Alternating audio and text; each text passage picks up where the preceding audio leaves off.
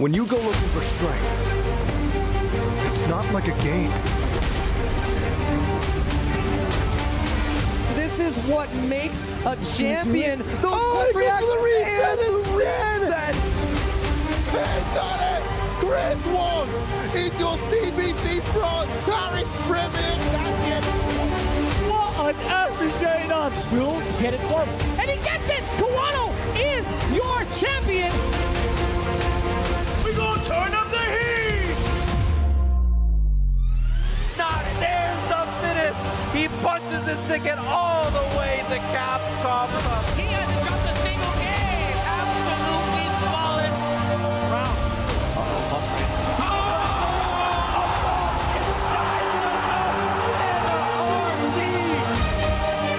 We're not finished! Be so careful when he gets the jump back. He doesn't even need the level 1. What is happening?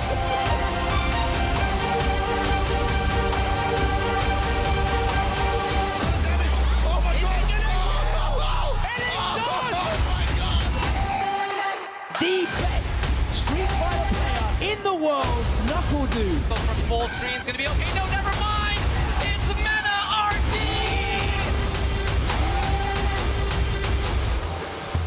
It's all about taking that first step. What's good, everybody? Welcome to another World Warriors Spotlight stream. Myself, Rynge, along with Ultra David on the mics, bringing you the full plethora of action today. Of course, we're going to be looking at 4 grand finals in addition to a full top 8 for our various regions that we're looking to qualify into Capcom Cup. David, how are you doing? I'm doing very well and excited to see some excellent Street Fighter today that's been happening across the week. Of course, as you know, we take a look back and look at a lot of the best stuff that's gone on. As you mentioned, 4 of these things are going to be just grand finals, and one of them is going to be the full top 8. Here's the lineup of the schedule for today. Japan, number 4. And that is a super region, of course, meaning that 2 people will qualify from that region's World Warriors. Then Central America West regional finals. That is to decide who gets out of that region into the Capcom Cup. Then South America East regional finals, also a super region. So somebody else has already qualified, but this is also to see who gets in. And then Central America East regional finals. That is a regular region. 1 person gets through there, and that's the clip that'll show you who did.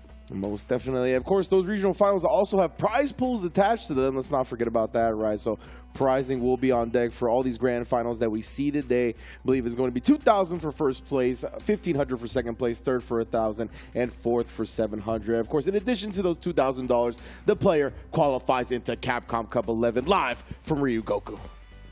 Pretty good reward right there, I'll tell you. Very, very much looking forward to that in Japan. And speaking of Japan, that's where we're going to begin. But before we get into actually watching the thing, let's just talk about the region, right? Yeah, I mean, this is a region that, as you know, is one of the best in the world, and they've shown it, right? It's a super region, which means that via World Warrior, they get 2 people to qualify through. Regular regions, only 1 will do, just by winning their regional finals. For the other one, for super regions, the overall points leader after the World Warrior events gets through automatically, so rewarding that consistency.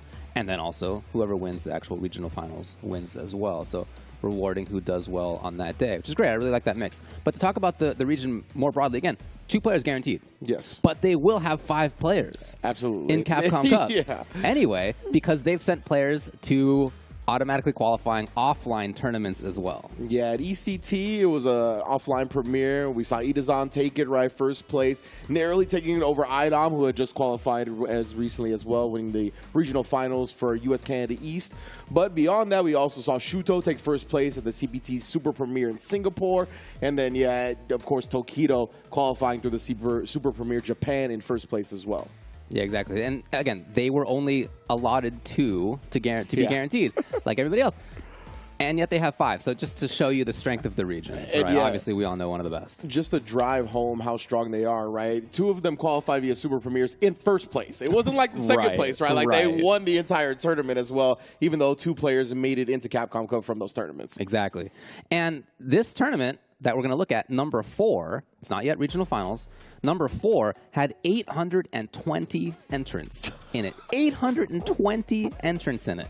Ridiculous. Incredible number to have in a tournament like this. But, you know, the game has been blowing up both as for players and for viewers in Japan, and you can absolutely see that coming out. Yeah, absolutely. You just love seeing everybody getting in on the action as well. We encourage that every time we get to talk about the World Warriors, right? No matter your skill level when it comes to fighting games, we encourage y'all to just enter and get the energy and the atmosphere about what this tournament is like, right? With something so big on the line. So glad to see so many people in Japan are taking advantage of that. And we got some of your fan favorites, of course, that are going to be progressing a long ways. But a lot of up-and-comers have been representing and a whole lot of different play styles in Japan as well. That's what I'm loving to see. Like, one of the main things I heard that foreigners really got by at the Super Premiere in Japan was the strong modern players. They were like, we do not have this level of modern players in our region. Right. And it's really tough to play against people that have harnessed that scheme. For sure. Yeah, it's very, very interesting to see.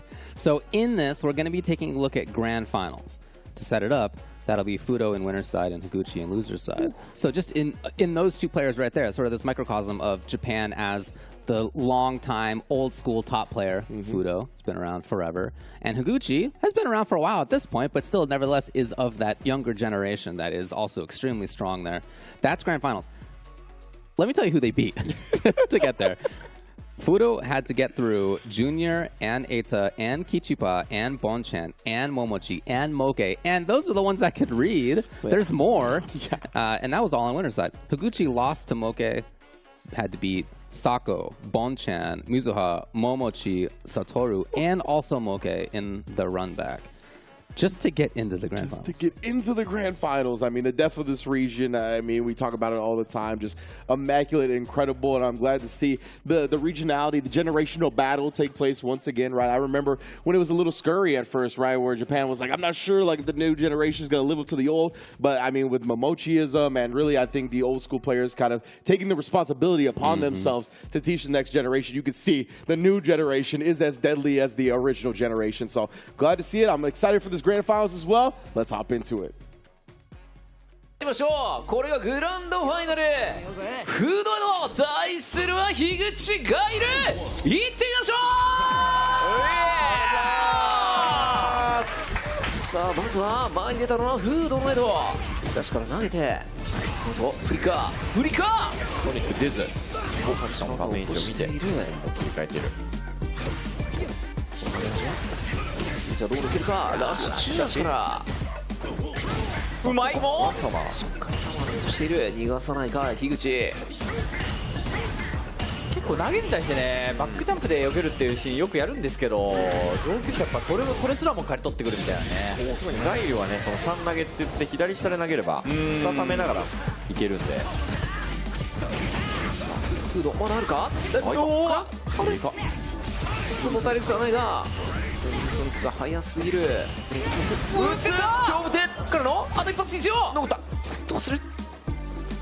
SA はない。なるほど。キャノン溜めてたんだな。波状攻撃何して投げていく。まずはフードがラウンド。結構ね SA2 ってドリームに目が行きがちなんですけど、こういう使い方もね、あとワンタッチ取る時の有効活用できるというね。結構ね無理やりバーンアウトとかでもね、そう使い方いろいろ多岐にわたってます。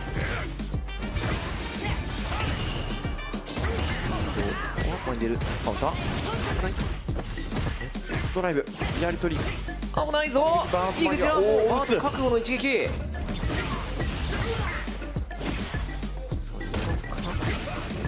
上体育しっかり出る。さ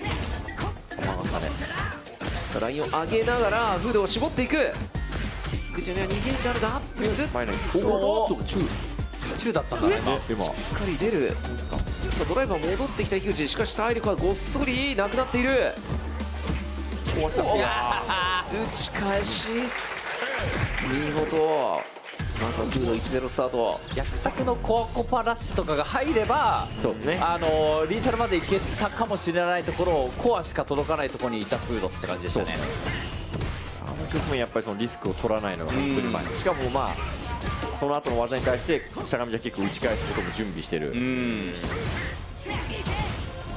さあこのグランドファイナル、フードはウィナーズ側なので、この3試合選手で勝てばそのまま優勝。井口はここで勝ってリセットをしなければいけない。その状況から、さあフードが前に出るか。上再三の飛びは落としている。中距離ボブが井口から投げているのはフード。ラインは徐々に上がってきた。画面端は近づいている。井口も入る。どうする。前からフードまだ前に出る。上入れっぱしないか。集中しましたな。またね仕切り直しを巻いたが井口もう少しで逃げるたまりそう。フードにはすでにサイコキャノンはある。ジャストここからいやもう一回らしいだな。そうですね。で仕上げて最後いくよね。しっかり計算バッチリ。今ね2回ラッシュできたのが実はでかくて、あれがないと届かなかったかもしれない。そうですね。ほんとギリギリ溜まったっていうね。素晴らしい判断だった。さあ羽根さん、これ先ほどの桃地エド戦とは結構展開違いますよね。結構フードの横押しが効いてるんですよね。井口が技を打たされてるっていう局面が多い。上からいくカウンター、そしてブリッツ、そしてここから下がり気味の下段、これが当たってブリッツ当たってフードのゲージが3つになる。ワンタッチ圏内。樋口はどう守るか。上いや通さない。早投げ。この画面端樋口は生かせるか。インパクト返していく。フードはインパクト返せる男。お見事2対0。返せる人か。これ以上ないアピールだよね、この大舞台で。返せるからね。見たろっつって、もう一回打ってごらん。返せるから多分言ってる。さあこれで2対0。まさかのフード樋口を圧倒するか。さあ樋口頑張れの声、そうですね、素晴らしい。この両者に対してはい足捕まっているか。面白い。動いた確認に多分ってタッチ強パンホールドでしたね、フードは。同じフードがどっしりと構えながら前に出る。ジャストラッシュが結構やっぱ近い間合いでやり取りしてるんで、ソニックジャスパ後に有利がちゃんと取れてますね、フード側が。その距離維持できている。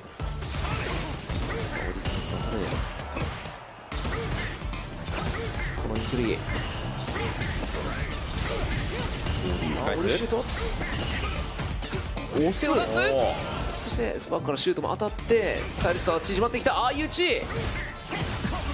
まいけるか。ドライブ使うと。さあお互いドライブゲージが少ない。前から今スピしっかりガード。そろそろ2ゲージがたまる。時間も減ってきてます。28秒2ゲージ。 20秒もあるが、ここで先に樋口が動いた。さあバーンアウトのフードだが体力は若干リード。樋口が前に来る。中段はしっかりガード。2発。ポーション届かない。助かった。13。そろそろ10秒切るぞ。さあ1個キャノン。周りだけどこれバーンと回復す。おお、やべえ、超えた。ただ一発戻ってきた。いいガード。よくガードした。投げて時間は3秒。どうするフード。一発だ。さあ今返して樋口が取っていく。ギリギリの対決。ついてる星は2対0ですからね。やっぱ動いた確認差し返しにフェイントして立ち強パンちょいためを使ってますね。というのも強みで、動角でボタンを押すとタイミングがずれて食らうっていう、さっきやったらそれにしゃがんでるって間に合ってたんで、相打ちになるか。樋口が少しソニック気持ちよく打てる時間が続いている。しているフード。さあこれは大きいぞ。しかもバーンとした。そしてフードにはゲージが2つ溜まった。引っ張って樋口の体力はもう残りますか。次のラウンドどう見るかか。下から崩していく。これでマッチポイント。フード駆け抜けてしまうのか。これぐらいのサマー当たってよっていう打ち方だったんですけどね。さあここもファーストコンボ。コンタクセ空中爆発。うわー、樋口ハリケーン当ててドライブフードは使ってきましたね。ですね。待って使わない。最後のとどめようか。大志当たって。さあハリケーンまで爆発させた。さあここから攻め切りたい。フード打ってますよね。 SS3 もうそうですね。どこで打つんだ。 CA になったよ。怖い。膝大志ここは樋口我慢した。出なかったな多分。これで2対1。出なかった説確かに出なかったよ。引っ張って CA みたいな不自然な外足ではあった。しかもね SA さん使う人ができるところを温存して、次の展開に備えたんだけど逆にバーンとしてしまったというね。確かにやっぱね難しいところですよねこれが。さあルーザーズの樋口が1本返して、ただ依然としてリーチをかけているのはフードのエド。2対1。3試合選手。グランドファイナルフードはウィナーズ側。このまま決めてしまうか。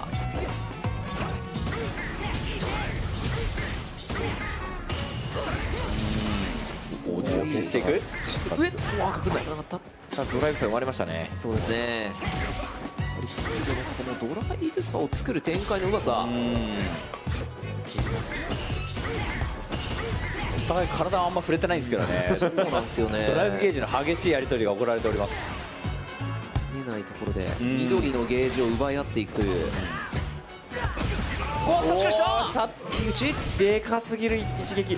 ガードインパクト。使うガードしながらの一撃。うおよっ、さあ少しずつ流れは変わってきたか。意外にも打ってったなっていう印象もありましたね勝利を。フード側がザッシュ壊し、これはねモゴ戦ではかなり効いたんですけど、フードがやっぱそれが確定してるような前でほとんどスパーク使ってないんで、うわ外足した。これで画面端。樋口のスパンが通るようになってきた。うまいマジか。今のうますぎる。やるな。でもバーンアウト。あ、膝が届かない。3ゲージあるぞ。カウンターか。あ、しかもカウンターが今のカウンターが偉いね。ソニックですよね多分。裏剣なんかな。いや下がっと見せかけて裏剣みたいに見えたけど、裏剣のカウンターを確認したっていうねポイントでした。さあこれで樋口が追いつきました。2対2。さあフードが優勝をつかむか、それとも樋口がリセットをかけるか。5試合目。まずは樋口がドライブ使っていった。前に出る。うわーやっている。いやしかもカラジャンプだってガードできた可能性もあるね。今ギリギリだった。お互い踏みガードしながらの技の打ちになる。ダッシュを愛用していく。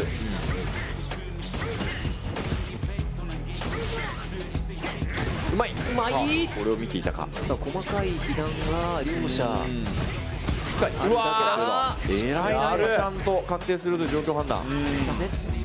カウンター確定バッチリ。歩き投げ抜ける。前投げだったね今。歩き投げでしたねしかも。お互いラッシュ。フードの拳が先に届いている。お手。うわ。フードはしっかり立って刻んでやっていくか。そろそろ2ゲージの時間。うわー助かった。伸ばすから2ゲージ溜まった。つかか樋口側もストリートパンチャーがありえるが、ただ結構ドライブ返しましたね樋口。フードが削りにいっているか。前に出た。刻んで。いやさあここは倒しきり。しっかりとノーゲージ。マッチポイントはフード。この小技を引っ掛けるのがうまいですよねフードは。確認もねジャックジャックジャックでしょつってなんかこう当ててくるんですよね。言ってそうですもんね。最瞬間を支えた2人の対決。一進一退だが、うおーうまい。差し返しメインって大事。この画面端はどうする。ジャスパの精度。カウンター遠い。当たって、うわまたダメージになるか。むずい。刻んでからのダメージはさほどでもないが、画面端は抜けた。これ樋口はもう一節使いたくない。大パーうまい。こじ開けた。さあどうなる。フルラウンドフルセット。優勝とそしてリセットが両者からさあ大きなダメージになる。これは触って樋口のガイルはずっしりと構えたままシュッ当たって中距離。お互いゲージはパンパンだ。ナイスで当たって中段。これもしっかり立って、こじ開けたのは樋口。さあここ大失敗。これはフードどうする。ゲージを使っていく。最後チェンバー。いやさあこれが勝利への呼び水となるか。大きなダメージ。ドライブがない。バーンとしたらもう終わるぞ。投げ範囲ない。樋口粘れるか。ゲージは1本。フードは何を狙う。中継危ない。あと一発。小づくだけ。画面端撫でても終わるこの状況。樋口気合いのガード。うわー来た。うわー最後の投げ誘い。ワールドウォリアージャパン優勝はフード。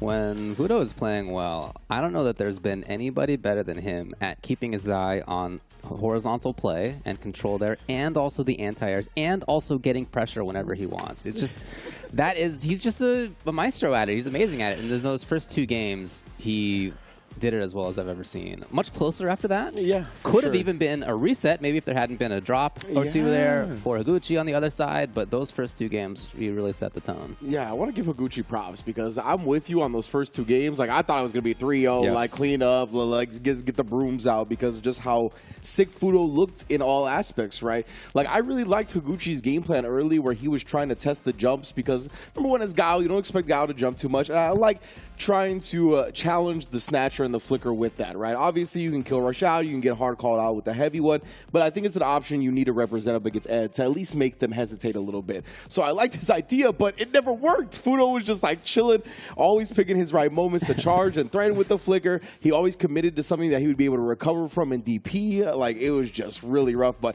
yeah, Higuchi, I think he stopped the jumping a bit. He got a better sense of the ground game, but that unfortunate drop in the final game just leads Fudo to have a gigantic hit. And with that hit results in the resources drain that it did, I mean, it's tough to come back from. For sure. Yeah, it just was too far ahead, Fudo. So Higuchi second place, Fudo wins the whole thing. And by the way, super cool to see that they have watch parties like that for online tournaments. To hear a crowd and to see the commentators live for online event, so good. I was going to say, I want to give props to their audio people because, like, you heard the game, the commentators, and the crowd all at perfect levels. So, like, legitimately, that was an audio masterclass. And the audience, like, the oohs and ahs and the vibe and the ambiance really does add a lot. You could hear them, like, laughing and chuckling at the very end as it was just harassing with normals, medium kick, or whatever. Putting up the wall of flicker normals. Anyway, congrats again to Fudo. That was Japan number 4 in that super region there. So still a ways to go, and you know it's going to be stacked every time. Yeah, I was going to say, do we have the leaderboards? And indeed we do. So it's going to be the top 8 leaderboards right here for the points. Kakaru and Higuchi still up top. Higuchi with another nice finish here in second place. Momochi and Fudo trailing them, right? So obviously Fudo getting a whole lot of points here as well with his first place finish overall, as well as Orarin, Hikaru, Shuto, and Kawano to round out that top 8 on the leaderboards. Yeah, so whoever comes out in first place after the next one in points overall for the season, they'll automatically qualify. Indeed. And then the remaining 8 players, after taking that one up the top out, will then play in a regional finals to determine who else makes it into Capcom Cup from Japan. Yes, and as we said, those two will be joining Tokido, Shuto, and Itazan as the Japanese representatives that have already qualified. And of course, Lashar from Korea, who's been playing a lot in Japan as well, has also qualified via that CPT Super Premiere in Japan. So yeah, big ups. Looking forward to seeing all of them, of course, at Capcom Cup. In addition to our next couple of grand finalist winners, because we're going to find out who else is going to be qualifying for Capcom Cup. With this next one, it's going to be Central America West. Again, it's going to be the regional finals, right? This is the sole spot from the World Warrior for this region. So let's get into it. After the break where we talk about World Warrior. Hey, World Warrior still going on. Check it out in your region. Register Big apologies, everybody. Or at least to check out what's going on at this stage with capcom.us/WW24. Some of these are finished, right? We are going to be looking at some of the regional finals, but not all of them. We just described a region that still has one yet to go. So if you can register in that region, check it out. But even more than that, just so you're up on the game, there's a lot happening in the World Warrior. That's why we do this show. Indeed. And to get even more info, that's where to do so. Indeed. Sorry for the spoilers. This was going to be coming up right when we get back from the break. So don't go anywhere right here on Capcom Fighters.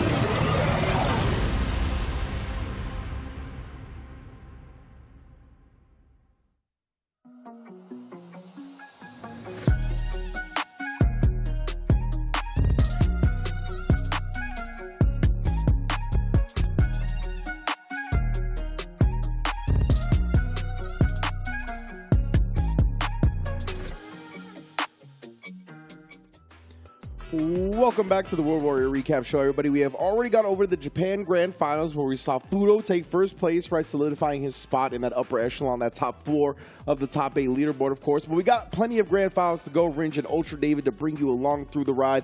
And the next one we're going to be looking at will be Central America West Regional Finals. So again, it's going to be a regular region. So this is the sole participant from the World Warriors from this region that's going to get into Capcom Cup. I'm going to be excited to see who actually qualifies. And before we do so, let's check out what that leaderboard was like so that we can see which 8 players got up into there. Arma at the top with 150 points. Pretty far ahead. Grand Todokai, certainly long time one of the best players in the region, with 120 then in second place. Those top 4, Tenchi Fallen and then Destroy Gods, those start in winner's side. Then 9 Junior, Kogli, I'm the Final Boss, and Reito down there in what would have been loser's side. Indeed. And then had to play it through. Yeah, exactly. That's always something to keep in mind when you look at the regional finals. You see these top 8 leaderboards and whatnot. The top 4 do start in the winner's bracket, and the bottom 4 do start in the loser's bracket, right? So your performance over the course of the season matters all the way, not just qualifying into the top 8. It really matters for your seeding as well. So Central America West, that's where you saw the top 8 participants. Let's see who actually participated in grand finals and, more importantly, qualified for Capcom Cup. DJ Arma contra Gran Todokai. Vamos a ver qué nos trae este set.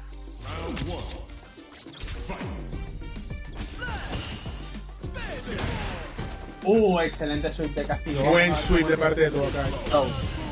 Muchos trolls se comió Arma en Winner Finals. Vamos a ver. Ahí. Dropea el combo. No way. Dropea el combo. Es el juego 1. Pero Arma no tiene las mismas libertades que tiene Todokai. Les recordamos Grand Finals. Es un 1-3. Sin embargo, Arma, como viene del lado de losers, tiene que ganar 2 sets de 1-3. Si Arma gana 3 juegos, el marcador vuelve a 0-0 y tiene que ganar otro. Pero 0-0, nada. Ronda para Gran Todokai. 1. Una situación totalmente cuesta arriba. Javo. Totalmente cuesta arriba y no se la va a poner fácil Gran Todokai. Ya lo está poniendo en claro. El primer troll tiene un plan, está caminando muy bien y está caminando mucho, algo que en este juego es difícil de hacer. Lo que está haciendo Todokai, jugar caminando, jugar con pokes, muestra la experiencia, la veteranía que tiene este jugador. Muy buen throw, aguanta el mix. Back throw. Apostó al parry y no, señor. Todokai no come eso. ¡Wow! ¡Qué buen check! Dominante Todokai en la primera pelea. Dominante. Totalmente. ¿Qué respuesta tiene Arma? No, es que ya de por sí Todokai se está mostrando como una muralla impenetrable, Javo.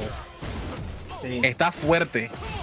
Está muy fuerte, está muy mesurado. Está jugando con mucha responsabilidad. Cada botón tiene mucha intención. Vamos a ver si Arma puede irrumpir con el plan, con el ritmo, porque si hay un jugador que te puede hacer, que te puede sacar de tu zona de confort, es este. ¡Uy, qué punish al Sobat! Excelente spacing con ese increíble botón que está el input de Bison. Hay que ser valiente para hacerlo así, Oh my god, ronda de Arma. Esto lo hemos visto miles de millones de veces. KO, primera ronda para Arma.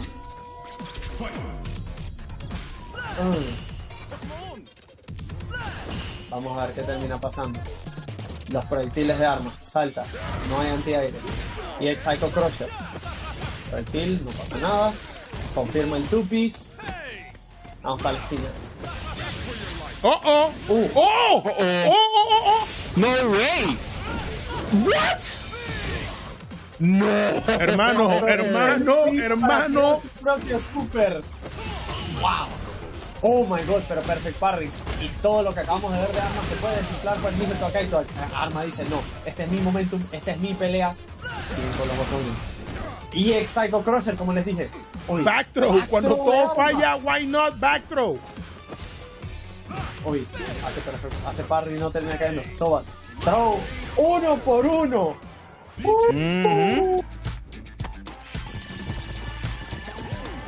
Bueno. Cuidado. Recordemos, señores, recordemos que todos estos pueden ser muy bien rounds de estudio. Recordemos que Todokai tiene la ventaja por estar en winners. Arma tiene que hacer el doble del trabajo y Todokai sigue estudiando. Claro que sí, uno por uno. El set va avanzando y van aprendiendo. Al final tienen que jugarlo como un maratón, no como una carrera. Sobre todo por parte de ambos. Todakai quisiera terminarlo como una carrera, pero si no se da, se ponen muchos problemas. Y me parece que ambos están jugando en modo maratón. Exactamente. Es que no hay que ponerse hasty. Papi, ven acá.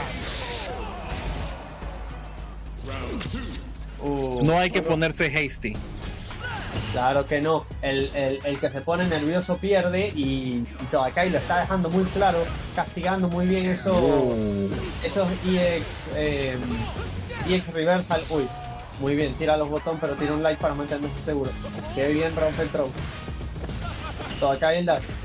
Ahora vemos drive rush, no se chequean. Vamos a la esquina. Un throw, viene otro. No. Uy, cómo camina ahí, cuánto nervio. Todakai no confirma el niño, pues. Y ex Psycho Crusher el proyectil. Lo tiene leído. ¡Qué bien! Buen confirm por la media, hermano. Y no lo quiso, no quiso irse por la level 3. No, señor. No. Buenísima. Ina se la jugó de todas armas. Vamos a ver cómo la sale. No, papá, no. A level 3. Un solo low, 2 papá. por 1.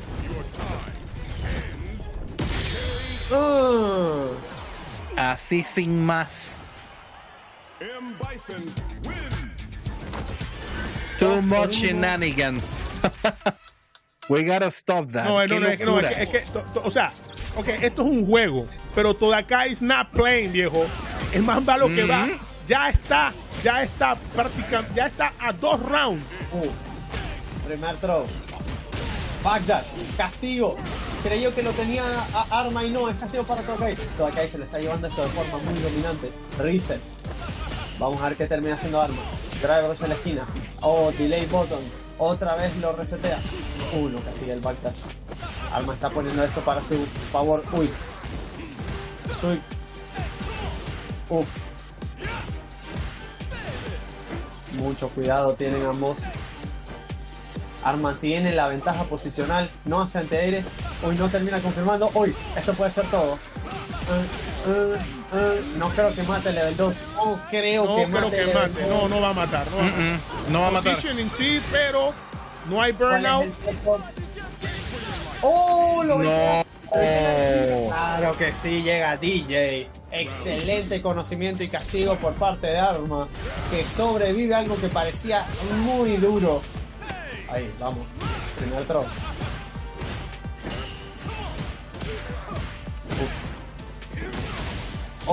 Confirma, claro que sí.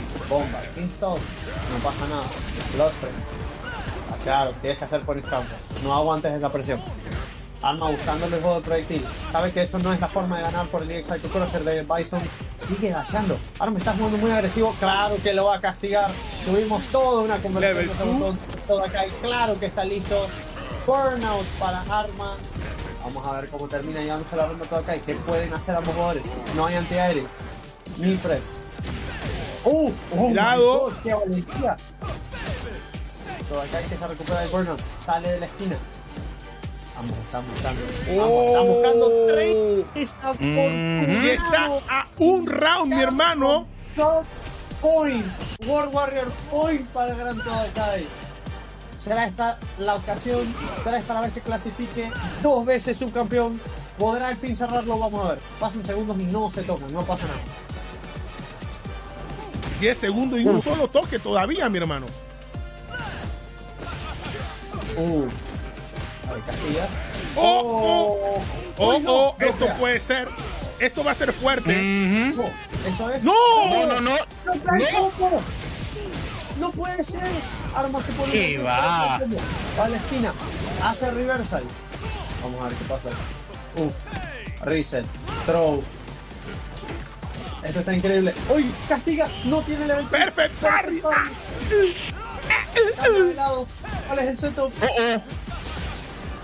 ¡Oh, no! Y esto es, mi hermano. Se fue. La media agachada se hace. El medio agachado se hace presente de nuevo.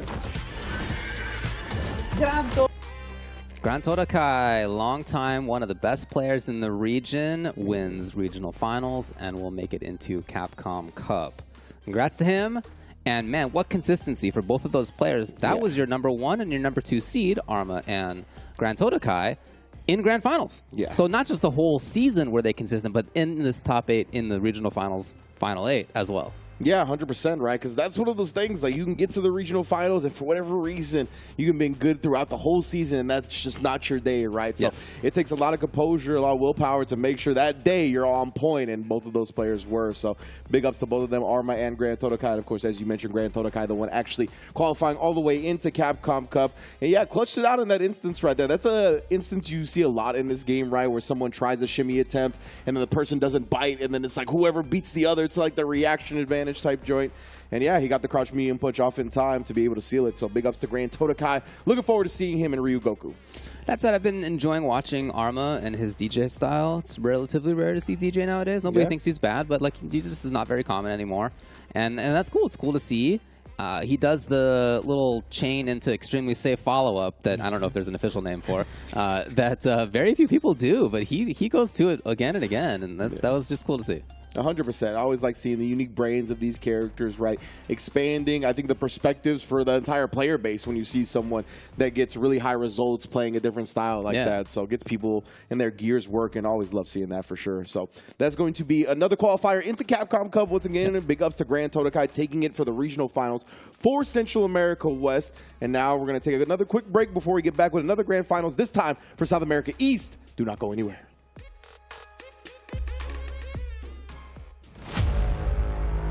Legends never die. Oh my God! Yo, what a reaction. Ladies and gentlemen, UYU are your Street Fighter League US champions. Minna RD and the Bandits, your SFL Season 6 champions.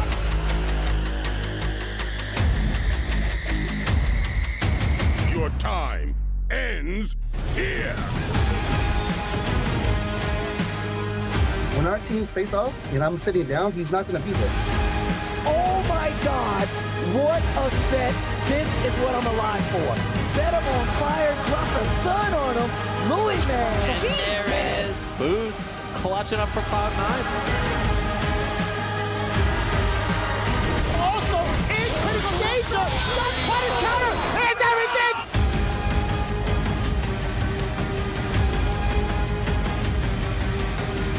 And then RD, he was ready for it.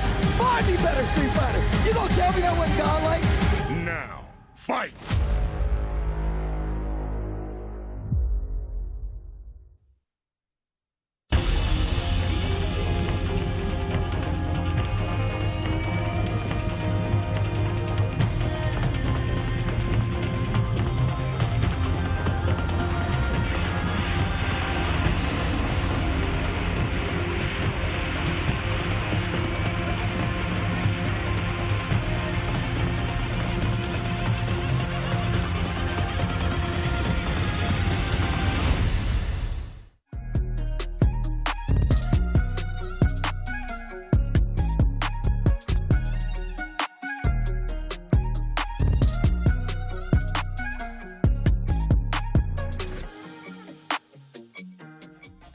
And welcome back, everyone, to another World Warrior recap. Again, we are going to be going over the U.S. Canada West top 8 in a little while, but before that, we are going to qualify some people into Capcom Cup by watching these grand finals from the World Warriors that took place over the recent weeks. Of course, I am Rynge, along with Ultra David. We already watched Japan #4 grand finals. We've watched Central America West grand finals for the regional finals, seeing Grand Todokai qualify. And now we got South America East #6, which is the regional finals next, David. Correct. Yeah, exactly right. And as last time, let's check out first what those rankings were like before we go in and watch that grand finals. Now, these are the final 8 players in this region, super region, so they get a couple people in, but these are the 8 players who've made it into the regional finals. And you can see Duki, Crimea, Shaka, Salvatore, all in winner's side. Lito, Youngho, Pertusi, and Frozen in loser's side. And you look through that list, and you see a few players who've already made it into Capcom Cup in the past. Yeah. I think 3, maybe 4 of those players have already made it into Capcom Cup in the past, in years past. Yeah. Qualified, at least, even if they weren't able to actually personally come. But yeah, they have a lot of really strong players in this region, lots of different characters. It's always really fun to watch. 100%. A lot of these players have produced some of my favorite moments over Street Fighter V, right? This is the players like Duque and Salvatore, Youngo, Frozen that I've seen, Shaka 22 as well. Have a lot of success in Street Fighter V and created some of my favorite moments. So it's great to see them back up here for the top 8 leaderboard for Street Fighter 6 as well, along with Cryme, right? Cryme, an extremely young player, had a great showing at Blink Respawn, making top 8 as well. So yeah, I mean, this region has continued to get better and better over the years. I'm glad that we continue to showcase them as well. For sure. So Grand Finals is going to be Salvatore on the winner's side and Dookie on the loser's side. How many players who didn't make it in, right? Cryme, 3rd place. He was close. Shaka in 4th. 5th were Frozen and Youngho, and then Pertusi and Lito in 7th places. But again, Grand Finals, going to be Salvatore versus Dookie. Let's hit it. To the Grand Final situations, we have... Let's go! Let's go! Unga Bunga team battle. Salvatore coming from winners against Dookie, that won against Cryme, a really surprising match. Coming from losers, he has to win 3 matches and then win another 3 matches to take the tournament. So let's see how this ends up. These guys are fighting for a spot at Capcom Cup. Let me remind you guys. You know, guys, I've been watching so many pizza videos on YouTube yesterday. I wonder if it's a sign or something. It's a sign. Maybe. Salvatore is definitely cooking. This is also the match we saw at the start of today. The winners semifinals. It was Salvatore sending Dookie to losers. So the only loss Dookie took today was against Salvatore. Yeah, and Salvatore came out on top 3-1, a very dominating result. So let's see how Dookie resolves this situation. Maybe take some things that he applied against Cryme and apply it against Salvatore, because that's a really good general game plan to play against, you know, these characters that have long reaching normals, that have a lot of potential to get you to the corner. It's being a little bit more patient. We're seeing Dookie whipping a lot less. Yeah. And something he can do is he can probably jump. So, sorry guys, gracias Pochoclo por el ride. Thank you Pochoclo for the ride. Gracias Pochoclo, bienvenidos Thank a todos. You so much. Estamos en la gran final. Welcome everyone. Sí, estamos en la gran final ya de South America East y Dookie levantándose con una level 3 medio loca. Salvatore contestando directamente con ese wake up attack, poniendo las cosas 1-0. Esto recién arranca, pero recordemos, Dookie viene de losers, tiene que ganar 3 matches y después ganar otros 3 matches. Y sí, era... He switched to the right direction, sorry. It's a good decision. Getting there.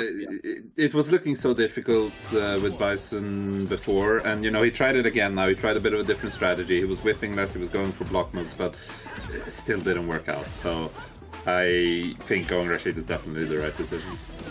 Let's see Dookie getting the hit early in the round. Salvatore wake up attack. He doesn't want to know anything about being in the corner. Okay, Dookie.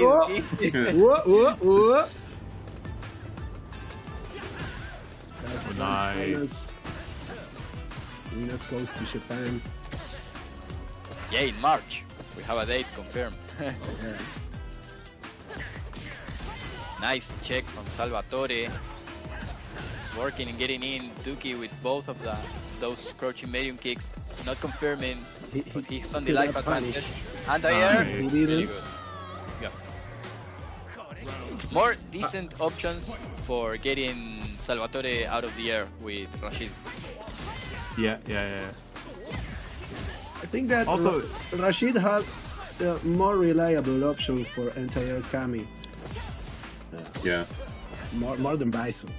Yeah, Bison is okay if you charge, actually. Oh yeah, that makes sense. But I think even Rashid, like his anti-airs aren't amazing against Cammy, but they're just better from a neutral perspective. Like, oh no! Oh my god! Please! Ooh, that's rough. Level 2? No? Okay. No. He's gonna save it. I haven't seen Dookie use the. I mean, we didn't see so much of Rashid, but I haven't seen him use like a lot of level 2. Yeah, he only used it once, and then it was in a situation where it was on block. Like usually, Rashid uses like all the time. Every hit, every knockdown, Yeah. you know, they just throw it out. Yeah, it's such a good tool for mix-ups. So I am also kind of surprised to not see him throw it out. Like, he does it like this. He puts it on block. I don't... I'm back, It's guys. pretty rare. Yeah, we're seeing him taking, He still can getting a lot build over it. Okay. a level 2. Yeah. Oh, they're tied in. He's round. about to build. He has level 2 once again. This is scary now, because now he's gonna be in burnout against Cammy. And that's not a position you want to be in. No, definitely. He's gonna use the level 2 now. Yeah. Yeah, he needs to get space. He needs to build space. Give me some space. Oh! Okay. At last moment. Interesting. This is what I mean. Like, look how good it is. Gets him Yeah. mad. That level 2 is insane. Like, he should. I think he should use it like more like Use that. it. But, Yeah. 2 times in a round. Yeah. That's a lot, That's man. Rashid. That's a lot. nice, meaty. Nice. Gets the mix up. Oh! Nice. Wish that also meaty up like class 3 or something. Oh, No, that's he's funny. so on Yeah. point right now, but he got burned out. Nice. I really like that. I really Rashid like how he's backward. playing. Okay, Salvatore now has to do something to, take advantage of this burnout situation. Oh, he's buffering Oh, level 1. and he Oh, does. there we go, there we go. This will tie the light part. Going for the setup. Okay, Duki blocking. Yeah. Yeah, there it is. That's what we need to see. The And all he's just sitting there. unreliable level 2. He's just sitting there. He's not doing Yeah. anything. I got more. Oh, And and overhead. the overhead.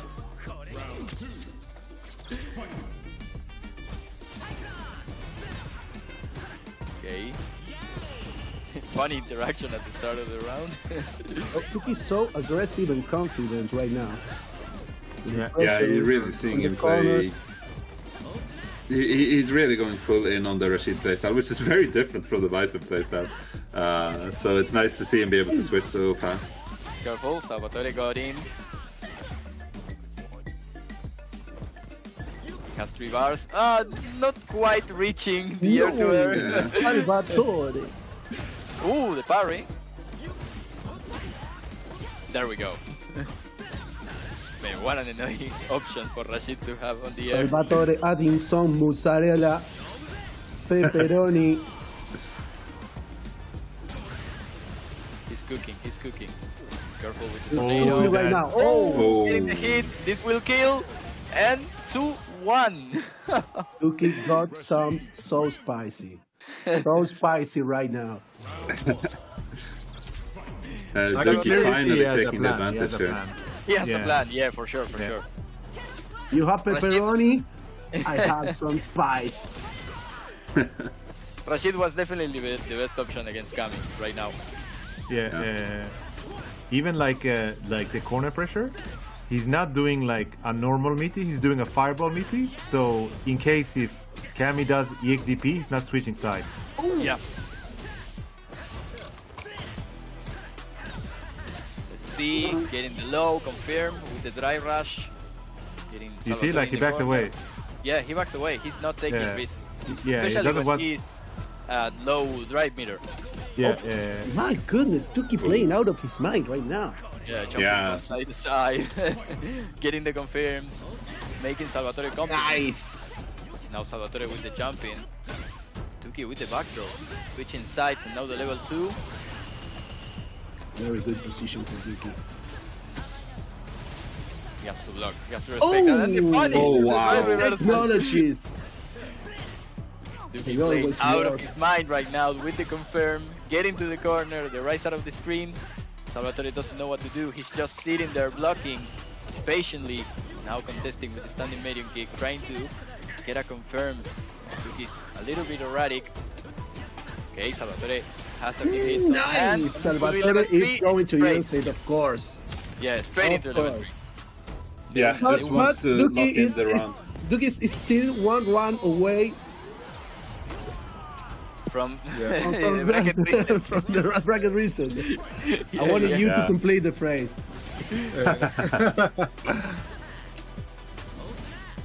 Okay, careful now. Duki needs this match. Salvatore is holding on to his winner's advantage. I mean, y ahora está con muy poco drive meter, no sé por qué de la nada empezó a comentar en español. Pensó más rápido en español y en inglés. Ganó el idioma nativo. Bueno, checking right now in the corner. Oh! Salvatore looking really good. This hit will kill. Yeah. All right. So 2-2 here. 2-2. Yeah, this could be the final match. 2-2. I'm speechless right now. I feel like what Salvatore did here to change it up was that Duki was kind of keeping his distance from him and moving around a lot, right? And that caused problems for Salvatore's general game plan of the whip punishing. So Salvatore has instead kind of started going more aggressive and going in on him, and it's really paid off the last match. Y quiero comentar nomás la cantidad de apoyo de jugadores y gente de Venezuela que está teniendo Salvatore en el chat. Sería la primera vez que un jugador venezolano llega a Capcom Cup, así que se nota muchísimo el apoyo. Salvatore making history. Yeah. Okay. Beautiful. Ooh, that was sick. That was so good. And he gets the clean hit. Salvatore is one round away from to Capcom get Cup. the World Warrior. One round away from Capcom Cup. Oh my god. Duki sitting on the bar. Nice anti-air. Oh, Straight into this is level when the 2. nerves comes in. Yeah. You're so nervous. Yeah. Okay, nice right reversal, but be careful. This is one of those moments, Poppy. Yes. Okay, Duki Now they have it in it. looking real good with the setup. Forward throw. Yeah, does the fireball, doesn't want to get Yeah, the playing it XDP, safe. like I said. Yeah, playing it safe at a distance with the projectile. No Oh, level 1. that was a reset even. Oh, and the confirm for Salvatore. Oh no, level 2, that could have been huge. This will put him in a really good situation. Duki challenging, wants to get out of the corner. Oh, Duki's If waiting Salvatore for the gets a jump. hit He's waiting- here, Oh. that's gonna be level 3. Oh, level 3! He's gonna end it. Salvatore takes it. Salvatore gana la final de South America East y ya pone un pie en Capcom Cup. Jugador venezolano recibiendo en Argentina, se la lleva contra Duki. Tremendous final. Congratulations to Salvatore for taking it. Look at that. And to do so when Duki had match point in the previous game. Now, that would have been to reset, right? Not to win the whole thing. But nevertheless, to go from that point to then winning it in pretty strong fashion in that final game, great work. Yeah, incredible, convincing victory in that last match to bring it back from, the depths of defeat right there, because he was down 2-1, set point for his opponent, but Salvatore still clutched it out. That was a very impressive performance. Definitely love seeing these players represent and show out. And yeah, I think he went into the top 8 regional finals in like 4th seed, right? So he wasn't one of the top dogs throughout the season, but that's why it's important to get into that winner's bracket still and have those showings that can get you there. Exactly right. So congrats again to him for doing it. Again, this region has had 4 or 5 different players qualify for Capcom Cup over the past handful of years. Now it's Salvatore's turn with the Venezuelan flag, I noticed, but still representing the eastern side of South America out there. Very cool. Congrats again to him. Yes, indeed. So that is going to be one of the qualifiers as well as the overall point getter, right? Because it is a super region as well. So we're going to have 2 players out of that South America East region qualifying through. Going to be a great time. Looking forward to that one. Of course, they're all part of the Capcom Pro Tour, right? And the Capcom Pro Tour is coming to a close this season after one more offline premiere event. Kings of the World, December 13th through the 15th. Or excuse me, it's going to be 14th and the 15th. 2-day event. The registration is still open, so you can still register now. Plan that trip. I mean, from what we've heard, there's no official word on any type of LCQ at Capcom Cup or anything like that. So Kings of the World may be your last legitimate chance for the offline qualification. So please, if you haven't done so, you got the means to do so, register now. So from that region, South America East, you just saw Salvatore win the regional finals. He does it, and Blaz, since he had the most points throughout the season, qualifies through in the most consistent fashion as well. 2 players. All right, we take a short break, and we'll be back with Central America East after this.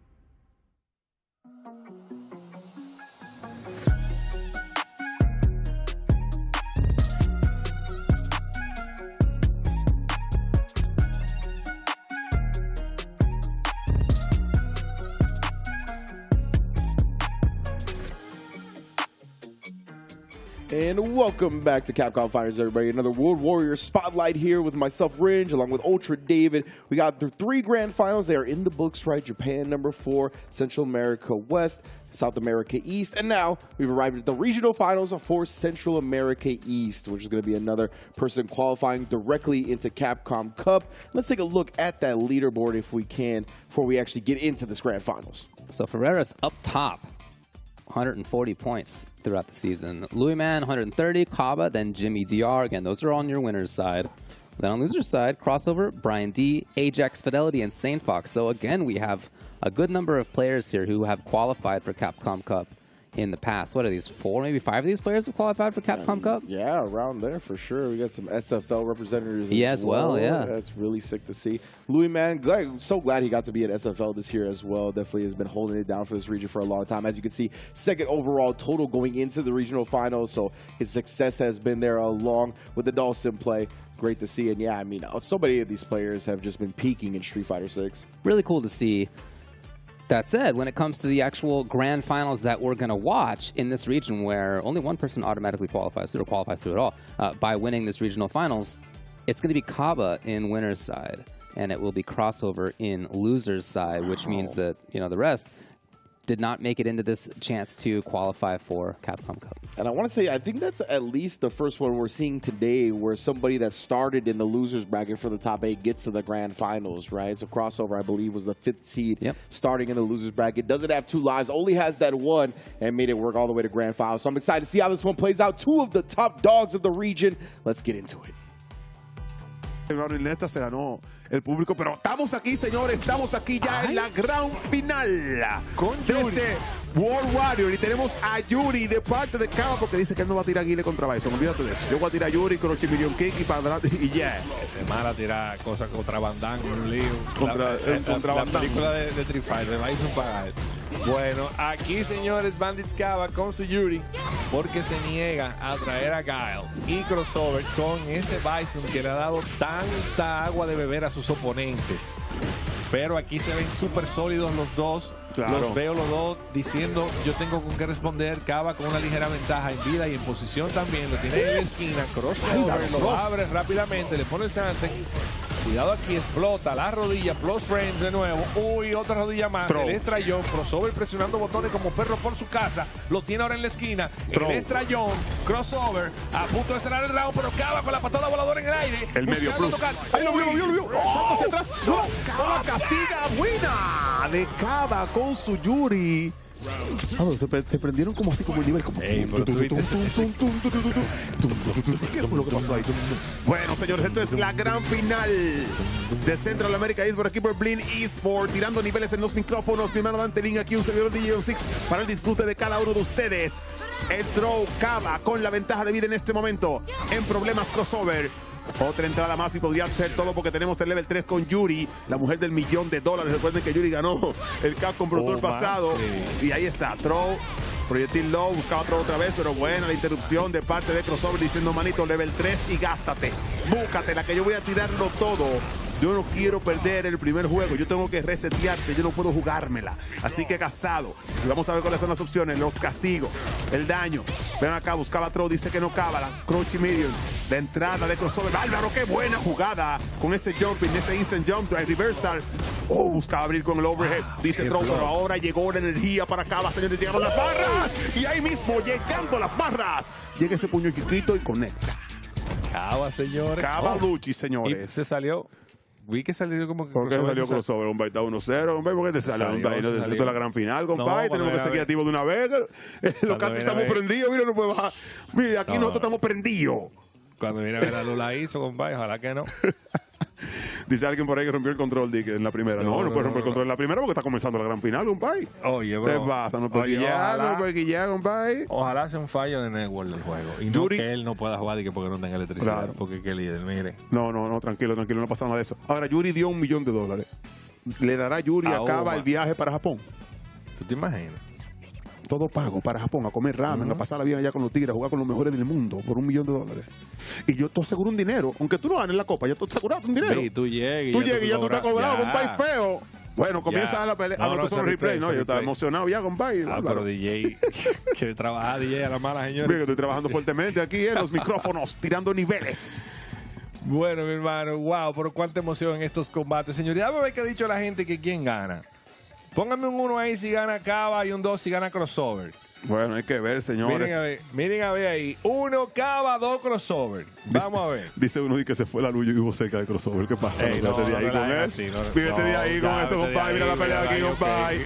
1-0, arriba Cava, señores. Inmediatamente con la presión en la esquina sobre el crossover, que aquí aprovecha una oportunidad para hacer daño y salir de la presión. La Semtex buscando abrir con la Clutch y Medium Kibo en el drive reversal de parte de Cava. Claro, es para salir de la presión de Bison de una vez. Drive reversal. Él tenía mucha barra, o sea que buena decisión. Sí, y es buena decisión porque tenía mucha barra. Claro.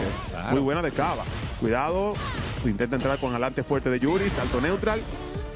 Consigue throw aquí, señores. Crossover. Recuerden que crossover tiene que resetear a Cava para ganar esta gran final. El salto. Álvaro, qué buen empty jump más el throw. La media buscaba throw otra vez. Bueno, el anteaéreo con el abajo. Con la chiquita. Cuidado con ese standing. Vamos a ver. Intentando abrir crossover. La ventaja de vida para Cava de Bandits. Adelante con la fuerte. Recuerden, señores, que ya Men está clasificado a la Capcom Cup, pero Cava le falta clasificar y está buscando aquí la clasificatoria para unirse a su hermano. Pero Crossover le dice, manito, tienes que guayar la yuca.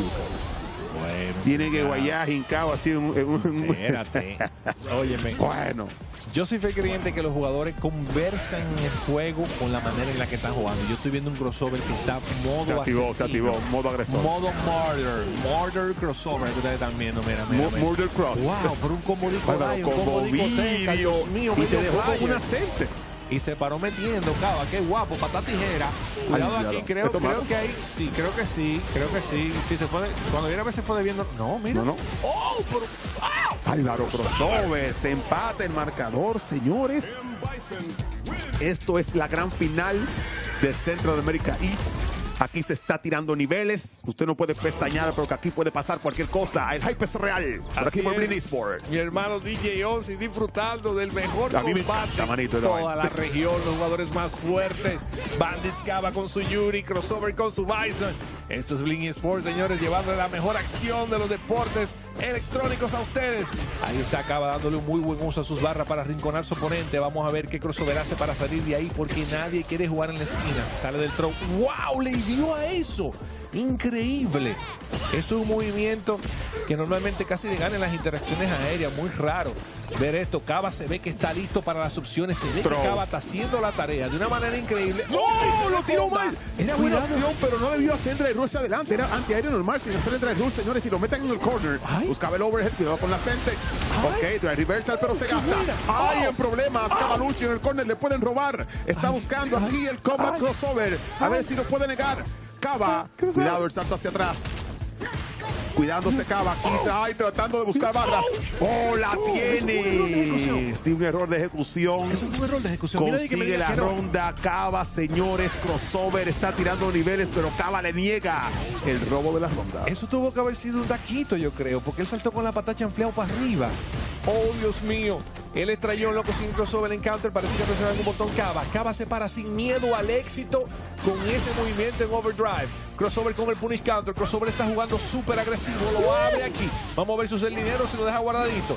Le pone la Santex en la esquina. Perfect parry. Parry por parte Side de switch. Cava. Cambia de lado, muy buena la decisión por parte de Cava. Crossover le dice, puñado, van a para la esquina de nuevo. ¡Uy, cuidado! Tocando la puerta, a ver si abre. Dice que no, la patada. ¡Uy! Throw, bueno, intentando Cava. pegar un perfect parry. Cuidado. Cava entra y se acabó, ¿eh? Bueno, tiene definitivamente. ¡Oh, pero quieren el 3 crossover! El chequeo al dry rush, señores, en punish. Crossover no se la va a poner fácil a Cava.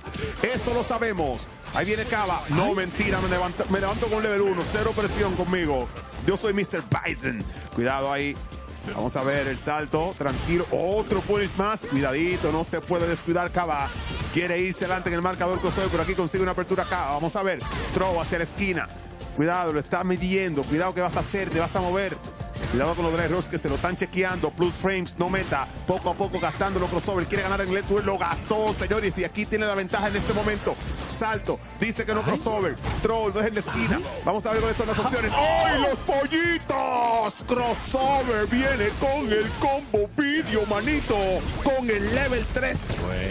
2-1 arriba en el marcador. Crossover está trabajando fuertemente en montarse en el avión para Japón. En resetear a Cava. Mandando un mensaje a todo el público diciéndole: no confíen, compadre, que yo estoy tirando niveles también. Me monté en el caballo. Me monté en el caballo. Está jugando bien, coño, en verdad. En verdad se está tirando. Bueno, sigue con Yuri, sigue con Yuri, no hay cambio aquí. Sí, sí, no, es que él sabe que él tiene una vida, o sea, tiene un chance adicional porque está en el winner. Puede darse el lujo de jugar set completo con Yuri.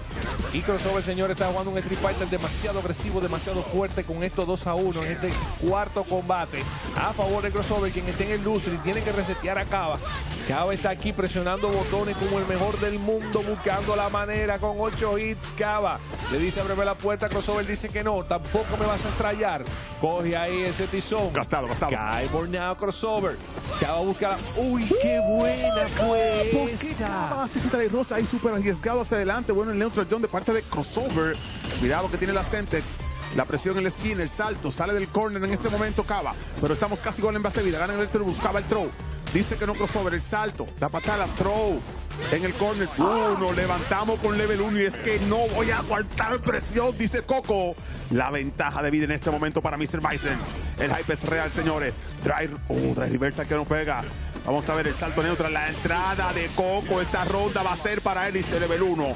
Level 1 y estamos a una ronda de conseguir reset, señores. El hype es real, se está tirando el más alto nivel y Crossover no se da por vencido. Quiere robarle a Cava la final, quiere robarle el ticket para Japón, Danteli. Bueno, mi hermano, Crossover ha leído un rap, como tú bien dices, DJ Onsis aquí en este evento Bleed Battleground World Warrior.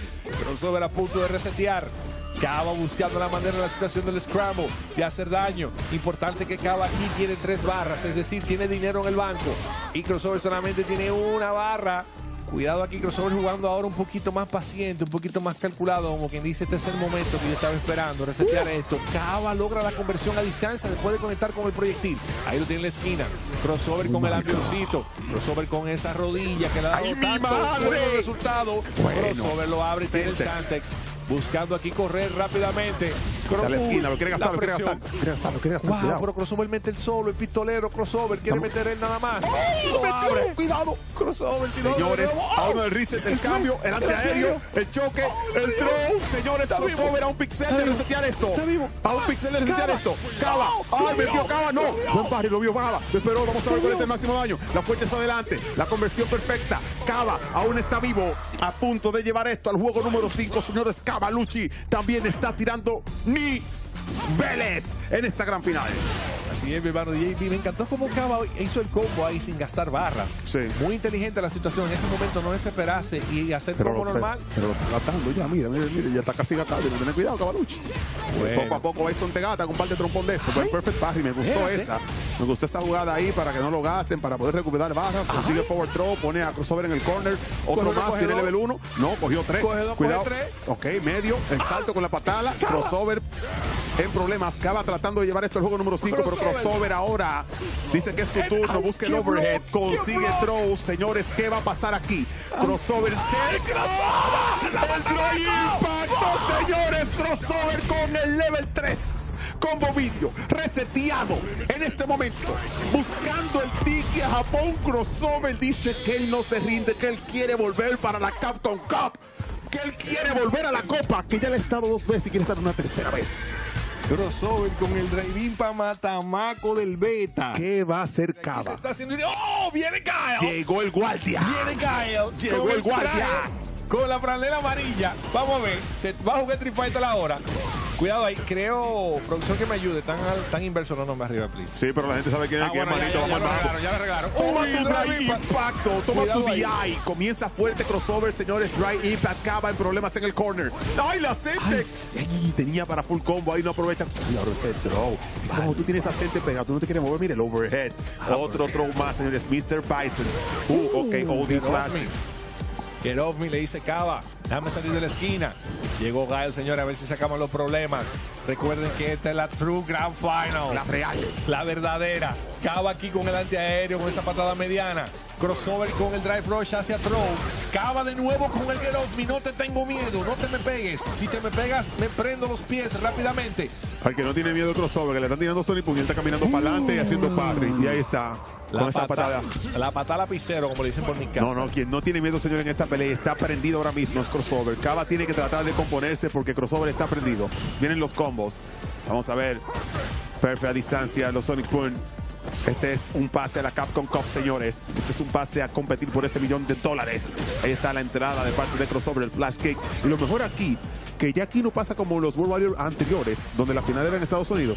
Y no, como tú no tienes visa, va al segundo lugar. Aquí es para Japón, aquí no necesitan visa. Cualquiera de los dos que gane va tranquilamente montado en su avión. Perfect parry, puño fuerte. Ven acá. Buena la conversión en este momento de parte de el guy de Cavalucci. Back throw, tiene la ventaja en este momento. Cuidado, pero la entrada de Crossover que está buscando otra entrada más y level 3 podría ser con Critical Hour. Cuidadito Cava, el salto, buen perfect parry a los puñitos. Mejor la conversión, va a gastar todo para tratar de llevarse estas rondas. Y señores, combo video con level 1, aún está vivo Cava. Cava con la ejecución perfecta en el momento indicado en la esquina y se está jugando Street Fighter aquí. Ligera ventaja para Crossover porque tiene 3 barras, pero Cava en el transcurso de la mano lo más probable es que la llene. Así que está Cava jugando súper meticuloso, súper tranquilo, súper técnico, buscando saltar Crossover. Cava le da por abajo, se están pellizcando, señores. Cava de una vez activa ahí el drive rush después de que intenta pescar el perfect parry. Muy buena reacción. Aquí está, y sí, eso se castiga. Cuidado aquí, cuidado. Uy, buscando la patada lapicera. Ahí está. La patada pistola. Tiene casi las 3 barras. No, pero quien tiene todo el dinero ahora mismo Crossover, señor, aunque tenga la desventaja de vida, tiene que cuidarse muchísimo Cava. Vamos a ver, intenta abrir, consigue abrir con el overhead, lo va a montar en el avión, sí señor. Tiene que montarlo sí así para buscar el máximo daño y tratar de gastarlo y se monta en el avión. Está muerto, manito. Está muerto, 1-0. Arriba Cavalucci, este muerto dice, agárrate de esa bota. Is already dead, señores. Pica adelante, Cava 1-0. Luego del reset, sabe que tiene que tirar el más alto nivel para clasificar en la Copa. En esta región no se juega, señores. Aquí hay que tirarlo todo, sí o sí. Llévate de mí, compadre, yo no te miento. Llévate de mí, Vi. Llévate. Oye, yo te lo dije que si venía el Gael iba a beber agua de beber. Cava se hace de la primera mano, señores. Aquí en este segundo combate va a depender de la adaptación que pueda lograr Crossover. Miren ahí cómo se sale del throw rápidamente. Uy, ¡Qué buena! Uy, le dio un punish counter, pero no logró convertir. Estamos un poquito lejos a distancia. Esta vez le dan counter hit. Lo está sorprendiendo presionando botones. Cava ¿Otra vez? de nuevo en counter hit. Sí, Ojo, sí, Cava sí. parece que vio algo. Vio lo algo, está vio algo. encontrando en los momentos en los que Crossover está Mira qué metiendo ventaja de el vida botón. tiene, mira qué ventaja de vida tiene en este momento. Tiene que aprovecharla para terminar y culminar esta ronda. Igualmente no se puede descuidar. Intentaba antiaéreo, pero entra ese codazo. Ese codazo viene como un poder, señores. Tiene ese codazo. Cuidado con la Semtex. Camina hacia atrás Cava, esperando que se active la Semtex. Cuidado con la rodilla que estamos plus. No me importa. No me importa, no me importa, no me importa. Oh, no, no, falló el combo. Cuidado. ¡Ay! La patada a distancia. Es raro ver a Salto Cava neutral. fallar. Sí, es raro, pero los nervios en esta final son sí o sí reales. Cuidadito ahí. Cuidado que Cava tiene level 1, la entrada de crossover. Ahí está el level 1, te lo dije. Cuidado que Cava tiene level 1. I told you, bro. Don't do that shit. Bro, don't do it. Don't do that shit. Ahí, don't do that ese. Bueno, mi gente, aquí estamos. Señores, Cava se ve en un momento muy importante, pero Crossover responde de manera violenta, diciéndole, pero venga acá, cuñado, yo también tengo un control, le quita medio player y con una Santex arriba le pisa la cabeza después. Crossover, Cava le dice get off me, con esa flash kick ahí en overdrive. Cava esta vez le dice es mi turno.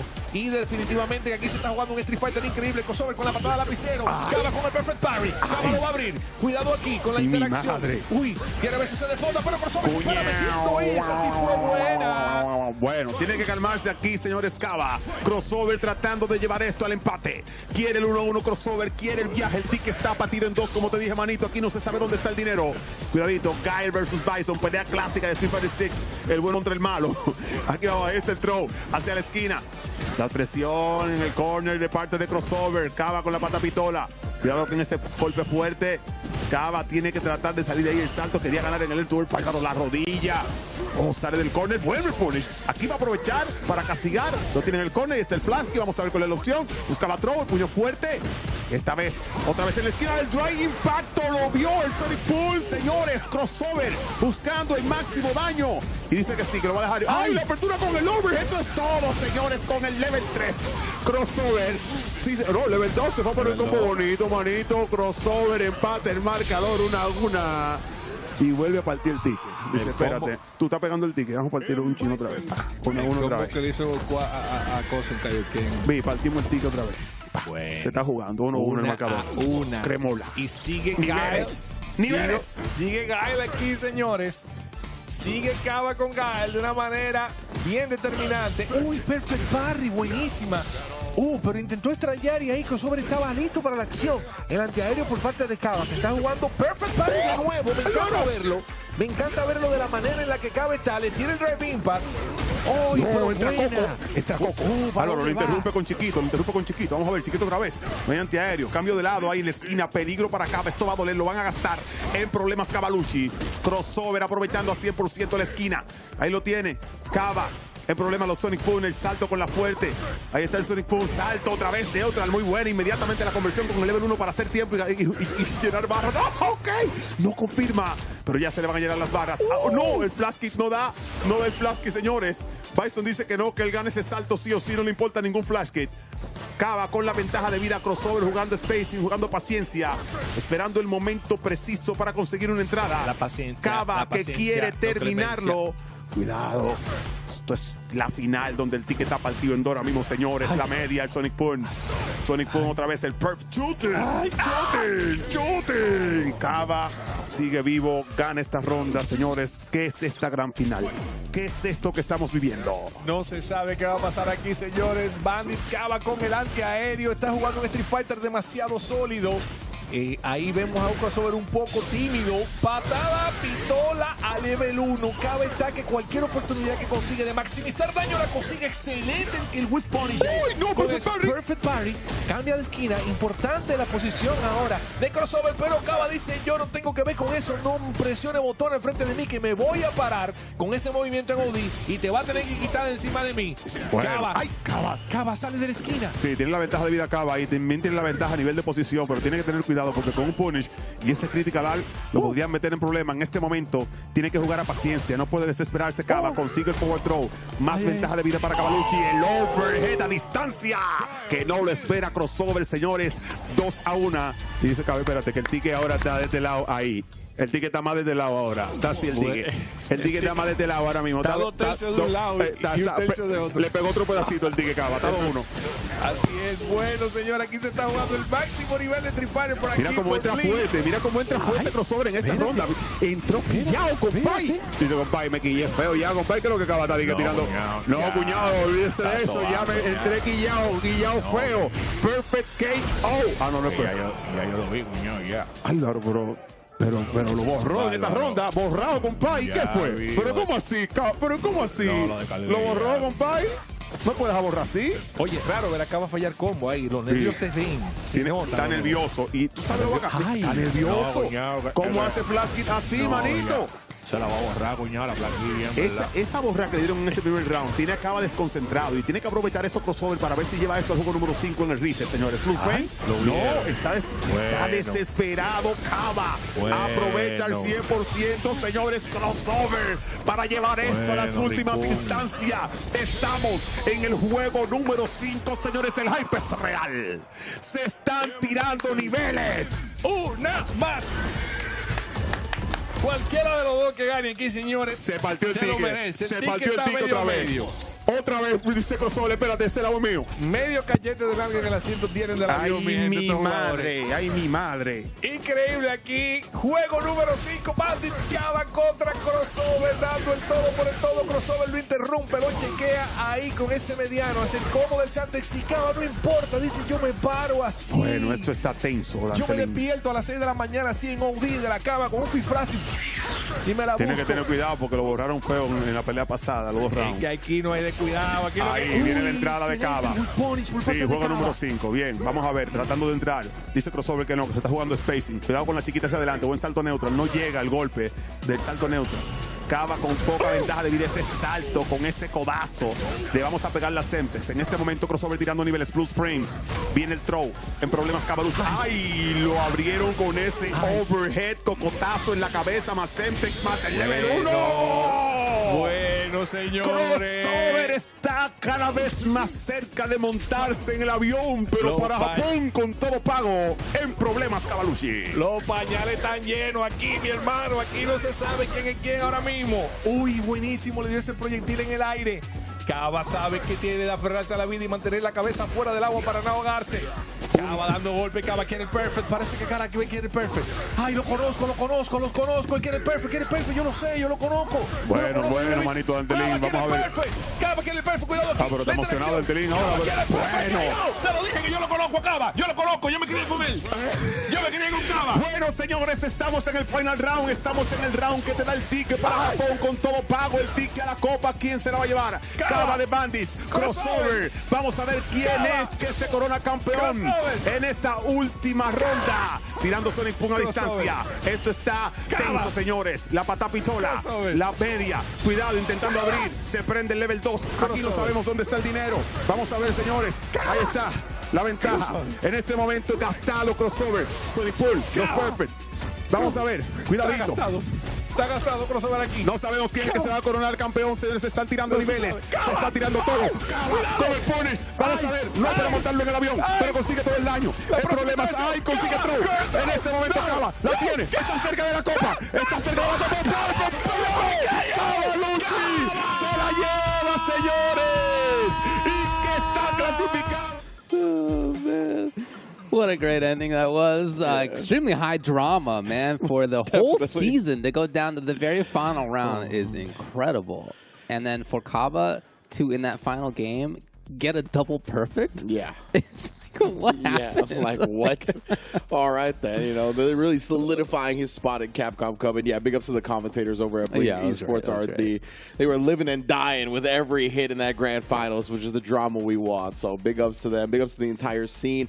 Again, that scene, I think, has a huge story to tell, right? I mean, obviously, the way they've progressed over the years, obviously, with Men RD bursting onto the scene and whatnot, and really becoming a forefather of the region, so much so that he took himself out of the region to open up spots for his fellow countrymen to get into Capcom Cup, right? It's just an amazing tale. And Kaba, of course, the right-hand man for a lot of that, has qualified into Capcom Cup yet again. So let's just hope, me and Rob don't put him in the same pool. We'll just hope that happens. Oh man, one of the all-time unfortunate and hilarious and awful things. Like just that as a combination in fighting games. 100%. Yeah. Anyway, congratulations very much to Kaba again. To Crossover, boy, extremely close. Man, yeah, and Crossover. Extremely close. He was at match point, tournament point, season point. Yeah, like he's one of those players that he reminds me of Dual Kevin, and Dual Kevin has since qualified into Capcom Cup out of his region in the Midwest now, where they've been so good over the course of the season, right? Consistent. I mean, he made top 8 at Blink Respawn, as you can see in grand finals of his regional finals. Yeah. So good, coming up just barely short, but yeah, I mean, it's only a matter of time before Crossover gets his. That's for sure. For sure. All right, well, we take another break now, and then it's no more just grand finals. Ooh. We're going to start getting into the top 8 after this for US and Canada West.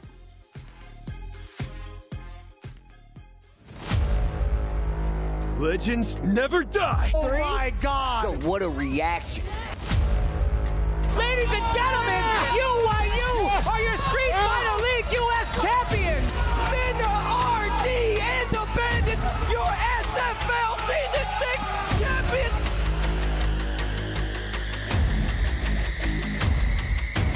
Your time ends here. When our teams face off and I'm sitting down, he's not going to be there. Oh my God, what a set. This is what I'm alive for. Set him on fire, drop the sun on him. Louis, man. And there it is. Boost clutching up for Cloud9. Also, in critical danger, that's Punish counter, and everything.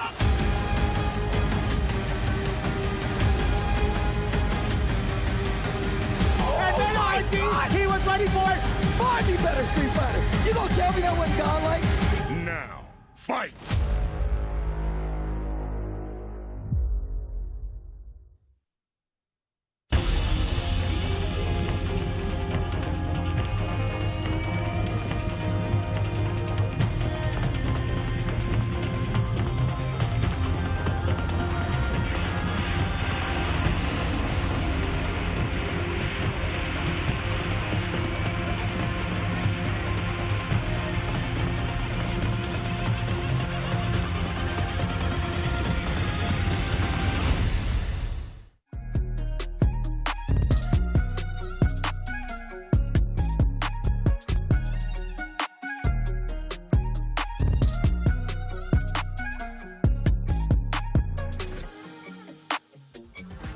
Welcome back, everybody. Once again, the Capcom Fighters. We are here with the World Warrior Spotlight streams. Myself, Rynge, and Ultra David taking y'all through the action. And we've seen 4 grand finals, right? 3 of which were the actual regional finals for those regions, and saw some people qualify directly in the Capcom Cup. And of course, the one that wasn't was Japan number 4, which also obviously really great to watch indeed. But now we're going to get to the top 8 of US Canada West, a region close to both of our hearts. And it's going to be the 5th event in the regional finals, right? So when we're done with this one, we're going to determine the Super Region Qualifier, the highest point earner throughout the season that qualifies directly into Capcom Cup. Exactly, and even before this top 8, there was drama, right? There was important stuff to discuss as far as that exact point, who ends up in the overall points across the season and who qualifies as a result. Yes, absolutely. So a lot of the time what we see is usually at the end here, there's a few people in contention. In contention here was Chris CCH and JB. JB needed a plus 30 point differential at the end of this tournament to get that overall highest point earner position for himself.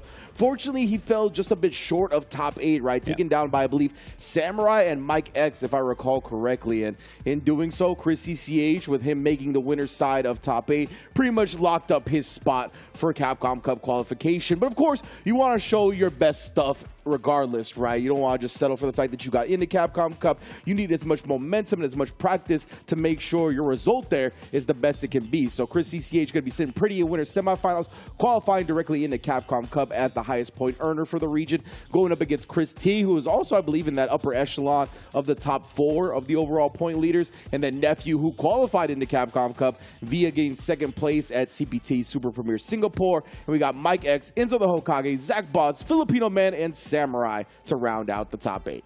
So even though Chris already knows that he's qualified, as you said, there's something on the line in the sense of pride. Yes. And from the viewer perspective, I think you may be tempted to think like, oh, it's a little bit anticlimactic that we're starting this top 8 already knowing who's going to qualify. Yeah. But I really like this format. Yes. And the reason is that this is about consistency. So Chris has had great results in the previous ones as well, previous 4 tournaments that they have already played. And then he also had a great result in this one. And for there to be 2 methods of qualifying for these super regions, which this one is, of, yeah, if you make regional finals and then you win on the day, okay, you qualify. Yeah. Who's good that day is an important question to answer. I like that we get to that answer as well. But I also really like that we get the answer of who is the most consistent player in this region. Day in and day out, week in and week out, who's the best overall? And it's Chris. And so even though he knows at the start of this that he's qualified, I still really like the format, and hats off to them, to Capcom, for having that kind of arrangement. That has been the 2 worlds of measuring success in fighting games forever, right? Yes. Has been consistency over time, as well as who is the best on that any given Sunday. So I'm glad that we get to reward both for so many of the super regions out there. Again, like we said, Chris CCH has been the most consistent. I know Rob TV likes to call it the Ending Walker rule, right? Because Ending Walker had won World Warrior after World Warrior after World Warrior, and then regional finals happened, and went a little wonky, and he didn't get to qualify. So we made sure that stuff like that doesn't happen again, you know? Exactly. All right, well, it's going to be Chris starting things off up at the top in the first position. Yeah, and Chris on the other side too, for sure. Chris T with the Ken, of course. Yeah, 100%, man. I you know, it's just something about Chris in the tag. It seems to do well for a lot of these players. But Chris T, of course, has been around for quite some time. I can't believe Chris T's only 29. I was thinking the same thing. Right? Yeah. Like, we see the name, it's like, only 29. But yeah, honestly, when we first got familiar with him in the scene, he was a teenager straight up. Yeah. So despite having, 10, 13, whatever it may be, years of experience, and still in his 20s, and Chris CCH, also similar story. Started when he was a teenager. That's when we first got familiar with him. So he's got 6-7 years under his belt only at the age of 22. So a lot of these players starting young, becoming veterans even younger. It's great to see both of these players, and I can't wait to get into this one. Let's go. Winner semifinals, Chris T on the Ken, of course, and the counterpart, Chris CCH with the Ed. You guys have been grinding online, huh? You see those rank positions? Ridiculous. Well, then they know, right? It's about putting in that work. A lot of that time, try to maintain as sharp as you can be. Yeah. Always a big battle against Ed for other people to try to figure out what to do in that like 1/3 to half screen range in front of this character. It's a trouble spot for a lot of us. Yeah, 100%. I feel like Chris T, no different with the Ken. Ken's got some options that you can sprinkle in here and there, right? The Dragon Lashes and whatnot. Try to bypass some of those instances, but Chris already ready with any approach. And yeah, some fireballs. I like threatening the fireballs, right? Something to just make Chris CCH kind of throw off his momentum a little bit, throw off his rhythm. Dude, if you can get Chris CCH, yeah, gotta be clear. If you can get him to do other stuff than stand there threateningly at 1/3 to half screen range, then great. Like, that's the name of the game for sure. So Chris T blows through it again. But yeah, if he can throw fireballs and convince Chris to do other stuff, jump maybe, for example, every now and then. Yeah. That, even though you may get hit, I think that's a win strategically. 100%. I like the space that Chris T has been throwing fireballs at so far, because throwing them from full screen against Ed is not that great, especially for Ken, because he can nullify with the startup of his fireball and then throw a projectile anyway. So he shuts down a lot of fireball driver stats, but my goodness, what a whip punish for the Snatcher. Early adopter, Chris CCH, in on the Ed. Yeah. Thought it wasn't the right call for a while, but Chris T's in. Yeah, he's talked about it. He said it was a very frustrating experience learning the character, but he's glad he ended up grinding all those hours out. The practice ended up paying off, obviously qualifying for Capcom Cup, but holding this L in the first game up against Chris T, who is, again, looking for as many points as possible here because he wants to solidify his top 8, or I should say his top 4 placing for the regional finals. Yeah, even though, of course, for Chris CCH, the most important thing, qualification, is done. As we said, there's still something on the line for him that you want to win always. Yeah, but for Chris T, there is too, and for the other players in particular, to make sure that they can be not just in the regional finals, but still in winner's side. There's still stuff on the line. Yeah, and honestly, going into this, there was a lot of people on the fringe of actually qualifying into the regional finals, like Filipino man who we see in the top 8, Samurai, Enzo the Hokage. All of them are on the fringe, so it really is dependent on how they do in this tournament. And Chris CCH here. Yeah, cashing out big with that level 1. Want to put Chris T on the verge of burnout, what you going to do. Ooh. Yeah, you can go ahead and eat the hit to make sure you don't get burnt out, but that's your life along with it. Yeah, really cool thing about Ed is that he has some of the situations that are just, you're just going to have to deal with them as the opponent.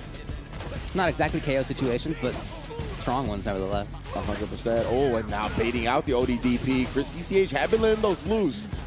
So Chris, and then actually picking up on the fact that Chris CCH would adjust them block, whiffs the throw. Maybe it was all part of the plan. Busts out this time, though.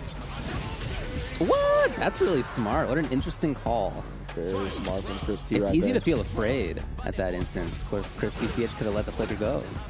It is, right? When you're dealing with like a charged projectile, I think instinctually a lot of the time we're just like kind of at bay to them. But with the projectile priority system in this game and having the OD just out prioritizing the normal ones, that was a very smart decision from Chris. Yeah. We're just gonna leave looking for pressure. Yeah, one of the proper Oki or the optimal Oki. Calling out some of the flicker attempts with that DI. That's another option you got to represent, right? Definitely something that could be dangerous for you. The opponent can recover in time, DI back and all of that. But these are things that you have to represent against Ed to throw him off. Make him hesitate here and there and take advantage of it. Chris T trying not to overextend. He knows either way. It's tied. It's a tied health bar right now. 100%. You know, any bite, it's an OD snatcher is going to result in a kill for Chris CCH. And he actually hit high enough to juggle into the level 2. Oh my goodness, not going to cash out fully there, but does catch Chris reaching. He did his first round of teaching. It looked for a while like that game was going to be Chris T's. It did. Yeah, I expect this to be an extremely close set. And just in general, I really like both of these players and the skill sets they bring to the table, so I figured it was going to be a close one. On the whiff punish, Chris T will get the corner. Just holding it here, Chris. Again, just pressing back with a crouch medium kick. You know Kevs are always going to do it, but this time Chris CCH waking up with the perfect parry, gets the side switch. Still his turn. Yeah, charge it up exactly. If you're not perfect parrying it, that means the plus frames are still there. Yeah. At least Chris is getting to hold on to some of his drive meter. Not quite there on the perfect parry. He went for it. Chris trying to stay grounded. Doesn't want to give into the easy idea of jump. Yeah, out of range, but it felt safe. No, he went back to it. Respect it though, and then Chris was just ready, but Chris T choosing the super rather than the ODDP so he doesn't burn himself out. Now we got the level 2 to out-prioritize the fireball, take him out of the parry range. Beautiful stuff. Still have to deal with it. That's such a sick pickup. Yeah, great conversion right there. Sniping with the heavy flicker after the trade. Excellent stuff from Chris CCH. Just outside that stand medium kick range. That's a really good fireball from Chris T. Yeah, I mean, he's got great footsies. We do. Can put himself at the right spot consistently. He's a little confirmed. Yeah, I think that's one of the Chris T's best aspects. It's his ability to kind of get into his optimal range. Oh, and the counter poke with the crouch medium punch. That is one of the best counter poke buttons in the game. Nice distorted hitbox, 6 frames. Great buffer ability as well. Oh, and you already know, if you give a Ken an opportunity to reversal crouch medium kick, they're going to do it. I'm speaking as a Ken player. Yeah, I was going to say. As the Ken player. 7 frames, it's back good. Nice job. You see Chris, he definitely structured his offense there, kind of beat the reversal crouch medium kick there. Chris T held back. Oh, but that time, you see, he outspaces it and gets a huge punish counter. This is what I'm talking about. You got to play around that going against Ken. Oh. Did he get got? Yes. Oh, my man reached into a level 3. That's not what you want to see. Good damage by itself from Chris. In. Perfect parried. If that had just been blocked, it was going to be into burnout. Yes, indeed.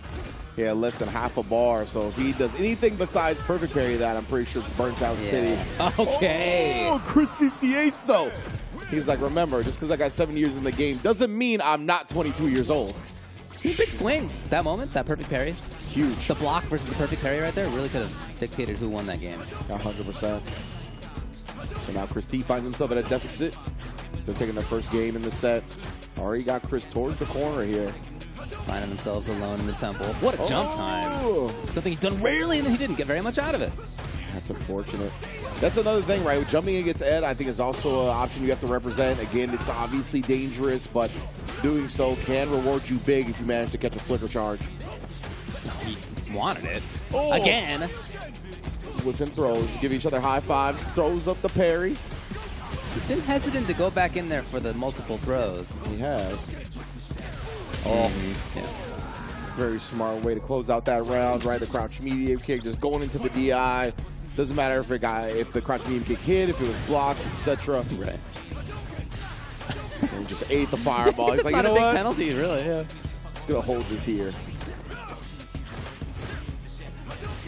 Yeah, I wonder if he was like, if he had like, was holding heavy snatcher and couldn't nullify the fireball, you know?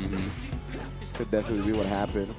And Chris T, I mean, he did represent a jump, so that might be what CCH was looking for. But right now, T, once again, carrying to the corner. We're throwing in whatever button you trying to bait something out right there. Didn't bite, but does get a little light string, but not quick enough, or not far enough, I should say. Forces it. Chris T, doesn't let it go easily. That's impatient. He's a master of that range, right? Where if you try to jump the fireball, he's going to DP you. Gotta get away. Yeah, Chris does not want to get risk of burnout. The double jumping, he tried empty jumping and pressed something when he landed, but Chris CCH's jab was timed perfectly to counter hit that. Now he gets burnout off the level 2. Going to be able to get the stage advantage as well. This is a big turn, and he tried to beat Tokido. Man, Chris CCH was going into the bag big time. Yeah. Makes quick work. So match point now for Chris CCH. Yeah, like you said, that's run Tatsu right there. It's a pure read because it's not like it's projectile in bowl or anything like that. You're trying to catch a kill rush cancel, which he did do, but it was a bit too far away to actually connect. Okay, now maybe? Oh, he did it twice. Didn't feel comfortable about the rest. And, you know, back to the wall means the level 2 desync. Ooh, get the proper juggles. Nice stuff from Chris CCH. We're going wall to wall. Oh, I respect the attempt for sure. I love seeing people be spicy off of the safe jumps that get perfect parried. Of course, if you're unfamiliar with that situation, it's a -2 situation, so nobody's actually getting punished. So a lot of the time, or I should say a lot of the time, but an option is to ODDP out of that little scramble. Chris T was ready to block it, and now we're going to a final game. Very interesting read from Chris T to be ready to block. Right? A moment like that. Yeah, very exactly. rare that you do nothing. But he was right. So now a final game to determine who gets in the winners finals. Lead back into it. Got both of these players really living up to the expectations for this set. I expected them to both bring their A game. And then, yeah, again, you see the wake up with the OD fireball, right? We saw that to beat the flicker earlier, doing it to the regular fireball as well. He really wanted that burnout sequence. Stuff. He even used the OD fireball. Now he's pretty low himself, and yeah, I mean, getting it snatchered in like that when you're low on drive feels so bad.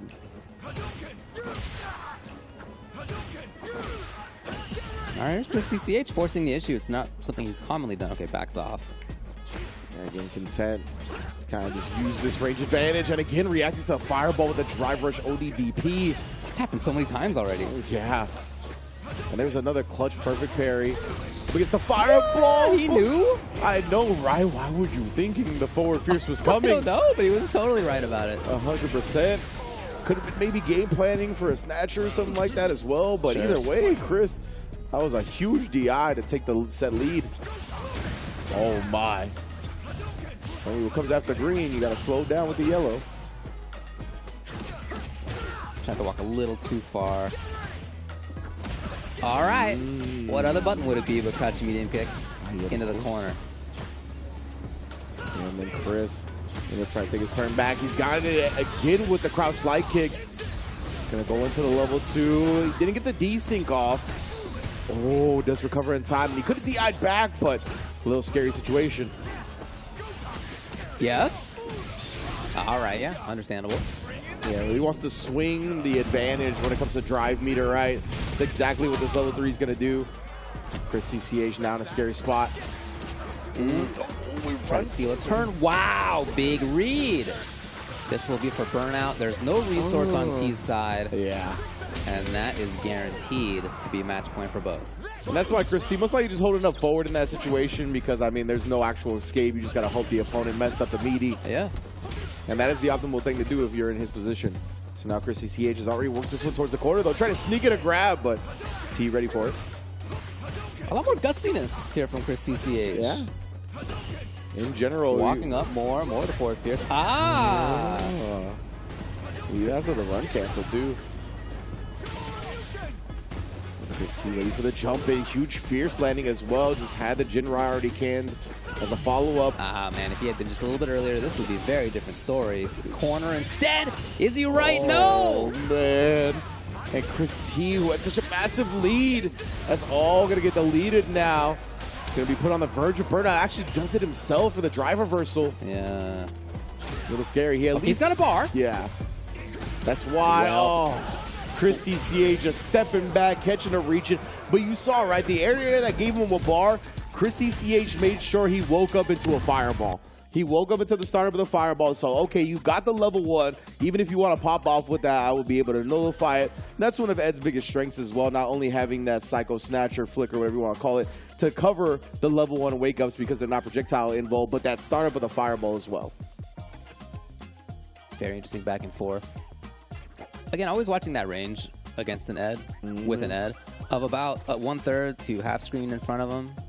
It's just the name of the game. Like, what do you do about that zone of control? Yeah. Yeah, incredibly strong, right? I think Ed, because of the ability to charge the flicker and kill rush out of them and whatnot, he just forces you to commit to something while he can kind of react to what you commit to, right?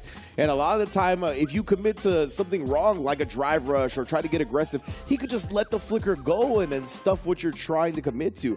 So it does require a lot of finesse, a lot of trickery in that neutral around that space, or just straight up prioritizing not being in that range however you can. And Chris T, yeah, we saw, I mean, a great set, very close. Obviously came down to the final round. Big ups to both of these players. These are two of my favorites. So to see them clash like this, and they really delivered in a fantastic set. But Chris CCH, the man who has already qualified for Capcom Cup, going to be in winners finals, representing, sending out a message going into Ryu Goku. But of course, the other side, winners semis, has a Capcom Cup qualifying player of their own in Liquid Nephew, going up against NS Mike X. It's been really cool to watch the growth of Mike X over the past couple of years. Yep. Capcom Cup qualifier himself previously. And he's really burst onto the scene over the last couple of years.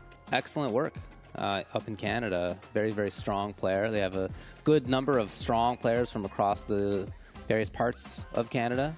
And Mike, 26. Indeed. Nephew, another one who feels like they've been around for a long time Yeah, now, true, only true. 25. And I don't think we've ever seen a greater contrast in profile picture lighting than these two pictures right here. Yeah. Oh, man, Nephew is grayed out while Mike X ring and bright. Look with at the lights. cheekbones. I know, Man. Definitely showing off Right the angles structure. looking. So I'm excited to get into this one. Let's do it. Other half of winner semifinals. Like we said, going to be Mike X versus Nephew. And yeah, I tell you what, when you look at this bracket, Shoto representation off the charts. There's Kens and Akumas everywhere, so you're going to be seeing a lot of that tonight. Mike X is going to be rocking the Ken, of course, Nephew on his signature jury. Yeah. Shoto? No Question mark? You know, in some ways. that egregious crouch medium kick going very, very far. Yeah. And I love that too, obviously. The stand medium kick, it's one of those tools that only the first part of it is special cancelable, so you can use it as a buffer in certain instances. The Mike Express. I love a good screen names, you know. That is a good one. The Mike Express. Express in general is a nice thing to fit in where you can. Yeah.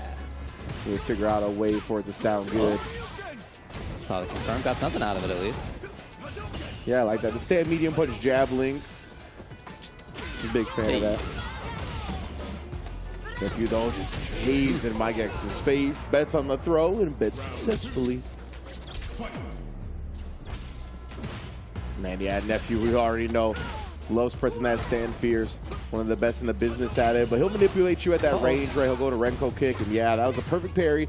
So it set up the fact that that roundhouse was blocked so close, right? Exactly. And Nephew, I remember asking Nephew in season 1 of this game about this specific matchup, the Ken Jury matchup, and he said he used to believe it was in Ken's favor until he got really good at perfect parrying fireballs. Okay. So he said since then it's pretty even as long as I can perfect parry fireballs. And I mean, he's one of the best at doing it, honestly. It's a pretty big as long as, but yeah, you're right. He's good at it. Yeah, like the fact that he's been able to make it so consistent is a real testament to how good he is as a player. On to the feng shui open up, allowing the full extension. Extendos on extendos for Nephew in the level 2, 1-0. See if Mike can navigate situations like that better. Got stuck in the corner. Felt like he had to run away. Yeah, most definitely. It feels like Nephew's been able to control for the most part. You see the Renko kicks. This is what I was talking about as well. I think got a little bit more range than the stand fierce. Nice. Taking a little turn for himself. Exactly. Classic turn steel strap from Ken. The max range roundhouse block and a stand light kick. Ah, okay. Whoa. Big potential turnaround, yeah, because here's burnout now and corner. Oof. Yeah, Nephew keeping it nice and clean too, not even being thirsty for the DI, right? Just really milking the situation he got. Knew he didn't need big damage, so just scratching and clawing Mike X down while he was restricted. Into the corner. Mike doing pretty conventional stuff. Almost definitely. Nephew that time was with the crouch medium kick.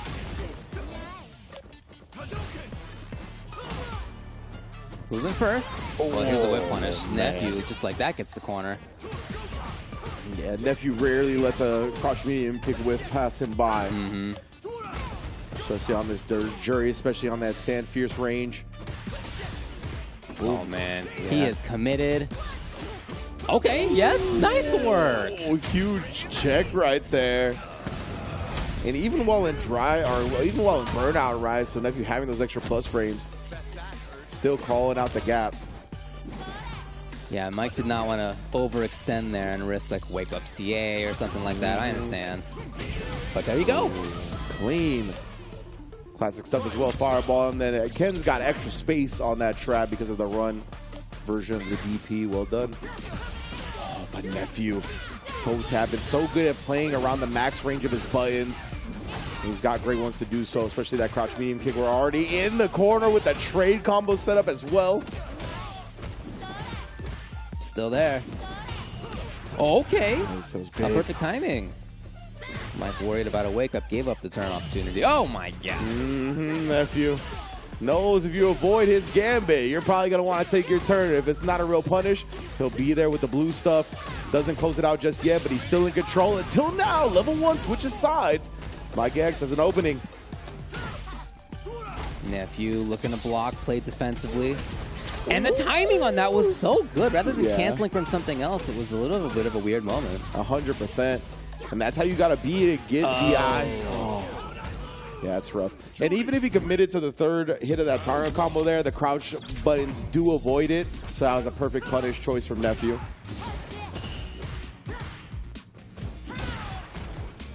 Yeah, Mike X almost brought that one back, but instead we are at a 2-0 lead for Nephew. My great recognition right there. Double time with it, actually. Recognizing the wake-up OD was coming as well. Okay. Classic jury, right? Yeah. After the full haw, throw out the perfect parry attempt. This game's out all sorts of ways to steal a turn. Oh, man. Okay, Nephew. let's go. Going into the level 1 off the heavy punch now. Forcing the issue. Huh. Very close range to steal a fireball. Yeah. All right, Nephew, what do you got? Actually bringing himself out now. Ooh, Oh, he's in trouble. Yeah, just outside of range here. He's got no super meter to him, but Mike X, he actually waited a second. It's okay. And Nephew ended up overcommitting a little bit. We got the big punish. Optimal in there as well, getting the throw. I just like seeing overheads when they're not like drive rush overhead, big damage, or like up close pressure overhead. Yeah, it's something I really like about Footsie's overhead. Knuckle Doo's game. Knuckle Doo is extremely good at just peppering in those overheads, you know. If you, oh no, try to call out a throw attempt there. Mike X was keeping his distance though. He knows how dangerous it can be in close quarters combat with Jury. Nephew's out of there. He's got some breathing room right now. Oh, we've man. seen that button twice at that range, and it's been swept both times. Yeah, I've seen Nephew. He's been looking for it, right? He knows when Ken's in that stand fierce range. He knows they love to look for it. Burns out his opponent. Had the stock to keep the turn going as well. Both of them gray. Seeing stars. Okay, he's there first. Doesn't spend the cash. Oh, this time Shirley. The landing frames end up getting caught. And yeah, as you mentioned, Nephew's not going to let this opportunity pass him by. Take him down. Force a set point. You know, I'm glad you said seeing stars. I didn't realize that was part of the burnout animation until very recently. Yeah. Like legitimately like 2 weeks ago. I was like, oh, wow. I was like, I didn't even realize, like, yeah, they're seeing stars and the little flashes around their character models. They did so much work on this game. Yeah. There's just a lot of love put into it. That's part of it. Legitimately, I was like labbing something sitting there with both characters in burnout. I was like, wait, what's going on here? Yeah. Really cool. Oh, tries to pop off with the OD pinwheel. Mike X having some big reads here in game 3. This is what he needs. Digging deep to bring this set back. A huge lead here in game 3. Gotta close it out though. Gotta keep the Mike Express on the tracks. Oh, Nephew though. To get out of that, spent all the resources. He did. Managed able to sneak a stock in and he spins it. That'll But do that, surely. Yeah. All right. Could have gone to a route to chip him out in the first one, but it's fine. We find the chip out regardless. 1-2 now. Mike X shows some life. Have you ever noticed that the farther they are down on the drive gauge and in burnout, they have different expressions on their faces? I did not. Yeah, and when they're in neutral, when they're not doing other moves, yeah, their facial expressions are different. That's actually so sick. It really is like tied to the fatigue of the character. Yeah, like, all the way through. And Mike X again linking off that stand medium punch. And Nephew once again, that stand medium kick, the first hit of it cancelable, but crouch medium punch, counter poke all day, every day. It's a great buffer tool. One of Ken's disjointed normals.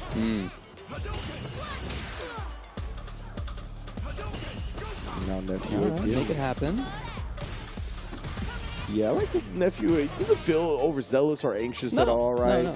Even with Mike X mounting a couple of victories in a row now, still playing his game, and Mike X is going to be able to get some good corner carry.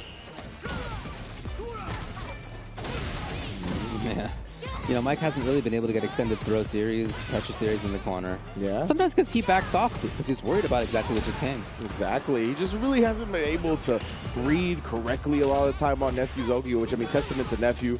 Switching every decision up well, and then catches Mike X, trying to do something on Wing Up, trying to escape. Wow. Oh no, the DI was there. You already know that means we're going to a third round and another set point for Liquid's Nephew. A big reason why he ended up taking that is because he had the perfect parry that you were talking about earlier. If he had blocked and then one more series had come from Ken, he would have been burned out himself. And that's how we start this round as well. Perfect parrying another fireball, which lets him drive rush before Mike X got the drive rush. And again, like, it really is, like you said, a big, like, what if you're able to do that? But he's just been so consistent that he makes it look. I mean, a lot of, I believe, juries have trouble with the Guile matchup, right? And he beat multiple Guiles on his road to qualifying for Capcom Cup. And a big part of that is his perfect parry ability. Ooh. That is a punish. That's going to be very close for Nephew being on burnout as well. He's only going to have a little bit of drive meter left. We'll see if Mike X is coming for it aggressively. I mean, if he gets it, if he gets burned out here, he's way far away from having one bar. Oh, yeah, that at least it was another perfect parry, right? So it prevents him from getting burnt out on that combo. That's huge, and now he's built some back up to where he shouldn't have to worry about it as much. And the overhead, oh, he saves it for the very end.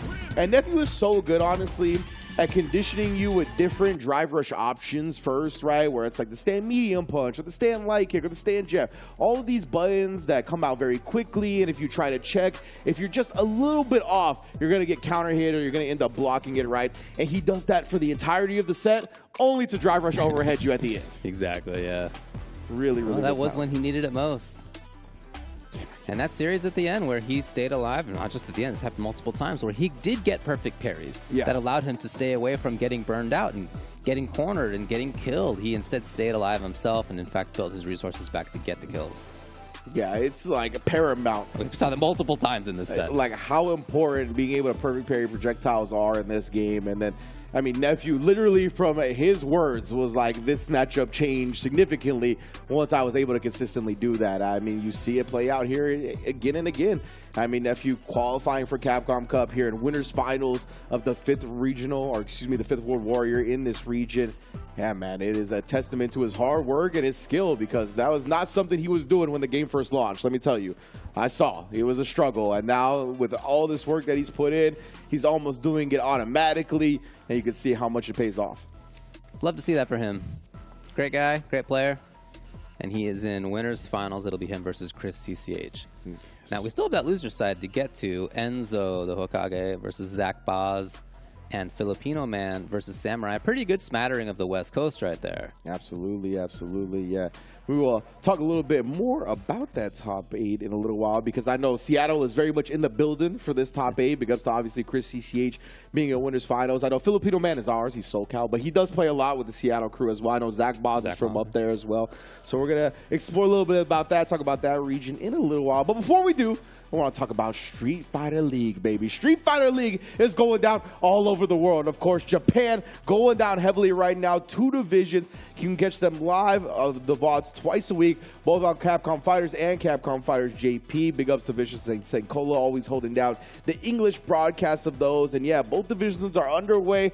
Getting around to the closeout, I'm pretty sure is going to be coming up soon. And yeah, I mean, some of the best Street Fighter you're ever going to see. These SFL JP is very much like the top tier organization. But of course, we got Street Fighter League EU going down as well, live all the way from November 15th to the 26th. So yes, indeed, we're coming up on the end of that as well. I believe tomorrow will be the last day of the regular season, and then the day after that, they're going to be handling the playoffs as well to see who represents SFL EU at the SFL World Championships in Capcom Cup. And David, talk to me about the US. Yeah, here we go. Some of the best players, not just from the U.S., but from other parts of the world as well. This has been a blast to watch so far, and still quite a bit of it left to go. Every Wednesday, you get to see some of the absolute greatest that we got. That's airing at 4 p.m. Pacific time every Wednesday. Check it out on Capcom Fighters. And yeah, man, I've been watching a lot of that Street Fighter League EU over the past week and a half. It's actually been great. It's been live. It's been really, really cool to watch. There are still a couple of days left of it, as you say. So if you haven't gotten a chance to see that, you still have some time. Check it out tomorrow and then the next day as well for the finals. Yeah, it's good vibes all the way around. I mean, Logan, I think, is one of the best interviewers. He's been great. Like, he's been killing it as a host. I super agree. Yeah, 100%. Like, putting him in that environment, he's one of the best interviewers, hosts in the business. Getting to see the incredible talent joined, of course, by Jammers Damascus and our own Yipes as well. Getting the Yipes in the flavor as well has been phenomenal. And yeah, as you mentioned, the live aspect, having the birds over there as well, their first time in SFL EU. So it's been a blast. I highly encourage y'all, if you haven't seen it, go back and check the VODs. And again, the final day of the regular season is tomorrow, 10 a.m. Pacific, so be sure to tune into that. But of course, we're not done here at the World Warrior by any means. We're going to take a quick break and be back with the loser side of the first round of top 8. Don't go nowhere.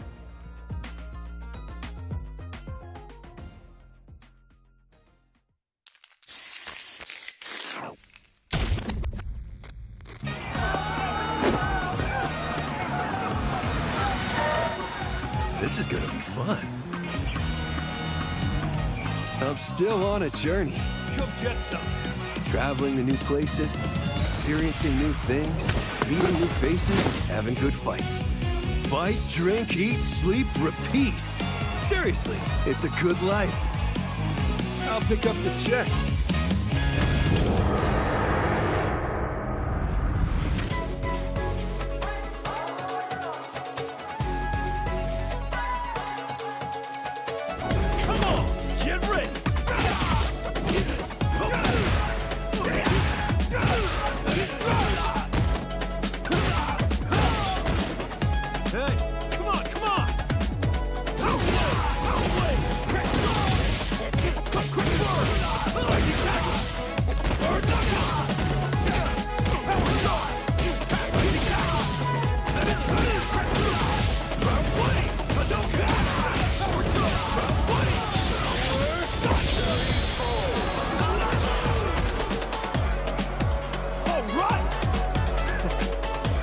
Time for one more. Time for a beatdown.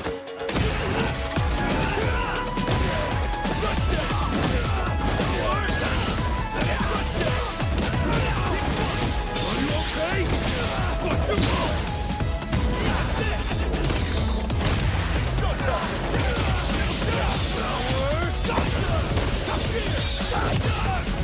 Yeah, baby.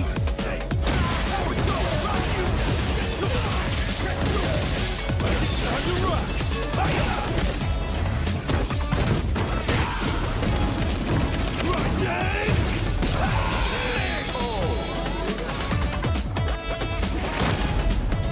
Now, where to tomorrow?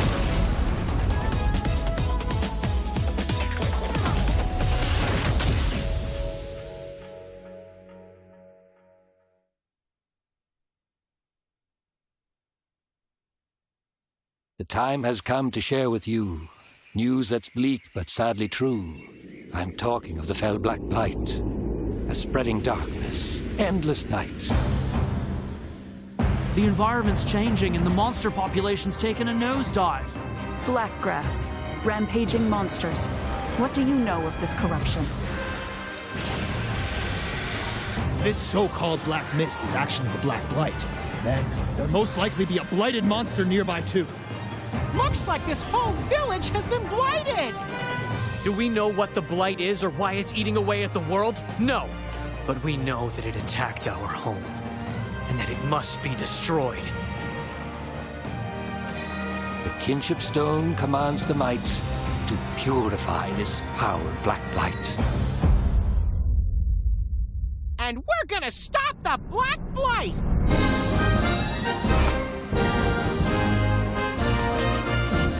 We can befriend monsters easy enough, but other humans are a different story. Hunters and riders.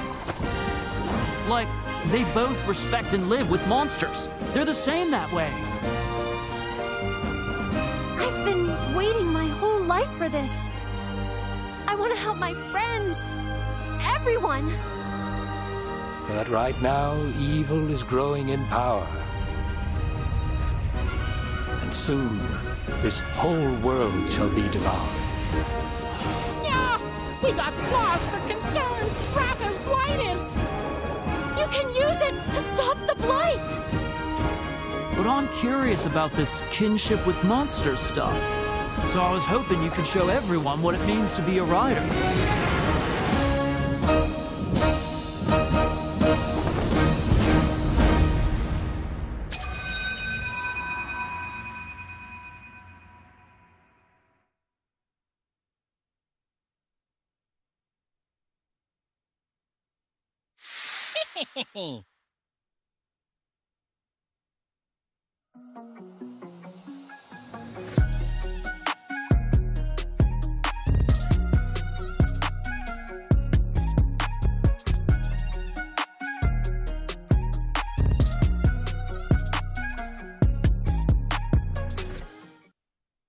Feeling the aura of none other than my brother Samurai. What's up with you, bro? Hello, what's up, man? I'm looking at this World Warrior.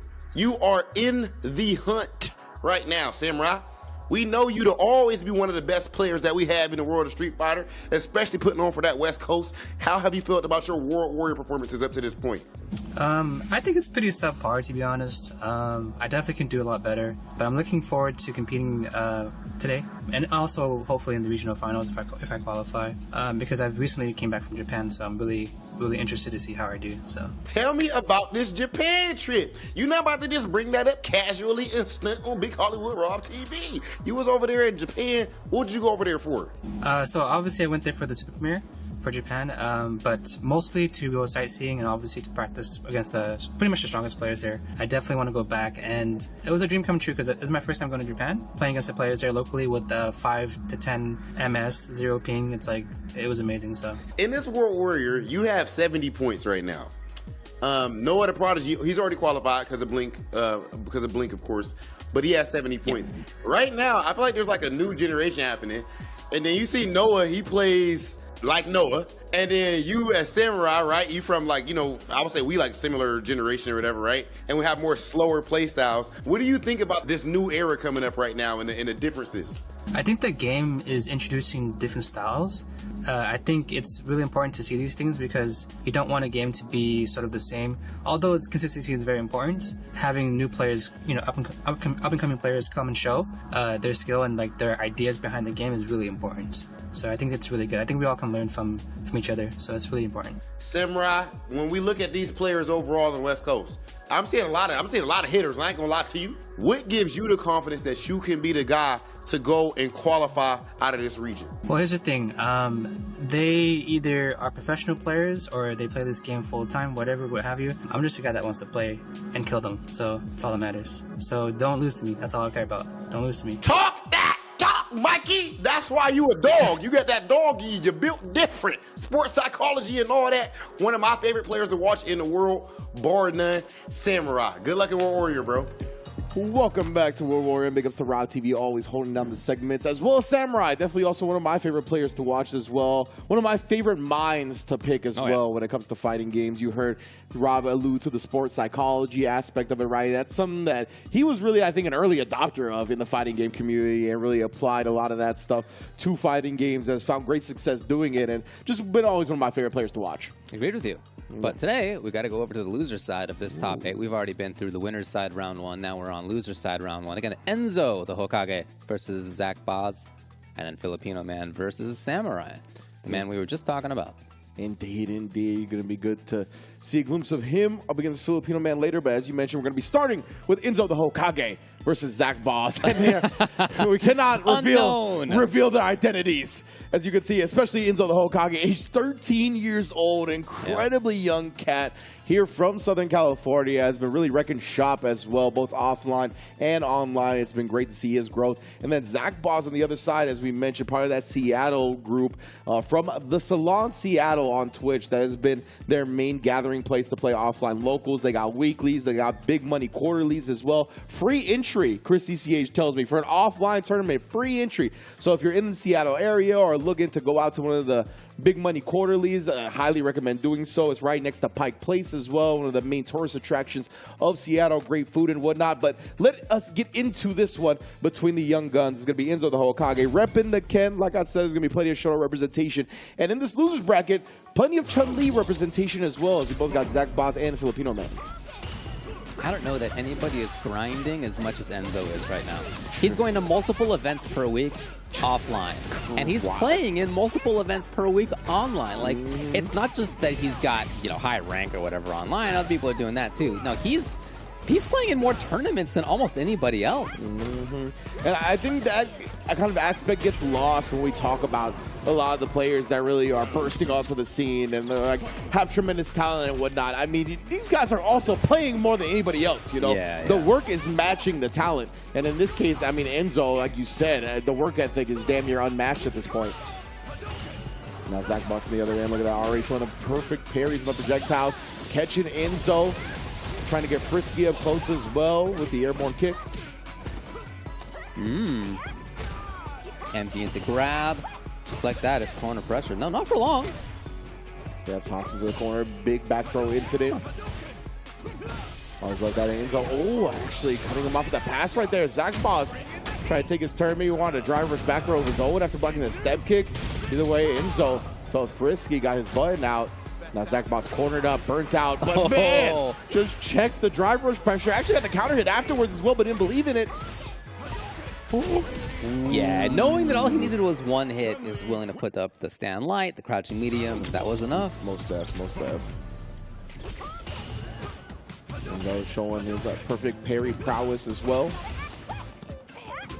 I've also seen him using that step kick a lot. I feel like that has become a big go-to move for him. It's not something you see very often. Not never from other people, but for him, it's all over the place. It's very common. I think it's cool. Enzo's got a couple of things that he goes to a lot in the neutral that I think Ken players, like you said, sprinkle it in, but Enzo has built kind of game plans around that. The step kick, the crouch medium punch, he's one of the best at using the crouch medium punch as well. So it's cool to watch. I think especially in this matchup, the step kick will get you a lot of mileage because it's tough to kind of get into that Chun-Li range. I think either you want to get a life lead on Chun-Li and make her come to you, or utilize stuff like that step kick and fireball just outside her normals. Right now, though, Zach Boss got the corner, fake the overhead, good block. Just like that, it's Enzo's turn. Oh, he's hunting for some bigger stuff, but Zach there first. Yeah. And I know that you could go into crouch fierce into run step kick for a trade combo setup. Okay. I don't know if Zach Boss beat the step kick to the punch or if Enzo didn't do that, but that is something that Kens will look for, is that trade combo setup. Oh, man. And you saw it was the crouch media punch. Enzo was trying to get that counter poke going, but Zach Boss just outspacing him and then responding to the green stuff with a level 2. Into even more pressure, this time low. We've had a bunch of different looks so far. Yeah, really impressed with Enzo's defense, honestly. Been able to block. You saw him block on the fake overhead as well. You might see Zach Boss just commit to those and see if Enzo can block him. There's that step kick again. Yes, indeed. Quick way to stab in and try things out. He'd love to make Zach block something. Yeah, and wow, you see how far away that jab hit. Yeah. Yeah, that was definitely faith that he knew Zach Boss quite good. And he was like, you know, he'll probably try to check this drive rush. So he went with the earliest commitment to the crouch jab. Converted fully. Very smart. Ooh, the timing was perfect. Speaking of very smart, the Hazanshu blowing up the fireball. And Zach Boss sniping once again with the crouch medium kick. Those last two moments there, the big ones, the game-winning ones, were while he was burned out. Yep, exactly right. So good stuff from Zach Boss. Not just kind of resting on his laurels, being timid while he's in burnout, waiting for it to come back. He was still active about how he got things done. Really catching his opponent off guard. Again, steps in. Nice throw tech. You know, whenever people try to drive rush out of the corner, I feel like 9 times out of 10 it's a back throw. Yeah. Like it really feels like that. So good stuff from Enzo being ready for that one. Oh, yeah. Stealing the turn right back. Here he is. Oof, and you already know it's Enzo. Gonna be ready for those cross cuts. Combos up after punishing the drive reversal as well. That's stiff.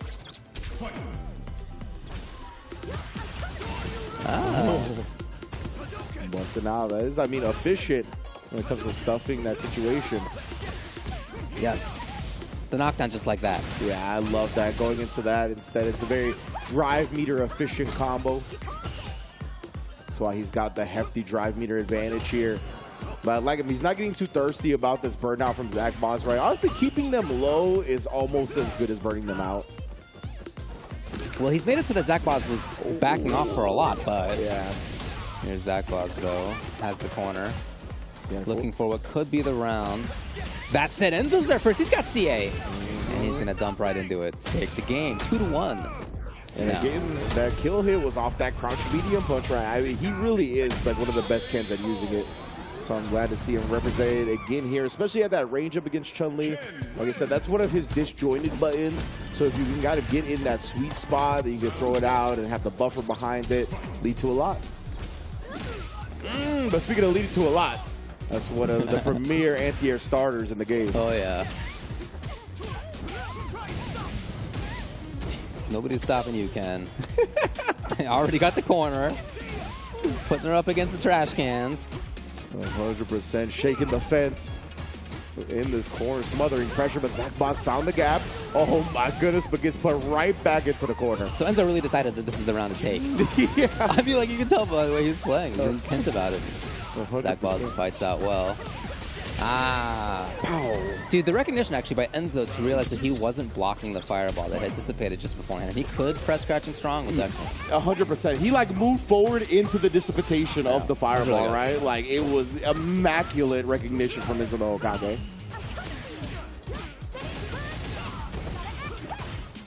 Man, and yeah, blocking the overhead. Like we said, he was faking him earlier, and Enzo blocked the fakes too. Very, very strong defense we've seen so far. Zach Boss has looked good as well. Again, he's low on drive, though, as he has so much of this set. Enzo just tapping. Ooh, yeah, he didn't actually commit to a follow-up on the Jinrai. Takes the hit. Not long, though. In big trouble. There it is. Crouching strong starter, again, is going to be more than enough. Yeah, from certain ranges, it's just honestly one of Ken's best options to like reversal button with Enzo finding it time and time again right there. And yeah, I think in the corner when he didn't do the Jinrai follow-up, we saw Zach Boss punish him. I think he thought Zach Boss would spin that last bit of drive meter trying to parry the follow-up, so he just waited. That was honestly great decision-making for both sides. Zach Boss though already corner, already control.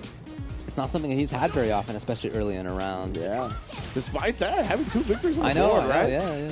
It's really felt like Enzo has dictated a lot of it, but even beyond that, Zach Boss still in the set, and honestly right now in the lead. Back-to-back perfect, yeah. Oh, a kill. Okay. No, it's still his turn even after you burned out. Indeed. Okay, all right. Beautiful work. If you're in burnout and the opponent does a drive reversal on it, you can't punish it. Yep. You got to jump out of the way first. And he knew exactly what was coming. That was great stuff from Zach Boss, really reading his opponent. And that's one of the things I really love about Burnout, right, is that despite it restricting the opponent or the person in Burnout, the person not in Burnout often becomes easier to read, and the level 2 catching the long recovery of Ken's Fireball. Now we're going to the corner. Oh, just outside the range. We could be in the corner on the next hit. No, instead tech. Again here, Enzo. I'm going to counter poke Monster this set. Trying to pick his spots. You see Zach Boss reaching from long distance on that stand fierce. Oh, the crouch medium kick. Come on. He caught the extended hurt box of it.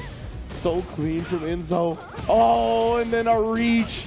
And you already know how that punish starter gets going, but he's saving the meter. Oh, man. He could have been in match point himself. Will he get there? Maybe. He might. We go to this final round with level 3, and he does jump the Hazanshu. Wow, that was something Zach Boss went to earlier at that same range. Final round. Enzo forcing the issue. Spending bar to get the corner right away. And then he's worried, and Zach knew. He did. He tried to walk away. Couldn't quite get out of distance of the throw range because he dashed beforehand, and another fireball stopped with level 2. Get a little bit of reset, just goes in the throw. Enzo playing safe until then. Zach Boss knew when he would try to flinch, and he counters it perfectly with a jab. Okay, Enzo. Still pestering, still trying to move. Finds it, but too far. Again, it's Zach Boss low on drive. And again, even though he was low on drive, he finds the hit anyway. And he will send Enzo the Hokage out of the tournament and himself forward into losers round 2. Yes, indeed. Zach Boss betting big right there on the reversal crouch medium kick. It was just as Ken got outside of his light range, right? So it was really going to be up to Enzo to kind of special cancel in that instance, whether it be with Jinrai or Fireball or something like that, to try to prevent Zach Boss from taking his turn. Maybe even a light kick. Could have at least traded, maybe given the frames, but either way, good stuff to Zach Boss. I'd be putting it all on the line right there. We saw expert crouch medium kicks. We saw, once again, stuff in the DI as well when Enzo didn't have enough health left. Honestly, 2 great, bright young stars in Street Fighter. I can't wait to see them keep going. I'm sure they will. For today, though, it's only Zach who gets to keep going. Indeed. So far, by the way, every single one of these clips has shown Zach Boss at 1 or less drive gauge. This is the first one that's not, and he actually loses. Okay, fine. But all the rest have been, yeah, here he is, Gray. Yep. Already in burnout. Somehow, though, I mean, again, he fought great. Here he is in burnout. Yeah, put himself in burnout. Ended up getting the second hit of the wind attack, and as you mentioned, taking advantage of the fact that Enzo knew he would be in burnout, knew that drive reversal was safe against burnout opponents, dodged it perfectly, burning himself out again to win the set entirely. And yeah, I mean, he just did a great job, a great balancing act of staying low and staying with drive meter long enough to really gain a lot of ground, and then going into burnout and defending well against it, or reading his opponent well against it. So big ups to Zach Boss. Going to be moving on to losers quarterfinals to face Mike X, who dropped down to the losers. As now we're going to move on to Filipino Man versus Samurai. See who faces Chris T. 2 of the strongest players in California for a dozen years, maybe longer than that at this point. Yeah. 2 very, very strong players. Filipino Man just outside of Evo top 8. twice, at least twice. Yeah, at least twice. And Samurai having some very deep runs himself, both there and in CPT in the past. And they come in now in loser side. I feel like this is the first year where SFL didn't have Samurai. Why did he send in that picture? I know, the pineapple shirt. The pineapple shirt of him not looking at the camera. He's like, I'm going to put, who puts me in the backpack? Chun-Li. He was like, Chun-Li's putting me in the backpack with my pineapple shirt, and we're going to keep on going. But yeah, that's going to be our last match of round 1 of top 8. Let's get into it. Filipino Man and Samurai, as you said, 2 staples of the West Coast scene. Once again, going to be duking it out here. Samurai on the Akuma. Filipino Man on the Chun-Li. So am I just going to be looking at him, not looking at the camera this whole time up there in the top left? I think so. We put the picture up. Yeah, I'll look it up there eventually. You know how it works. I need more Chun-Li outfits. There it is. All right. Hey, what's going on with his backpack?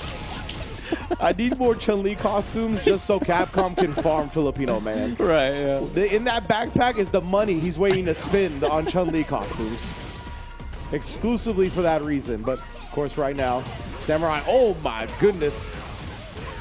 Putting a stop to any of the pressure following the fireball. Raided out in his own right. Oh no, the Hajantsu. They both had like the same read, actually. Yeah. Both of them thought that the other was going to do their projectile, and they did their thing to get over the projectile. Samurai just luckily, his answer was twofold in that instance. Also punishing the Hajantsu. Now he's got 1 round on the board nice and early here. And like I mentioned, a lot of this loser's bracket, I won't lie to you, is going to be Shotaros versus Chun-Li. Just how we get down here in California. That's all right. Or West Coast in general, I should say. I've played Street Fighter before. Yeah, I was going to say, you're going to see. It's like not the first time I've seen Shotos and Chun-Li. You're going to see some Street Fighter here today. Oh, all right. Yes, indeed. Recovering in time for the drive impact. Oh, yes, indeed. Off the overhead. It's still Filipino Man's turn. Oh! Okay. The dive kick actually stuffing the up kick attempt. Guess Filipino Man needed to spin meter on that one. Manages to somehow, someway dodge the air approach this time. He's going to cash out CA. It's going to force a round 3 where he's going to go into it with no meter, but always better to force another full round of decisions rather than to risk it. A lot of resources on Samurai's side. Oh, yeah. But you build meter fast in this game. It's no big deal. Indeed. And Chun-Li's level 2 is quite good, so even if he's not going to get to level 3, having level 2 will be a big asset. But he does have to get there first as Samurai. Oh, yikes. Wake up legs, a great way to avoid throw. Just take advantage. And speaking of taking advantage, Samurai clean whiff punish on that long stand fierce attempt. We know Chun-Li's love that button, and Samurai does know that too. She's dead. Yeah, for real. That's not enough from that. Your life. Okay, again. Making the read to get over the fireball. Samurai, game 1. As you said, right? That's what we saw in the beginning. We just didn't get to see the fireball from Chun, and that's exactly the read that Samurai was looking for now. Played out to perfection. He's got a very mobile Akuma, at least so far. Yeah, 100% it feels that way. Like I feel like he's a little bit more like even micro movements, a lot on Akuma than I'm used to seeing from Samurai. Yeah, you can play just like ground fireballs Akuma, you know? But yeah. He's gone to air fireball a couple times, back kick. And just Samurai's like play style for whatever character he's on. It's very stoic, like non-moving a lot of the time. And with Akuma, he definitely seems a bit more active. He's doing stuff. Yeah, look at this guy. Oh my goodness, the flip it to the chop. He messed up something right there. Now Filipino Man's got this distance back. We're at the Pow Pow Cafe. We're just ducking these fireballs. Yeah, no big deal. Ooh, you're trying to fake him out a little bit. Whistle immediately. Oh, recovers in time. Doesn't have meter to drive impact back now, though. Really? What an interesting time to chase. Obviously, Samurai didn't expect it. He thought the Filipino Man would stay still. Yeah. But instead, now it came. And maybe in that instance, thinking that Filipino Man would more try to snipe with a level 2 rather than like a jump. But either way, Filipino Man has Samurai in the corner again. Very low on drive meter as well. Can't afford to block much, but nonetheless he does. Great stand from Samurai in the corner. Again, he's doing stuff. Yeah, he's a big doing stuff guy at the moment. Which he tends historically not to be. I think that's why I'm remarking on it so much. Yeah. His style has rarely been that in other games. Yeah, that's why it's so interesting to us right now. Yeah. Oh, the Filipino Man. But I'm going to put a stop to all that antsiness, all that movement. Hey, man, can you hold this backpack? Yeah, you know. Put your soul in it for me. Oh, KO just like that. I gotta ask him where he got that pineapple shirt. It's pretty sweet. You know what I'm saying? I like a good Hawaiian shirt. I agreed. They have their time and place. Yeah. I don't know about, you know, the CPT profile picture being the time and place, but I can get behind it for this one. Well, I took one picture of myself last year, and I was at Evo wearing a pineapple shirt. So here you guys that's go. what you got. Most updated picture of me. Yeah. Oh, man. Oh, yeah, I'm just parrying up whatever the follow-up may be. It's smart from Samurai, but nonetheless, Filipino Man still with the aggression, still on the advantageous position. Oh, that's okay. We're trying to put a could have. Yeah, definitely could have recognized that forced knockdown juggle point. Yeah, exactly. Red. Once again, Filipino Man able to recover in time. Samurai just a little bit late on the DI. It's tough. It's tough to DI that move quickly enough to not have Chun-Li recover. So I respect him going for it. But yeah, we're going to have to adjust some timings. But that fierce whip punish game has been very on point from Samurai today. Using it to get to the corner again. Man, staying just outside these Chun-Li normals. Expert footsies. Oh, give it a different look. Samurai's drive gauge in trouble. I think burns out. Oh, jeez. Filipino This Man is a one-hit match. Immediately taking advantage of it. Most definitely is. A drive rush cancel combo into a CA spells the end of Akuma. Great discipline. Cannot press a button. Yeah, shout out to Samurai. The defense was on point. Still got to play defense, though. He's just he's looking for DI. But even... Is he right? Yes. It could have been for Chip. May have been the idea on Filipino Man's side. If that EX had been blocked, could have been right into super for the Chip. I think that's why Samurai was confident doing that, right? The neutral jump into land, invincible move. Figured Filipino Man would set up some type of chip setup because level 3s do massive chip in this game as well. So that lays in the level 3 would have definitely been enough of Samurai's life bar. The setup shop again. Samurai comfortable, throw different levels of fireball. Of course, Filipino Man can duck all those. Chun just looking at him in stance. Now, this is for the set lead, right? 1-1. Both players have a round, so you can understand why. Being a little bit more timid, a little bit more patient. Nobody wants to be overzealous, overcommit. Both characters can absolutely play like that. Yeah, they can play slowly if they'd like. This time, outside of that range, the Samurai got something at least. Low on drive. Yeah, that's why Samurai, you can see, not pushing the situation too much. Wants to build that drive meter back. Oh, what? Filipino Man going every which way right now. Trying to get Samurai lost in the lights. If he's going to do that, it should be burnout on top of that from Akuma as well. Just about that much, indeed. Samurai here, he's a little bit far away and just snipes the fireball. Yeah, you can hit Akuma even with the fireball out like that. And of course, once you do, it dissipates the fireball, makes your follow-up nice and clean. 2-1 for Filipino Man.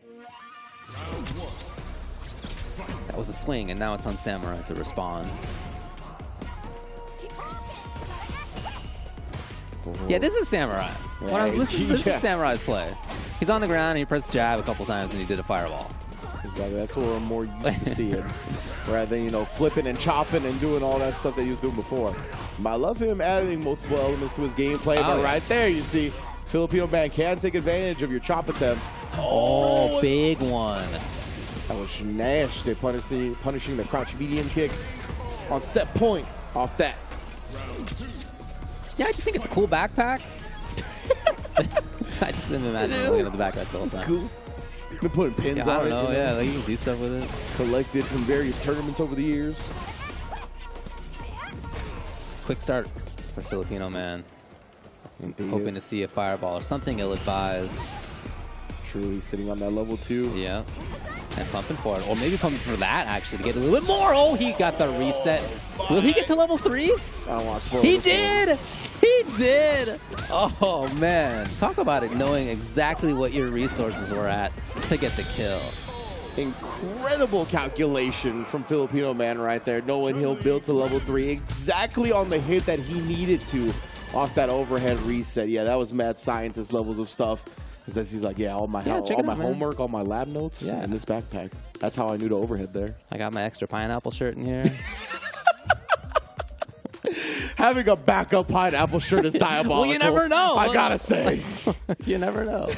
What if something happened to it? Oh, man. Yeah, great showing from Filipino Man as well. And like we said, always love seeing Samurai play.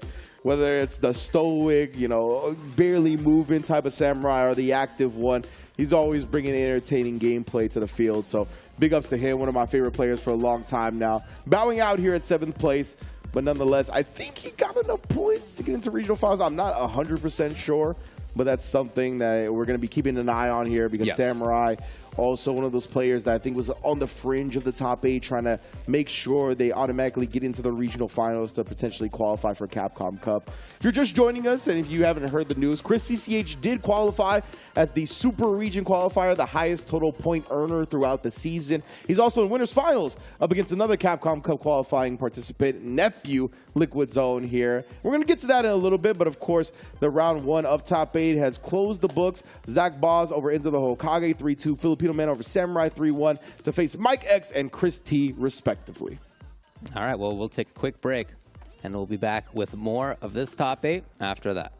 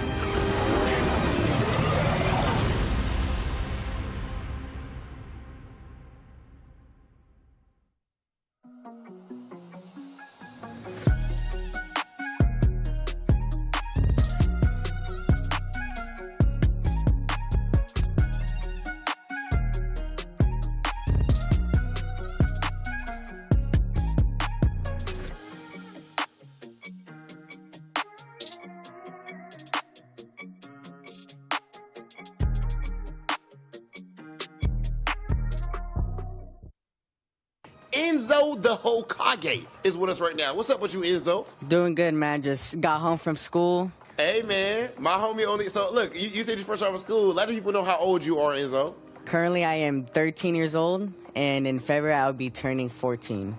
So you guys can DI me now. What? I'm getting old. Oh, so they got to wait till you're 14 to DI you. Right now, you got too much reactions. Mm-hmm. Hold up. So you old at 14. I'm 31, Enzo. You think I'm old? Nah, I don't think so. You haven't that unky age yet. Ah, dang. I appreciate that. So they were trying to put the uncle on me too early. All right, now, again, you like, with you being only 13, you like you fresh off school and all that. What's it like being somebody that's going to school, but then coming home and being interviewed and playing in tournaments? I feel like some days are on and off. Sometimes I'm not really in the mood to do tournaments or just play ranked right after school, because school is just very stressful in general, just tests and just all that. So I'm not a fan of school, but I still have to get that work done. All right, so, you know, with you being this godlike, right, at such a young age, what was it like for you seeing my man's Crime and Blast down there at Blink Respawn putting on like that? It was really interesting to see, for sure, because I've like never heard of them before until Blaz, was it Blaz that qualified for the cup already? So it was very fun and just interesting to see while they were at Blink Respawn. All right, so now as far as your World Warrior is concerned, this season, how have you felt about your World Warrior season? I feel like it's been pretty chill. There's a lot of people that you really have to worry about, especially in the West Coast. So there's a lot of like stacked players in my bracket. So I'm definitely trying to train for it, and hopefully I can get to the finals. That's it, brother. What are your goals right now in the world of Street Fighter? I mean, my goals are just to be consistent, winning tournaments, especially the big tournaments like majors and stuff like that. But that will slowly start to come to me since I'm very new. I've started since the game came out. Like, this is my first Street Fighter ever, so it will start progressing over time for sure. Come on, man. 13 out here cooking folks. Y'all out here 47 with no footsies. Huh? You're 90 with no neutral. Make it make sense to me. Be more like this guy right here. My guy, Enzo the Hokage. Much.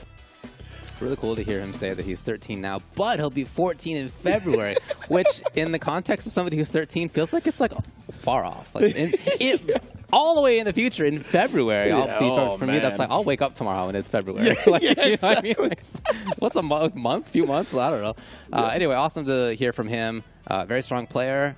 Really smart guy, got a great future if he wants to keep up with it, of course. Feels so put together for his age. Yeah, like I was sitting there like, bro, like you got it more together than I do right now. Like, it's just very impressive. And I love the fact that he was like very honestly pragmatic and realistic about the process. Sure. Where he was like, this is my first Street Fighter ever. Like, I will progress with the more work I put in.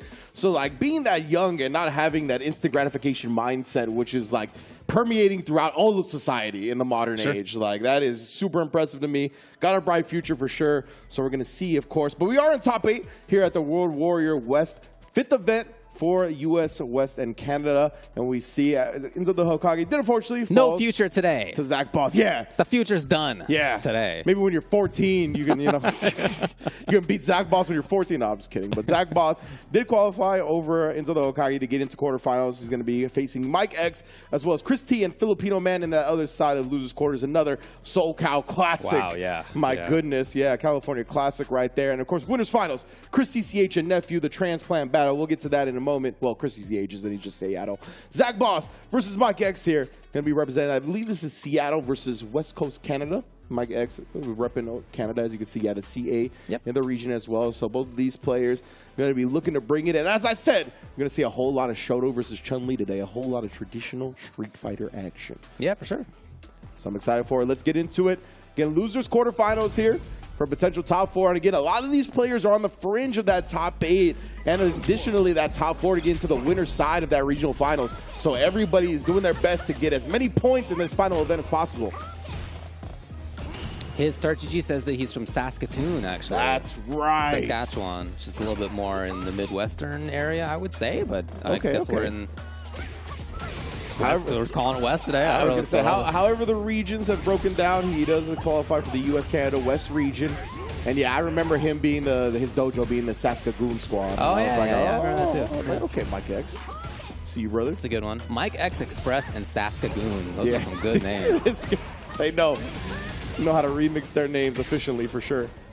Zach Ball's going to decide just walking away. Wow, still got the perfect parry off on that fireball. That's impressive. Trade combo. I love him going with the light kick right after that trade too. Stuff whatever Akuma may have tried, but now she's got to hold this full combo and kill on the Akuma. I think if there was another character that we might have lived, but Akuma. You're probably right. Yeah. Akuma had no shot. It's the risky take as Akuma. Absolutely, but it's okay. Akuma makes all the other, he makes all the other opponents feel like they got 9,000 health too. When he hits them. Especially when you get combos like this, the OD Adamant Flame in the corner here. Very good damage for just 2 drive meters spent. Oh. Yeah, right. The stare down, the worry, the concern. Oh, it was a little funky on which side that would end up on. Indeed, and Mike X just not expecting the cross up. Saw no counter hit, no nothing. Trying to catch him reaching after the air tech. Zach really hunting for the burnout. Here it is. And then instantly, almost instantly, into the DI. Now he does a little one, but Mike X still going to have an opportunity here. Oh, chasing down. He just pressed the drive rush cancel. And then because it was a light button, it came out on whiff anyway.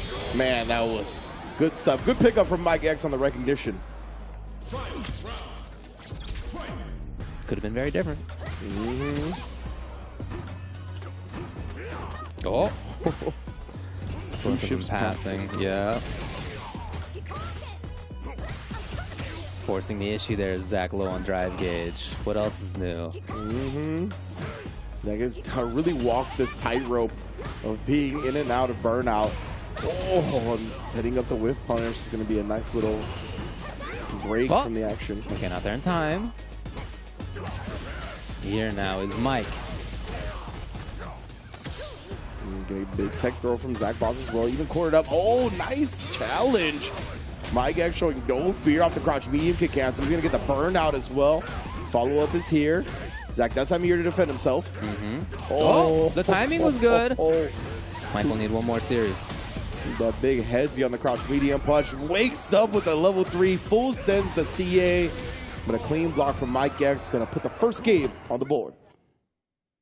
That CA into maybe a throw would have killed at that point. Like 100% you're a strike throw away from death. Yeah, exactly. Yeah. Speaking of strike throw, able to walk out of that throw range. Zach Boss going to get his party started. Trying to bait something out. Ooh, some more forward medium kick usage from Mike X now. Zach Boss tried to approach from the sky, but had that covered. A lot of Mike's damage has come from kind of like neutral into pressure, and then once he's in pressure, Zach's defense has actually been pretty strong. Hasn't gotten too much out of it, has Mike? Yeah, good point. Mike has just primarily been nickel and diming his damage, right? Here and there, whether it's anti-airs, whether it's a couple of normal strikes. Okay. Love that, representing the perfect parry off the light strings.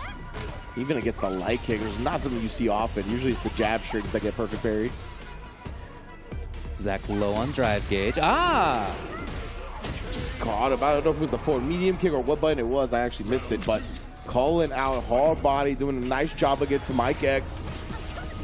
Kuma's got a couple of buttons that aren't actually special cancelable that can't be exposed by that DI.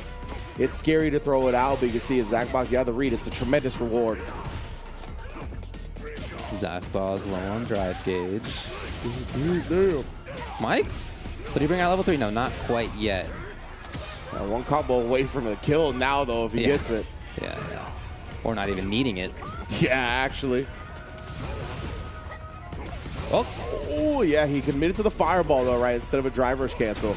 Oh, and that might end up costing him Zach Boss. He's going to be able to find the hit. The level 3, excuse me, the CA is going to more than burn out Mike X. My goodness, Akuma took so much damage. Danger zone for both. Okay, the interruption came in time. Yeah. And unfortunately for Mike X, right, he kind of went into a route that was, off the Adamant Flame. I believe the Adamant Flame only be into level 3. I'll double check, but yeah, from that point, he was kind of committed to a route that needed to have the whole meter spent. But it's okay for Mike, right, getting the round on the board. Yeah, they both have 0 bars, fine. Oh, and then setting up the fireball to, of course, cover the approach. Classic Chun-Li. She's got one of the best fireball drive rushes in the game. Walking behind the projectile, the shield. Big perfect parries coming out of Zach Boz. As Mike looks for it, and Zach's defense again coming into play. Oh, there you go. Some defense from Mike X now. Back to this neutral game. Slow. Ah, I was grabbed before. This time the big switch up. Zach's in grab again. Low on drive gauge. The OD Adamant Flame can't be canceled at level 2, so I'm a little surprised on that one, but nonetheless. Mike X, does get sniped the in here. And Zach Boz, you know, even though he's, once again, you see him burnout, always either very low on drive meter or in burnout, he feels like he's got the super meter in his pocket whenever he needs it. So, again, just a balancing act of resources in this game, right? Are you willing to spend drive meter primarily? Are you willing to do some combos with super while you save your drive meter? It's all about what really fits the situation and your playstyle specifically.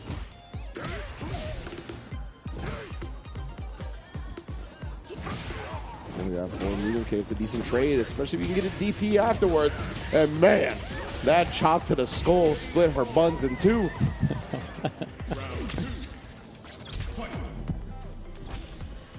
You ever to see Zach jump in like that? He's tried it a couple of times. They've both been DP'd.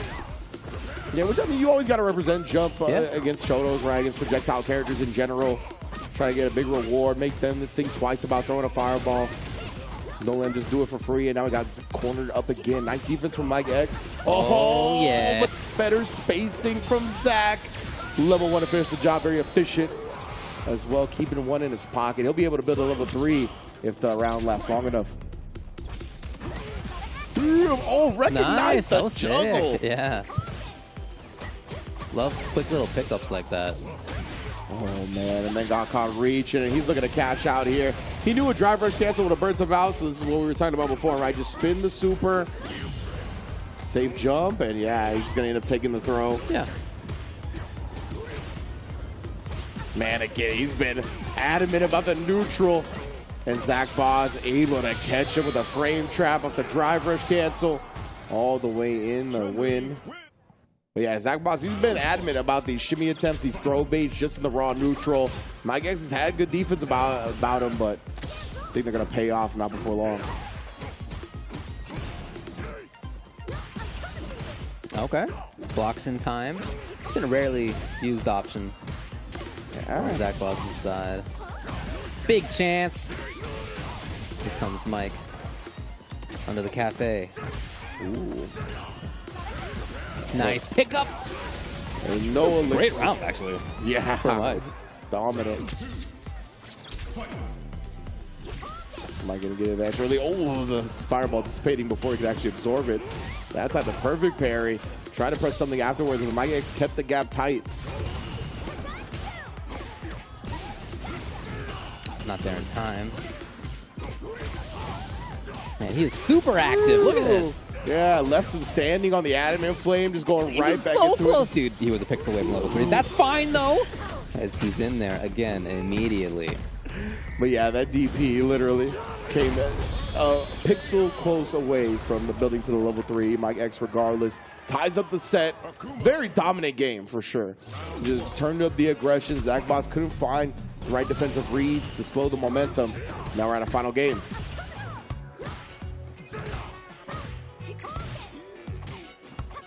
Yeah, doing a great job. He's been doing a good job preventing the jumps and demon raids from Mike X. Kind of just taking up that space as Chun-Li, catching a lot of them preemptively, and that time again just outspacing the normals. Oh man, Mike had gotten a perfect in the previous round. This time it's Zach Boz's turn and it's match point. Uh-oh. Fully open, and Zach Boz does the trick. Like we said, ooh, and then frame trapping up again. Already in trouble. Here's Mike. If you risk the parry attempt right there.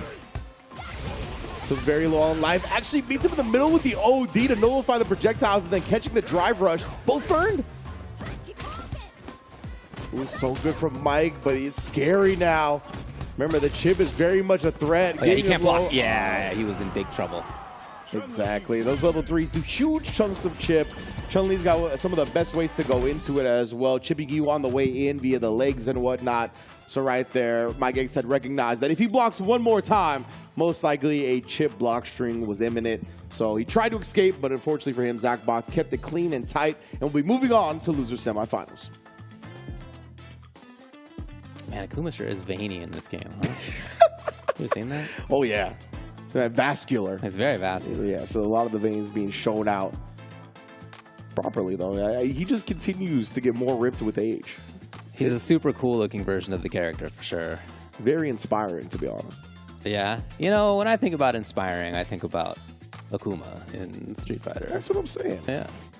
Have you seen the picture of LeBron at 39 versus Zion at 24? I haven't, but I think I can imagine. But you can imagine, right? That's why I think of when I see that picture, I think of Akuma. And I'm like, that makes sense, yeah. I could be like that. I was like Zion at 24, so why can't I be like Akuma at 39, you know? These are goals. But yeah, great stuff. Really good pressure here. A couple sequences by Mike. I mean, again, a lot of the times Zach had great defense, but we did get a couple of looks at Mike playing great offense too. Yeah, here, just a tough situation. I really like the point you brought up, though, about how a lot of Mike X's damage came from nickel and diming, right? Normals here and there, getting the anti-airs. And when it came to being able to try to snowball, Zach Boss was just so good defensively that Mike X, besides that one game, right? I think it was game 4 where he showed very dominant back-to-back rounds. Zach Boss was just able to thwart offensive attempt after offensive attempt. So great stuff to get in loser semifinals. And now we find out his opponent for loser semifinals. It's going to be Chris T, House Tatarian, versus Filipino Man, What's in the Bag? A match that has been happening for 15 years. Legitimately, I think actually brother. 15 years, right? Probably 2009 is when they started. Yeah, for sure. 2 players, same age, part of a cohort of players who in SF4 started playing in the arcades here in Southern California and very quickly became strong. And then have been strong ever since. Whenever they've wanted to take these games seriously, right? Both of them have kind of been in and out now and then. But whenever they've wanted to play fighting games seriously, they've been able to pick it back up quickly and become one of the best in quick fashion. And here they are, both certainly in that category. Yeah, I mean, thinking like you said, right? They've been playing against each other for 15 years. So when you talk about, you know, when they want to, that's from age 14 to age 29. Yeah, man. Like, I think everybody that is 29 or older can testify how different life is at 14 and 29. Oh, yeah. So these two have gone through, I mean, a maturation process, becoming adults, becoming full-fledged humans. You can see the maturity on the right side of the screen. Most definitely. Absolutely the most mature picture that you could have chosen to send in. All right, let's get into it. Christy and Filipino Man. And I like that you highlighted at the beginning, especially, these two were basically sparring partners, right? Basically came up together and got good at Street Fighter together. So both of them. But it's cool because I think they do have different aspects that they're good at the game at. Like Filipino Man, I think, is a bit better of a scrambler, a bit better at being unpredictable. While Christy, as we mentioned, right, he's one of the best at getting into his optimal spaces. Oh, yeah. So seeing these two clash is really, really fun. Filipino Man trying to bid for the offense. Doesn't work out, and then, oh, wow. Perfect parry in the fireball, setting up the stuff on the approach after, and then just outspacing the crouch medium kick, like we said, right? If Ken got an opportunity to do reversal crouch medium kick, he's going to. So Chris obviously being able to side switch the Ken privilege. One of the best things about the character for sure. Oh, parries it up right there. Interesting. What a funky set of ranges to pick, and then Filipino Man with 2 big whiff punishes in that round. One to get into the corner, one to get the kill. Yeah, it's tough, right? Chris, you want to hit that stand fears. It's such a juicy reward for Ken. But if you're looking at counter poke a lot of the time, it's scary to put out a heavy button against Chun-Li, especially one as adept as Filipino Man. So good at whiff punishing. Ooh. Got caught in the stance right there, trying to anti-air with like the sweep, it looked like. Oh, and then staying crouching. The air legs do not hit the crouching opponents. Up again. Chris T back to back, showing the matchup knowledge. That was a sick punish to the crouch fears. Optimal. Back to that range. Chris has been the one to overextend a few times so far. Not something you often see. Yeah, the thing we haven't seen from Chris that we did see from Enzo in this matchup a lot is that step kick, right? One of those things that you can kind of get into the Chun-Li range when otherwise it's Don't much see Chris do tougher. very often at all. Filipino man trying to approach and take advantage of the parry. Now he caught him reaching. And we already know how this one ends. Emptying all the resources. Drive, super, and the opponent's life ball. Well, I really like some of those big whip punishes from Filipino man, but Christie, nevertheless, game one. Something to build on for both. And that's the thing when playing against like somebody like Chris, right? Like if you whip punish him early on, he's gonna adjust. Like he takes a lot of pride in his footies and ground game. So he's not gonna look to present too many opportunities where you do get a whip punish. However, Filipino man did get another one to start this. Now gets a counter hit there as well. Barely seen little sequence. You can get out of the corner. No, funky. Yeah, I would have expected the jump to end up on the other side as well. OD to out-prioritize the fireball, get some breathing room. Yo, that was so cool. Even on burnout, that was so cool. That was so sick, bro. I trust the run DP through the fireball. Came up just short, and Filipino man had the juggle at the ready, just like he's ready to take advantage of the whiff throw. Round on the board. What a cool round, though. Yeah. Who makes the first big move? Exactly right. That's why you saw both of them put out light kicks. Like nobody's trying to make big moves. Have a lot of respect for each other's whip punish game.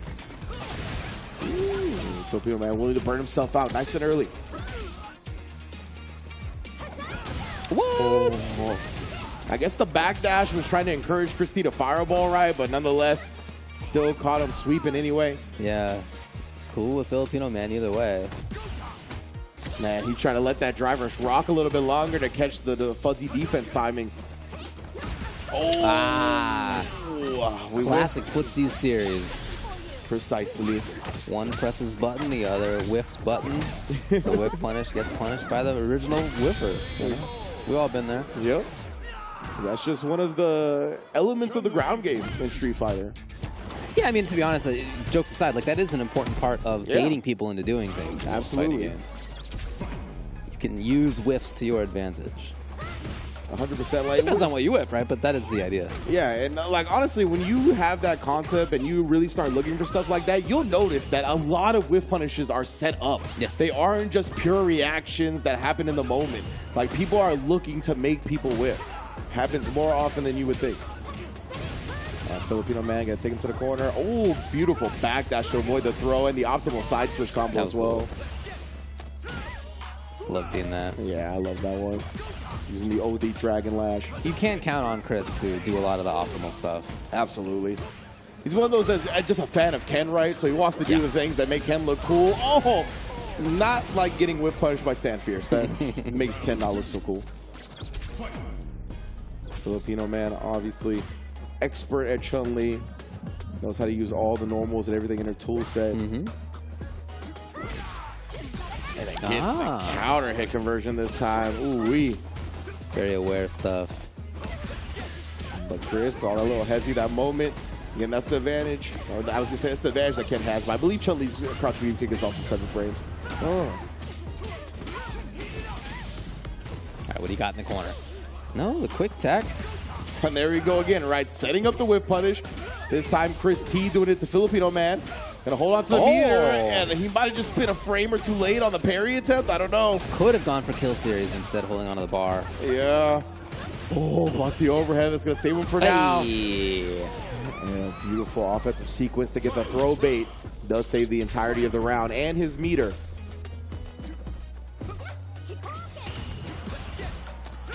And just turns it on. Too close on the fireball. Filipino man just gets a punish off that. Oh, man. He's been trying the flip over into Hazanshu. Yeah. And what he's looking for hasn't worked out, but try another overhead. Reset, my goodness, Filipino man. No.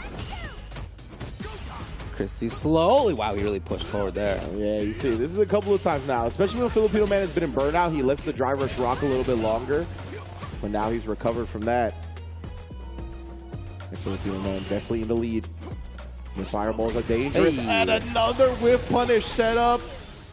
Chris T just a tad late. We did see in Enzo versus Zach Boss, right? Enzo whiff punishing the extended vert box of the crouch medium kick. It is possible, but you gotta be super on point with that window. So 2-1 now, and on the strengthened part of really good whiff punishes, really good footsies. Something that we've long seen from Filipino Man, obviously not new, but yeah, not very common to see Chris. Not that he's like whiffing big buttons necessarily, but Filipino Man is just really ready for anything to get whiffed. Yeah. But both of these players will tell you about their footsies. Absolutely. Like, you know what I mean? Like, and like deservedly so. They both legit have great footsies games. 100%. They take a lot of pride in it, and they've worked on it, and you can see it. They have two of the best ground games in Street Fighter. But yeah, they'll let you know they do too. As you can see right there, the whip punish from Chris T being quick enough that time to catch the first one.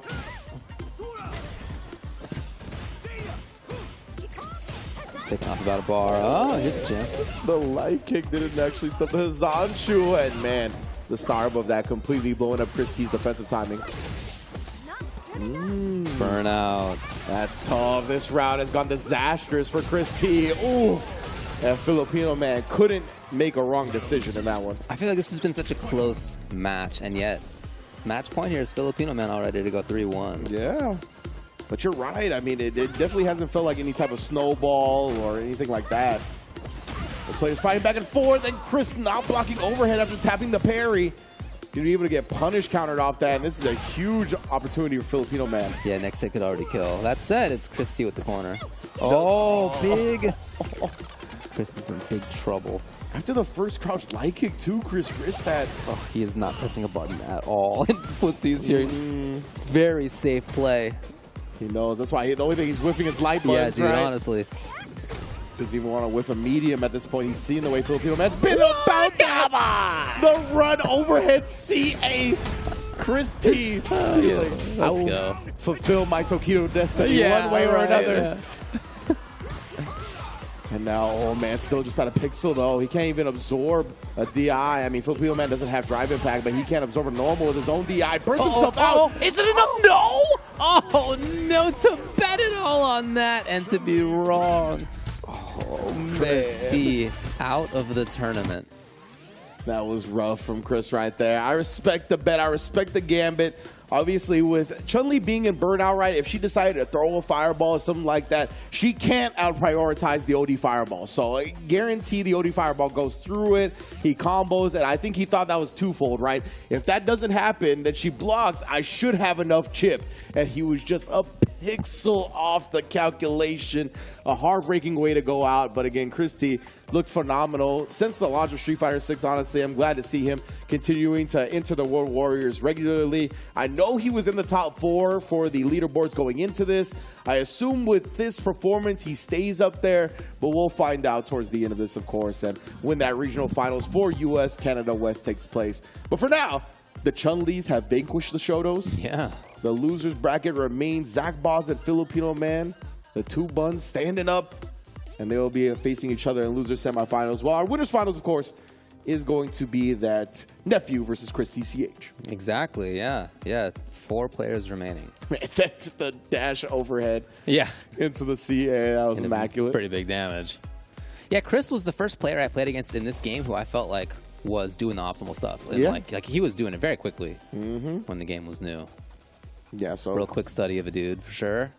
But there it is. That's our bracket at the moment. Chris CCH and Nephew and Zach Boz versus Filipino Man, as you mentioned.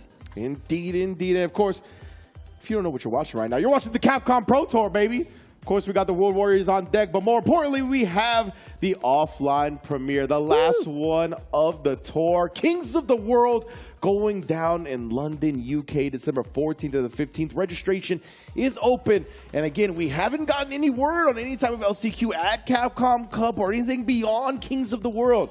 So if your World Warrior region is coming to an end, if you're out of that, this is going to be one of your last chances to qualify into Capcom Cup. So I encourage everyone, if you have the means to do so, get out there, enter the tournament, and blow this one up more than it's ever been blown up before. Really looking forward to watching that. It's going to be a bunch of killers. Absolutely. It's going to be a lot of fun. Yeah, definitely. UK, one of my favorite regions as well. Dope talent, dope players. Glad to see Shoyu Sengon rocking the mics for that as well. Incredibly or incredible analytical mind is what I was trying to say, excuse me. But yeah, that's going to be the one that's going to be coming up soon, and we're going to be back with our top 4 for the World Warrior here on Capcom Fighters.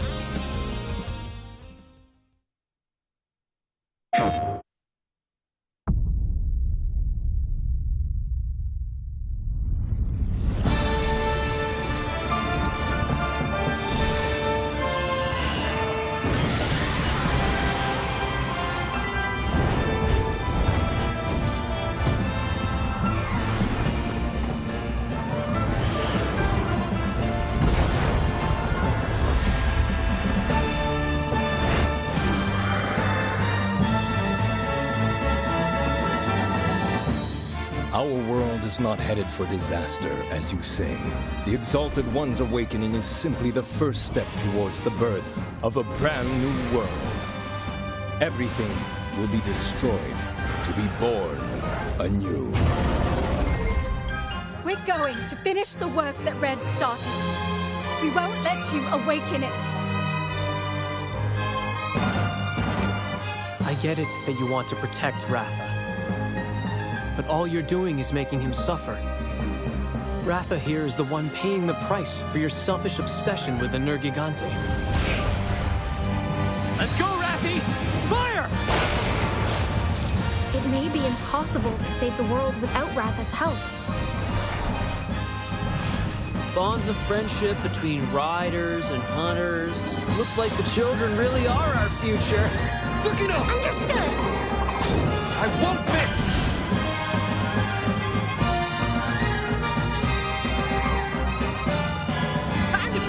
To the test! This is where it all ends.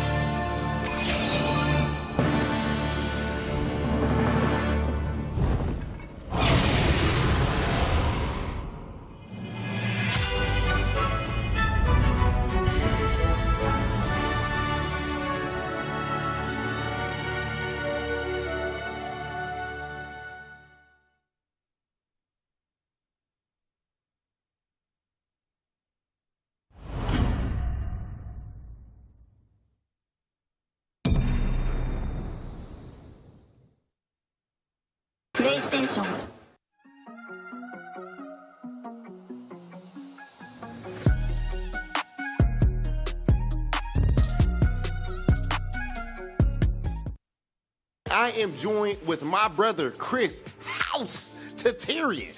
What do you think about where things are at right now? Where we're seeing people like the little homies, bro, like Noah the Prodigy up there cooking. We got 13-year-olds now, bro. Like all these little kids that are fire at Street Fighter. What is that like for you to see? And do you think that is like signifies some type of change? No, I think first of all, I think it's amazing to see, because I remember that I got into Street Fighter 4 when I was about 14 years old. So seeing someone like Enzo and recently at Blink, Cryme, the Ken player, and I think his brother or another Chilean player was 15 years old. Yeah. And they're just killing it and playing at such a high level. I mean, that's very great to see, especially with the amount of information that's out there with YouTube and Twitter and how it can help level up players at a much faster rate than what we had. And honestly, even for me, like I leveled up so much as a kid because of YouTube and watching Japanese tournaments.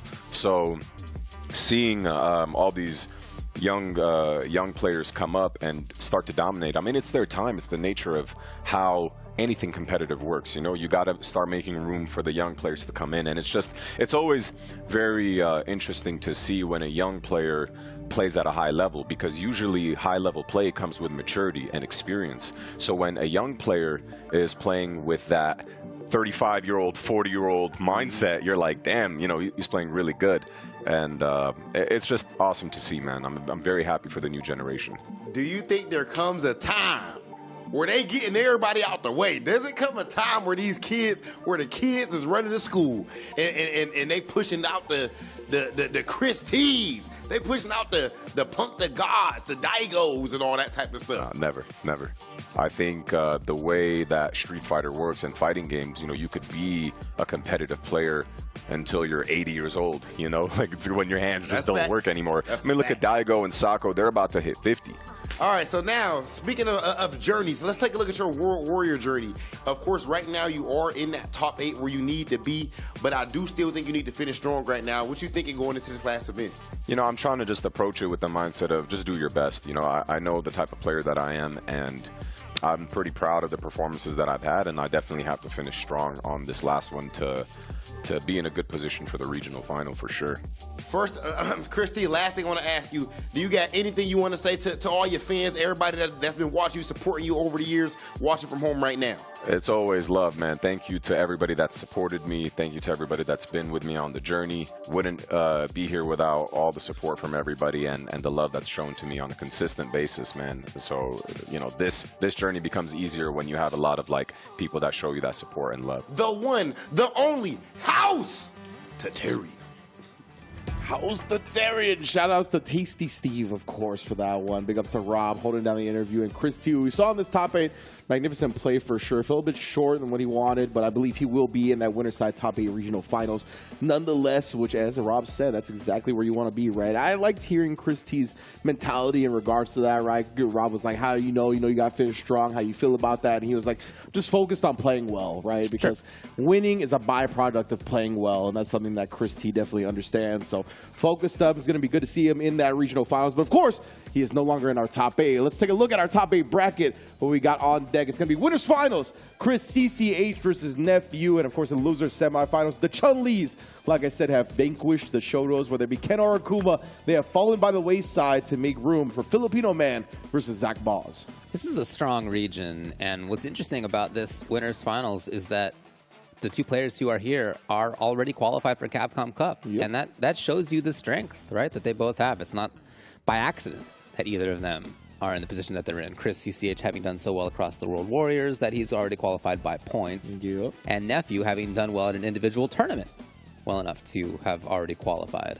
Yeah, exactly. I think Noah, who was in contention to be in that top 8 regional finals, didn't even play this week because it's like, hey, I qualified winning Blink Respawn, so another player out of this region qualifying directly in the Capcom Cup, right? And of course, like you said, Chris CCA is going to be our overall point earner, qualifying via the Super Region qualifier, and we still got a regional finals qualifier to go to join Chris CCH, Nephew, and Noah the Prodigy for this region. But let's get into our winners finals, shall we? Chris CCH, Liquid Nephew, two incredibly strong players. And it's cool because I feel like Nephew, he kind of flies under the radar a little bit just because like his personality and whatnot. But he got second place at the very first tournament for this game at CEO 2023, right? He got second place in grand finals with Mena RD. He's been spectacular since the launch of the game, obviously dating back to Street Fighter V, where he had tremendous success as well. Oh, yeah. Both of these players had tremendous success in Street Fighter V, but Nephew off to the races very quickly in Street Fighter VI. Chris CCH self-admittedly had a struggling year one, right? But now he's got his character that he finds a bit more interesting. He's changed his mindset to really be more productive, and it's shown off. Obviously, he's qualifying to Capcom Cup as well. So let's get into it. Winners finals between two of our strongest players. Let's see how it plays out. Nephew, not too long ago, left his full-time job in order to play fighting games professionally, in order to do content creation professionally. Yep. And you could absolutely see what impact that's had. And you said he started out the game doing really well. Like, it's not like he started SF6 badly. He did it well at the start. And yet even has built upon that. Exactly. Into already qualifying for Capcom Cup. Getting second place at CPT Singapore, you know, like Singapore is one of the most stacked tournaments of the year. He was able to qualify in an offline environment from that. And yeah, I mean, who knows if that would have been possible without the full-time dedication to fighting games that he has had now. And of course, Chris CCH, though, out the gates, blasting, able to nullify that fireball, just going right over with the full fierce. Now that toss begins. One of the classic stare downs. Yeah, and I like that if you still canceling into the driver stare to avoid the punish counter on the throw. Yeah, definitely, Very smart. Oh, trade combos all day. The competitive Street Fighter 6 players are so ready for trade combos. It's honestly so impressive. Like, everybody knows their trade combo setup, knows when it's likely to occur, is ready to convert afterwards. But Chris CCH may be able to set himself up strongly to take this first game. And if you're here, pairing at just the right times to hold on to this drive meter, getting it bullied down a little bit again, and try. He didn't feel comfortable about jumping. He's probably right about that, because Chris was not overcommitting even there at the end. Yeah, we saw no charge flickers from Chris really in that instance, right? We just see like one get let go at the end, but that was in response to the drive rush. Very fast game one. But you're close. Nephew blocking it out. And this one's starting very similarly to the previous. That crouch light kick is so good from Ed. Excuse me. Oh, yeah. One of the best lights. Precisely. And then again, just harassing with the long flicker normals. Surprised we didn't see a parry after, but again, just bypassing that fireball. Okay, man, Chris is making pretty good work of this Capcom Cup qualifier. Yeah, smothering Nephew and the jury right now, but quick little crouch medium kick snipe can change the tide. I feel like Nephew's playing significantly more offensive now. Like, we've seen dashes from him, we've seen the drive cancel from him, we've seen him walking forward more. And most definitely even try to keep the aggression up right there by posing for the meaty. CCH is able to parry that time. OD bring her close and get those plus frames going. Oh no, just got caught flinching at the wrongest moment. Okay, finally. Nephew had been patient defensively. Speaking of patience defensively right there, Chris CCH. That's not enough. Yeah, he needs something else. He knew it. Golden charger, let the flicker go. That's safe against the burnout. -2. Jumped. Talk about bravery. Oh, is that enough? My goodness, it is. That jump back, jump medium kick, war crime of a button. Let me tell you what. Dude. Yeah, the range on that guy is amazing. Let me tell you what. And yeah, Chris being able to convert from that, even without any meter and burnout, like, such a good option, man. Well, we saw a little string there where Nephew had some offense and played well, got the corner for himself, and it was neutralized pretty quick. Slowing it down again. Oh, man. And ready with the DPs as well. Baits out the level 1. Chris CCH. He just can't be stopped at the moment. One more driver rush cancel. Ooh, he had the pixel. And that means you can still get anything out of it you want. Match point now for Chris. That was the micro walk combo? Must have been. Yeah, I guess that's right, yeah. That was wild to get that pixel and drive rush still available. My goodness, Chris CCH. Feels like he can do no wrong. All the mix-ups are working. The spots on screen are correct. Look at this, like, it's wild. Absolutely got him. Into the DI. Nope. That would have been winners finals. Wants to extend it a little bit longer. He's not content. Come here. And then the parry to survive. Nephew trying to fight with all his might in this pixel, but does get thrown into the losers finals by Chris CCH. What a performance. I mean, to be that dominant against anybody is impressive and difficult, but to be that dominant against somebody like Nephew is rarely seen. Rarely seen indeed. Chris CCH. Just like as you said, sometimes that's how it is in fighting games, right? Like your opponent could just do no wrong. Right. Like, and yeah, it's unfortunate to be on the receiving end of the beatdown, but that's just how it be sometimes, especially with the caliber of players that we're dealing with here. Chris CCH been immaculate here. Obviously has a lot of momentum, has a lot of confidence built up. He's qualified into Capcom Cup at this point. So now he's just playing free, and you can really tell without all the pressure, without all the weight on his shoulders, man's just looking unstoppable. Yeah. Very, very strong stuff. Could have killed here. He had the resources for sure. Yeah, for sure. Ends up not mattering after all. 100% is he just ends up closing it out. Again, tapping the foot. Expert parry from Nephew there. Obviously, it wasn't perfect, but he couldn't DI back because he didn't have the health to absorb. So still staying solid, even in a moment like that where it was looking long for mans, as my UK brethren would say. But now, we're going to the loser semifinals. We got the two baddest Chun-Lis in the business.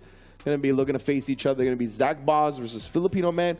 And again, I want to give a shout out to the Salon Seattle. That's their stream on Twitch as well, right? Zach Boz, a regular member of there. Chris CCH, a regular member of there. Filipino Man has gone up there multiple times as well. He's competed in the offline events in Seattle. So a lot of that scene being well represented here in US, Canada West. Yeah, Danny Fan really strong up there. Jake Ryan has moved from here up to there. He's a common presence up in the later stages of that tournament. Yeah, they got a lot of strong players up there for sure. Cool scene. Yeah, big time. Love seeing that scene flourish. And if you got an offline like that in your area, trust me, go to it. It is well worth it. So let's get into it. Filipino Man and Zach Boz, losers semifinals for a chance to face Nephew and potentially get a chance at Chris CCH in Grands. Everybody thinks Chun is pretty good, at least. Some people think she's really good. Yeah. And yet it's rare to see the Chun mirror. She's just not a very common character. It is, yeah, it's true. She feels a bit underrepresented nowadays, honestly. Felt like more people, and still, she wasn't super popular when the game came out, but definitely more people playing her then than now. Oh, that was sick. All right. Shutting down the corner escape attempt with the air throw. Somebody's played the mirror match. Exactly. Zach Boz pretty ready for it. And I believe, if I recall correctly, these two played at a Salon Seattle fairly recently, and I think Filipino Man won. Interesting. But yes, let's see how this one plays out, of course. Yeah. Well, funky fast, although not in the time, but back and forth sort of round one. Yes, indeed. And that's the thing, right? I think if it's funky and it's fast, it's going to favor Filipino Man a lot of the time. Yeah, that makes sense, yeah. Right? He's just one that is more like akin to the scrambles. He likes that style of play. He'll get in the mud. So he's got to be careful. And look at this again, right? Like that follow-up whiffing and then him just being like, it's all good. Like, I know what to do next. Yeah. Like, he is just one of those immediately. Yeah. Okay. Ooh, and again, right? Like he not letting Zach Boz press a button. Just willing to do stuff like that. And Zach Boz, he's trying to hold on to his drive meter, so he'd rather go into the level 2 than use any type of driver's cancel extension. Oh, man, just hit her in the mouth, too. Filipino Man either backdashing or jumping.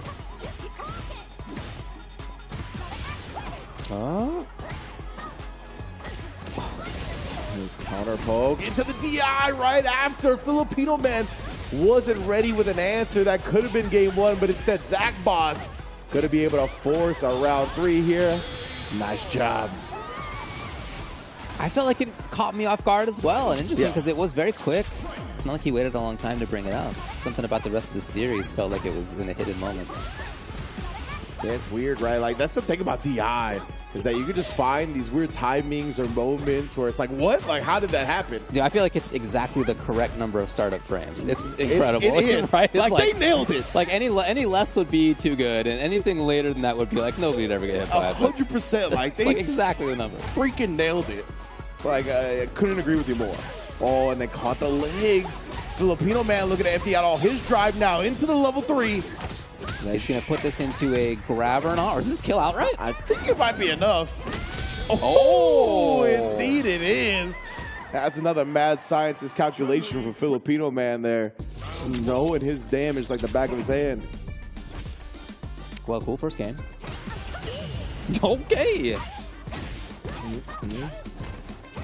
Oh, what? Come on, that was nice. Yeah, not expecting that one to cross up whatsoever. Filipino man probably got caught off guard as well, but down back in at the wrong moment. Overhead coming through. Damn. It's reacting to the Zanshu with the fireball. Right, exactly. So the move that is usually designed to beat.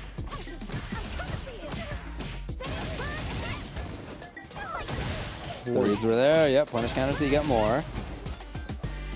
Filipino man was suddenly worried. Oh, just keep pressing the crouch medium kick. Had full faith in it. My man put something in the crouch medium kick collection plate for that one. Oh, denied. I like that. Throwing out of the overhead. Recognizing the gaps. Filipino man will not stand still. Look at this guy. Nah, this boy back and forth. Hazanshu, yep, walking around, pressing jab. Yeah, look at this guy. Yeah, even whiffing that button. He tried to go into the wind attack too to clip him on the second hit of it.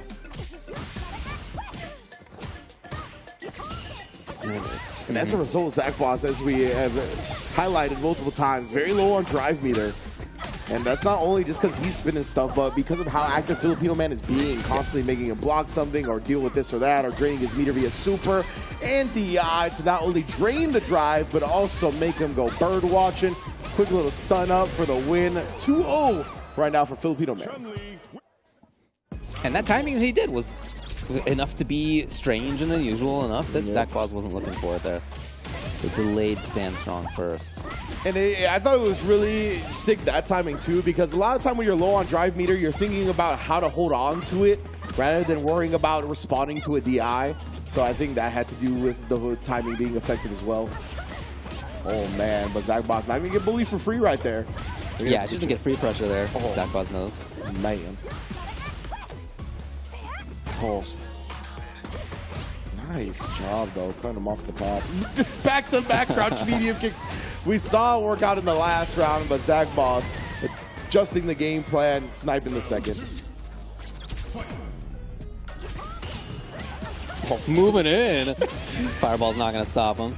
Walk forward, perfect parry button. Yeah. That is Filipino man for you. Yeah. Again, yeah. Zach Boss moving. Moving still. Yeah, Filipino man, he's got caught a couple of times on wake up, either trying to jump or backdash. This time does snipe the crouch medium kick, tries for another overhead. He loves that. Yeah, cute. Is he there? No, all the resources gone. That's it. Yeah, I mean, yeah, it's still it though, David. You're that's right. it. That's it. Yeah, getting blocking the overhead right there. Yeah, just going into the super after for the chip. Very smart from Zach Boss. Obviously, with the game ending, there's nowhere to take the meter, so he's going to spin it to ensure the kill. All right. Still 2-1. Oh, my gosh. Do it again, right? Just walking forward, finding the perfect parries, ready afterwards. Oh, it looked like a Hazanshu startup. I wonder if that was an error.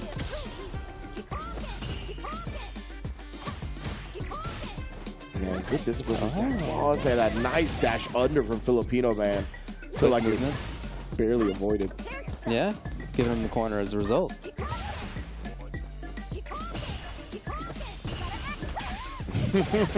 Yeah, you can bet he's not going to stand on the other side of the screen throwing fireballs forever. Yeah. Then sneaking in, he finally found an overhead. Had to do it on non-reset and catching the landing frames, this time with a walk under. The walk unders and dash unders have been extremely on point. Great start for Filipino man as well. Threatening to make this a quick one. Feels like his whiff throw setups today have been on purpose. Yeah, it's been pretty cool. Oh, the big hand. Make a hanging out there. Yep. Yeah, it's a good combo solution. Get some drive gauge back. Here's Zach Boss. Trying to run it. Does not get the free throw loop. Fireball. Not even perfect parry, just checked afterwards.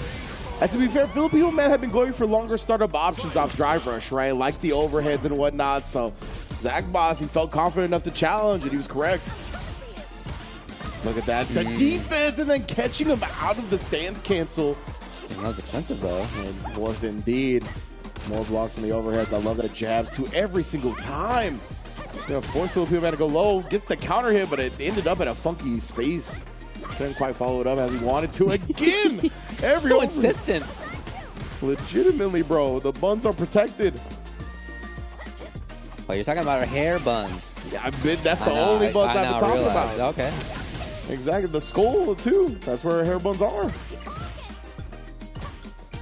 Oh, man. I thought, honestly, that timing from Zach Boss on the crouch medium kick, I thought it was going to counter hit Filipino Man. Just like the rhythm that he's been playing at, like, he has not been sitting still for a long time, as you said. Zach Boss, though, he's a throw away from tying the setup. That's why he texts it. Oh, but again, the adjustments to the crouch medium kicks, the tendencies, the spacing. Zach Boss on one. Suddenly a big swing, a big change. Not long ago, this was already match point Filipino Man, but Zach Boss looked great afterward. He did, man. Wow. Stuffing, I believe, the Stand Fear startup. But Filipino Man willing to risk it for the biscuit.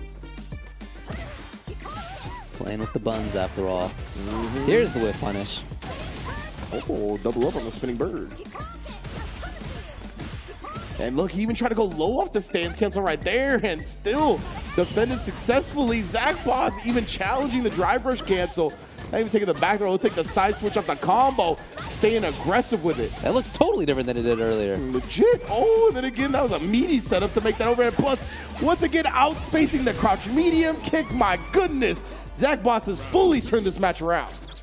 Into his match point. The strength of his footsies, of his counterattacks, of his turning his defense into his offense. See if he can keep it up. Ooh, but Filipino Man, no back throw there. Just want to make sure he was in range, so pressing throw while he was still moving forward. Link it? Yes. Indeed, the trade combo. Zach Boss going to hold on to his meter as well. Hoping to have seen the throw whiff. Didn't come. Filipino Man. Lots of resources. Oh, that's so scary. Not as much life. Is he there in time? No! Oh, it actually hit and traded of all things. A little bit of a heartbreaker for Zach Boss, but as soon as he gets his drive meter back in, he resets, come on. Staying low after all the overhead reset attempts from Filipino Man.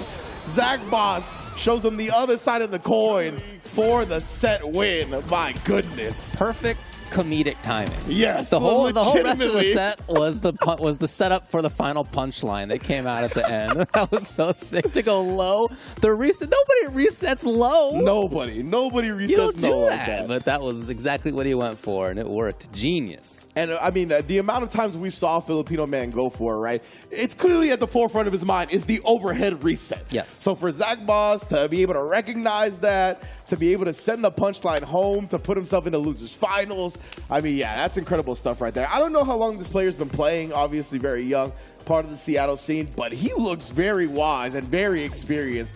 So however long he's been playing, he's quite far along now, and it's great to see them in top 3. Pretty good improv. Yeah, for sure. Yeah, shout out to him. I mean, really, like, it was a lot of great back and forths here, and he did some of the strengths that I think of Filipino Man as having himself. Yeah. Which is great to see. For sure, yeah, absolutely. The footsies, the winning of scrambles, the making small decisions that the opponent doesn't expect. Yeah, like willingness to go wild in certain aspects, right? Like that low reset at the end right there. That definitely sent the message home. What's the famous improv out here? Is it Irvine Improv? I can't remember, bro. Ontario Improv? I know they have one. But either way, these two need a set of their own up there because they put on a hell of a show. That was unfortunate for Zach Boss. But nonetheless, he bounced back very quickly, right? Yeah, as soon as he got his drive meter back. Man. She dances and then goes low. That's hilarious. It looks so sick, honestly.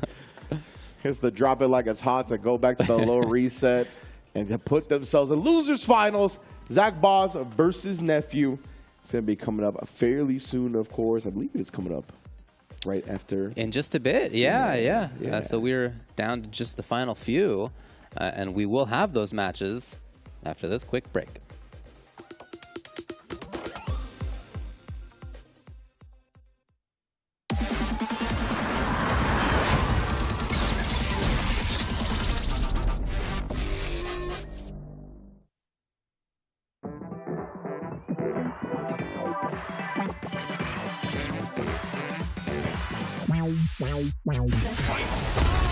Yeah, come on. Everybody come alive real quick. Battle of the strong, survival of the fit. Take your best shot, hope you don't miss.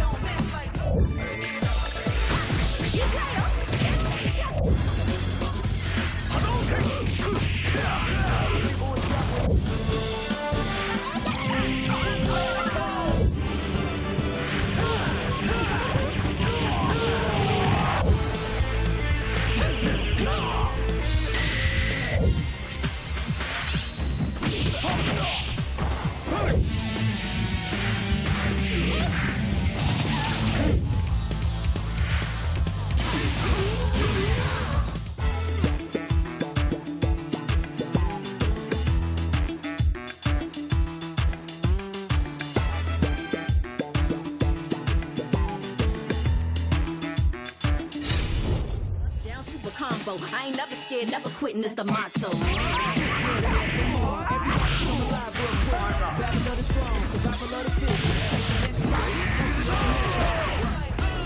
Yeah, come on. Everybody come alive real quick. Battle of the strong, survival of the fit. Take your best shot, hope you don't miss. A new challenger is among us. They can take it high, you can take it much farther. Fast with the hands, eat Honda. Defend my legacy with strength and honor. I'm the greatest ever. Come down, see. No way I can't beat this. Showdown, this is my arena.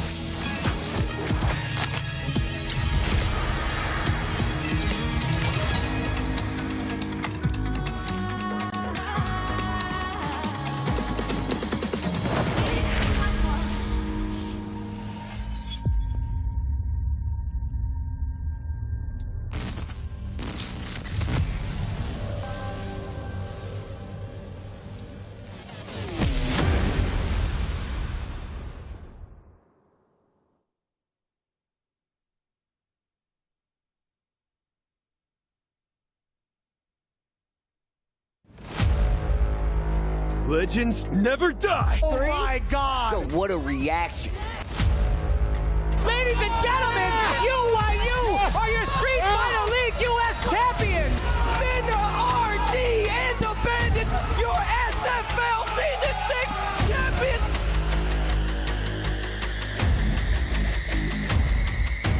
Your time ends here! When our teams face off and I'm sitting down, he's not going to be there. Oh my God! What a set! This is what I'm alive for. Set him on fire, drop the sun on him. Louis, man. And there it is. Boost clutching up for Cloud9. Also, in critical danger, not quite a counter, and everything!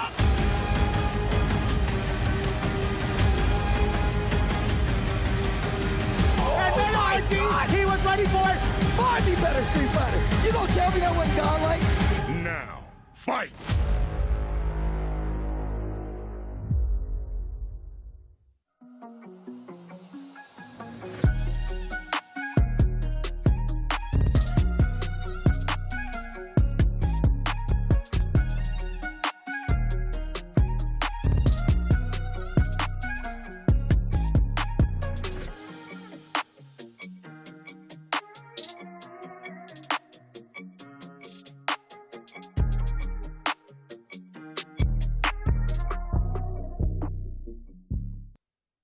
I am joined with one of the strongest players in the world right now, my brother, Team Liquid's very own Nephew. What's up with you, Dark Neff? Yo, what's up, Robert? Bro, why'd you call me that, bro? With professional time, Robert is, I don't even look like a Robert. No, you're Robert Television, no? I mean, technically, I guess technically that's true. But Neff, you know something else that's true right now. While you trying to troll me at the start of the interview, my brother is officially in Capcom Cup, ladies and gentlemen. Huh? You in Capcom Cup, Neff? That's where we starting with it. You went out there to the Super Premiere in Singapore, got second place. Tell me about your experience out there. So it was a bit weird since I was like basically the only American there. You know, like I was only one in top 96. So the people I normally hang out with at tournaments, like I was just kind of alone. I feel like maybe that made me lock in a bit more. I just went back to my hotel room and prepared after each match. So yeah, I don't know. I feel like I played good. Bro, I'm looking at this top 8, okay? In that top 8, when you started off on loser side. How confident were you that you were going to be able to make it to grand finals to qualify? I actually felt really good once I made it into top 8. Like after I beat Kawano, like after that is when I started messaging Punk for some advice on the players, because I was looking at the top 8 and I felt like I could beat everyone as long as I knew what to do. I feel like when there's that little people left in the tournament is kind of when you can start knowing that you can actually do it. And you end up qualifying for Cup. As far as the World Warrior, of course, you're already in Cup. We see that the players that we have left that's trying to fight for this spot, we see Zach Boss, Chris T, Snake Eyes, JB, Chris CCH, all these players, Samurai. Who do you have as the top 2 favorites to qualify? Yeah, so Chris CCH is probably going to qualify from the points because he has a 25-point lead over JB. He has a 15-point lead over me too after like I kind of got smoked in the last one, so maybe I wouldn't even have qualified from that if I didn't qualify already. In the regional finals, I think it's between JB or Snake Eyes most likely, but like it's one tournament, so you know anyone can win if they're on that day. My dog Dark Neff, we need to see you in Street Fighter League next year, brother. You up here smoking everybody in all these events. We need you back at home on SFL as well. Team Liquid, Nephew, appreciate you, bro. Great time to play the little interview with Nephew right there, as we're now headed into our losers finals. We got 3 players remaining. Chris TCH hanging out in grand finals. Ultra David here with Rynge. What's good, everybody? Yes, indeed, right. We've arrived at our losers finals. Incredible top 8, honestly, from start to finish today. Starting with that banger of a set between Chris CCH and Chris T, going all the way through to what just happened, our losers semifinals. Zach Boss and Filipino Man. They're going to be earning the right to into the losers finals to take on Nephew, and Zach Boss did prevail in the Chun-Li mirror. So as you mentioned, Chris CCH waiting pretty, winner side grand finals, and we'll see how Nephew bounces back, because that was a dominant victory from Chris in winners finals, right? The 3-0 felt a little speed runish. Zach Boss over here with a 3-game comeback over Filipino Man. So the momentum is definitely on the opposite sides for the spectrum for these players. See how it affects this losers finals. Look at Zach Boss's path right there. That was 3-2 over Enzo, 3-2 over Mike, and then 3-2 finally over Filipino Man. He has put in the most work possible in this top 8. Some of those, as you mentioned, some of those have been complete reverses as well. Yeah. So it's been a tough path, but a good path. Most definitely. And on the other side, right, Nephew 3-1 and 3-0. Let's get into it. Liquid Nephew, Zach Boss here. Jury versus Chun-Li. It's going to be a great one. Obviously, both these very young men. And yeah, you know, you talked about how Chun-Li is underrepresented. I feel like I rarely ever see this matchup as well, right? The Jury and Chun-Li matchup, both with extremely long crouch medium kicks, great walk speed. Could be a footsie duel if they so choose to, but they got wild aspects to the characters as well. Let's see how they approach it. Liquid Nephew versus Zach Boss. Losers finals for a chance at Chris CCH. And again, Nephew has qualified for Capcom Cup already via getting second place at CPT Super Premier Singapore. And Chris CCH, the overall point earner for the super region of US Canada West. Oh man, the Renko kicks, yeah. Definitely going to be something on display. You're going to need as long of a range option as you can. And yeah, Chun-Li, a lot of the time they're picking those normals, trying to be specific about which anti-air to use. And that dive kick can blow it up, as we saw in another Renko Kickstarter as well. Oh, he was a little late. Yeah. Just a little bit, but enough to get punished. And now here, all of a sudden, complete reversal of fortune. Zach Boss goes low. And if you saw the end of the last game. Yeah, right. Help him be prepared for this one. Oh, man. Speaking of which, you don't want to shake her foot. You're looking to shake her hand. That's the wrong deal to make. A lot of damage. Big starter. Yeah. Nephew, my goodness. We already highlighted how good he is at using that stand fierce from Jury. Right there on display. He put it out there again with that forward medium punch. Yeah. Actually recovered in time. Oh, the Fuha whiff that he was trying to parry it. Unfortunate. All right, what do you got? Feng Shui. Very close to burn. There it There. is. Yeah, I think Nephew even hesitated for a moment after that first jump in to see if Zach Box would pop off with anything. I think you're right, yeah. That was a nice little sequence to make sure he covered all his bases. And now with a pixel. What are you up to? Is that in time? Yes. This is huge for Zach Boss right now. He's going to be able to recover from burnout. And Nephew, a pixel away from burnout on his own, just send the fireball to complete that mission. He's still jacked. Come on, it worked. After all that, he lost half his health doing it, but it's all right. Oh, man. We need a literal pixel of the opponent. They have to be so right for so long, so perfectly. And Nephew, that's what he bet on. That was after parrying the fireball as well. Very like, aware. Zach Boss, he has a lot of respect for Nephew, and that was a counter to somebody being really good. Oh, man. Perfect parry. Yeah, let's get this knockdown going. Ooh, some frame kills. There it is. Continued pressure comes. Zach Boss is out. And I love that from Nephew, too, like what he committed to after that fierce from that range. Oh, and again, thwarting the anti-air attempt with a dive kick, but no freestand fierces.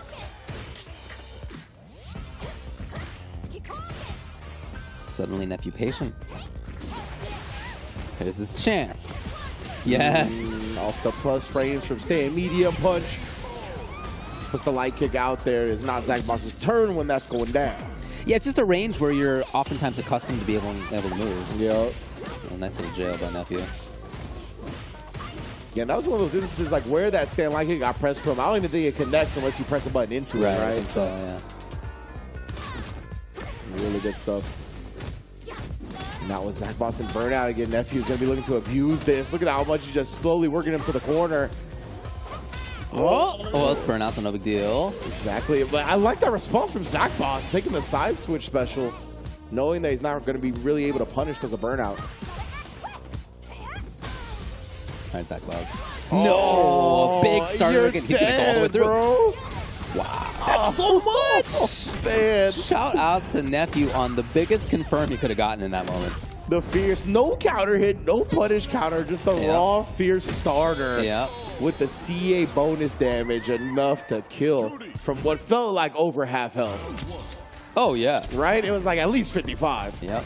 My goodness, Nephew. I'm 2-0 now, just like that in Losers Finals.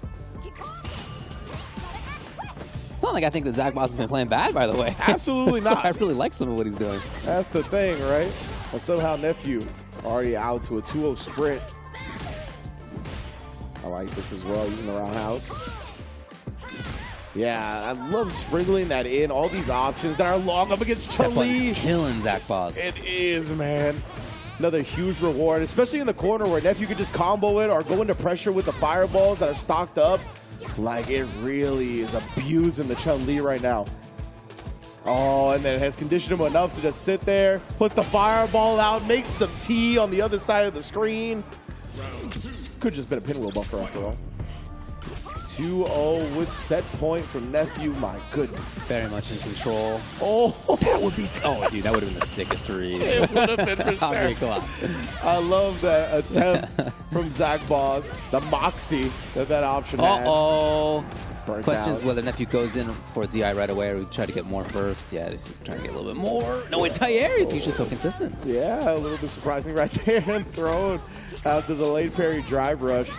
Zach Boss actually sneaking out of the corner with his Zachu somehow, some way. Oh, man. Pressing that fierce. He's got the menacing aura around it now. Oh, good block on the low as well. The forward medium punch was there, but no commitment afterwards. He was below 3 bars. Got there in time. Yeah, what other button, though, would Nephew be pushing? I guess maybe whipping jabs. We'll see if he goes back to that one. Yeah, there's the button. Oh, he tried the dive kick, but no punish. Suddenly regular dash. Non-green dash?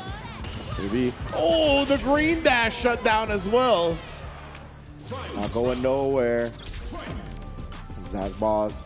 Zach Boss has been here before already in this top 8. That's facts. And down 0-2. With his opponent on set point. Yeah.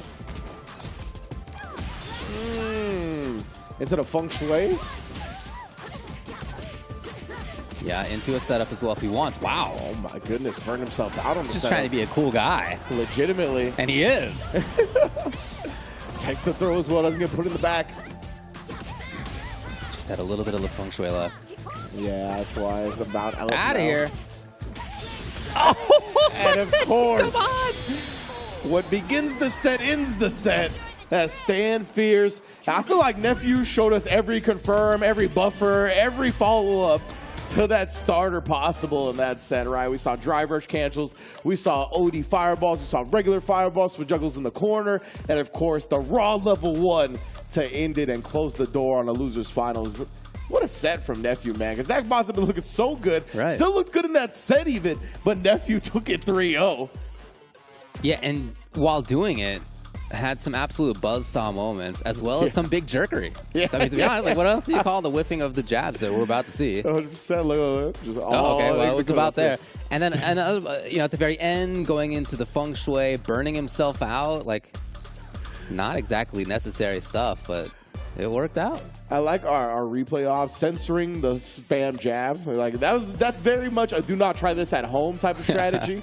Could very much easily get you killed, but Nephew's instance, he understood the risk reward. Yeah. Great check from Zach There it Boss. is. And yeah, this feng shui where he was just like, I'm gonna be cool. I'm gonna get on high fight real quick, the little replay after they show my match. Here he goes. Look at me, bro. Yeah. Look at me. Ugh. And then, yeah, on the other side, just waits for it. Have the stand fierce ready from that range. I believe the only way it's going to connect is if Chun-Li walks into it or presses the button into it. Nephew had the super at the ready to qualify into grand finals. Going to be going up against Chris CCH. He's going to get his run back. And it was a very dominant performance from Chris CCH, a very dominant performance from Nephew in losers finals. So both of these players looking as sharp as ever. Yeah, if you think about how Nephew got sent down, as you say, 0-3, that was a very different play. It looked very different than in that last set. Like, that was about as confident as you can feel, I think. And so coming into this set here, I think I'd be surprised. Well, I was surprised to see it the first time, Chris winning 3-0. But I'd be extra surprised, I think, to see anything like that again here. Yeah, I'm one of those players or one of those people that often tends to favor the person that lost the first set when the rematch has to happen in the same tournament. So even if Nephew doesn't pull out the victory here, I do imagine it's going to be much closer. I'm right there with you. So let's get into it. Grand Finals, Liquid Nephew versus 4T Dub, Chris CCH. Going to be our Grand Finals, Chris CCH, winner side grands. Both of these players qualify for Capcom Cup in Ryugoku. Why'd you put the little jaunty cap back on? What are you, come on. That, as far as I'm concerned, Ending Walker exclusive outfit. Every other Ed needs to use the new outfit. Yeah, and they're right to do so. Straight up. Yes, yeah, 100%. Look at his little hat. Look at Come on. The jury here already got the hat and Ed in the corner. Oh, but Chris CCH again, never going to go quietly into the night.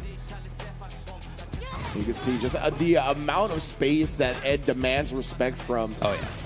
Like you see Nephew, he's going to want to get those two stocks up so he can do the forward advancing Fuha into the stock to try to get in past this range, and he does successfully throw the parry attempt. It's a very clearly different strategy from Nephew. He's already jumped more than I think he did in the whole first set. Like, he's moving forward. Yeah, exactly. He's got a clear mindset of get in rather than trying to play this neutral game. It's something that you got to represent if the opponent, oh my goodness, he's willing to sit there and charge flicker, try to force different reactions out of you. The jump is a must. Yeah, active. Chris jumping now. Yeah, interesting. I wonder what Chris was trying to scout. I mean, Nephew is stocked up. Maybe he was looking for a fireball. Finds it there, of course. All the way. They tried a little hezzy right there. He was so close to punishing that with a fierce. Oh, just in time, yeah. Perfect little moment. Right, and what else would it be to find the end of the game here but that forward movement first? Yeah. So jumping, showing the forward movement, walking forward the movement, just obviously, clearly more offensive style than before. Yeah, and when you show your opponent different options from that set range, that's what allows you to sneak closer and get those crouch medium kicks off, right? Rather than getting stuffed trying to get into that range in the first place. So great adjustment already from Nephew here in Game 1 of Grand Finals. And he's in loser's side, so he needs the full reset victory, have a chance at first place, but already a Renko kick starter. Ooh, back to back with it right there. Yeah. 10 frame kills. Looking super strong. Oh, side switch off that. Setting up a little bit of a way out. And again, still moving forward. Yes, indeed. That's why he's going to be looking for a whole lot of two stocks. We've seen it a couple of times already. Oh, the perfect carry on the fireball's always there, but... Yeah, I missed it. But still, I mean, the idea of pressing buttons instead of holding on a parry or blocking. Yeah, absolutely. His main go-tos so far until that. Wow, and the DP ends up flubbing, and of course, a little bit of scramble afterwards, but Nephew going to make the most of it. Put another round on the board here. What a way to start this Grand Finals. Looking very sharp. Yep, again, setting it up. And the reason to do that is to force your way in. Exactly. So that continues to be the strategy. It continues to be effective. Just in time on that one, letting the flicker go. Whoa. Tried the crouch slide. I don't know if it was intentionally to dodge the jump in right there, but it might have been. Some hurt box manipulation. The button from Nephew, walking up into this range where Chris oftentimes feels so strong, where Ed feels so strong. Oh, I don't know what happened right there from Nephew. Tried something immediately got punch countered. Okay. It's a trade. Huge range. Legit. Oh man, that crouch medium kick just outside of it. And Chris just gonna target combo him down. I believe that target combo, the first two hits is plus in burnout, if I'm not mistaken. So Chris was just content to kind of spam that until we got the victory. Chris trying to be back at that comfortable spot. Oh, little whiff cancel. That's all right. There's the burnout. Nephew will try to push towards the corner.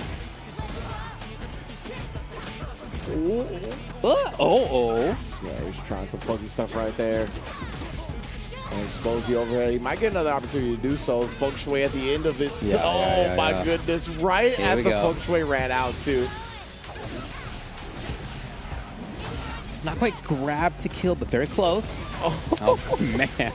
And still 3 in times. burnout. Yeah, that means extended plus frames, right? So definitely could still get that fuzzy off because of that, even without the Feng Shui. Nice stuff from Nephew. Saw a 3-0 by Chris earlier, and now Nephew threatening to do the same. And this round's starting off like it might happen again. Very well, Mike gets the jump in past the flicker. I don't think Chris was holding the heavy version. Of course, it's the upwards angle that can thwart jumps.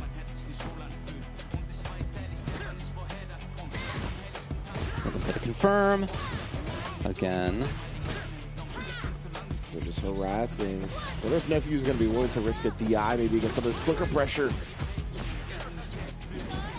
He doesn't need to, obviously, since he's up 2-0, but the driver's forward fierce to get over the fireball. Huge, and Nephew burns himself out and gets punished with that drive reversal. Ooh, there was a button there. So scary. Actually does get out an empty jump so he can take the throw on landing. Very smart. Oh, man, you still gonna get chipped out anyway, brother. I don't think so. Is that it? Yeah, okay. Just barely holding on for dear life. As you do get chunked by chip or whatever it may be, your burnout meter does regain faster. So he got it back just in time before he got burnt out. Or excuse me, before he got chipped out. It's a lot of offense from Chris now. Oh man. And just schemed and waited. Grab for the kill. Yeah, I love that, covering all his bases too. Nephew was like below the 2-bar threshold, right? So he was gonna burn himself out with an OD, so he just covered it with the level 1, or covered it with a fireball. It's a lot better from Chris. saw a bit of a different strategy from him there. It was more offense on his side. Yeah, a lot more forward movement. If you go back and look at the winners finals, it was so much about that mid-range control. Absolutely. Nephew looking much cleaner in that space, looking much more comfortable. Oh, and we already know the Fierce, another follow-up for you. Showing all the routes off that starter, but Chris is going to bust out. Trying to look for confirms. Both of them. Yep, there it is. The single hit confirm on Fierce has been so big for him today. Yeah, super clean from Nephew here. Now on reset point. Just like that.